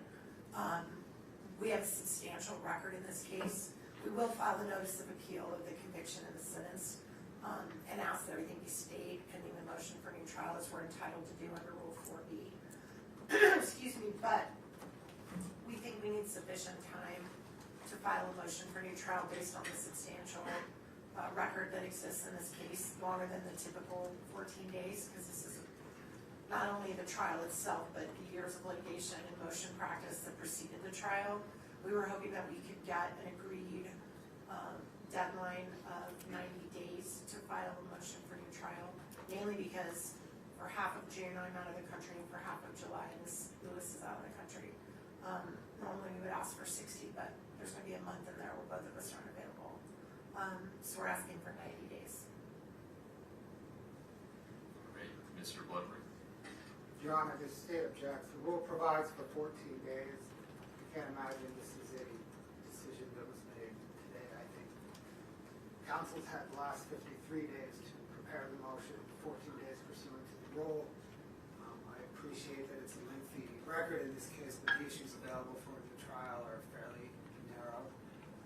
The state recommends the 14-day time period as provided by the law.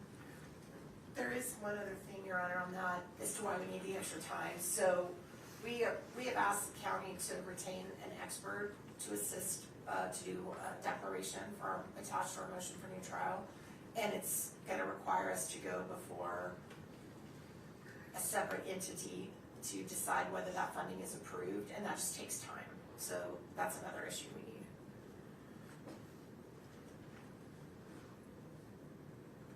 I feel like there's more that I need to know in order to make this decision. And so I can also appreciate why defendant is concerned about the 14-day deadline so they do not lose that opportunity.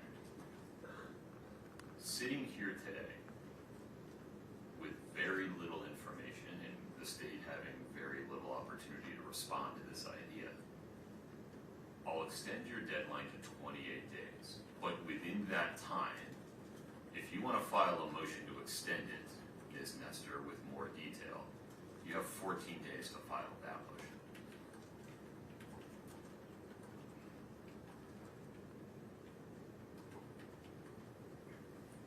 Not a clarification.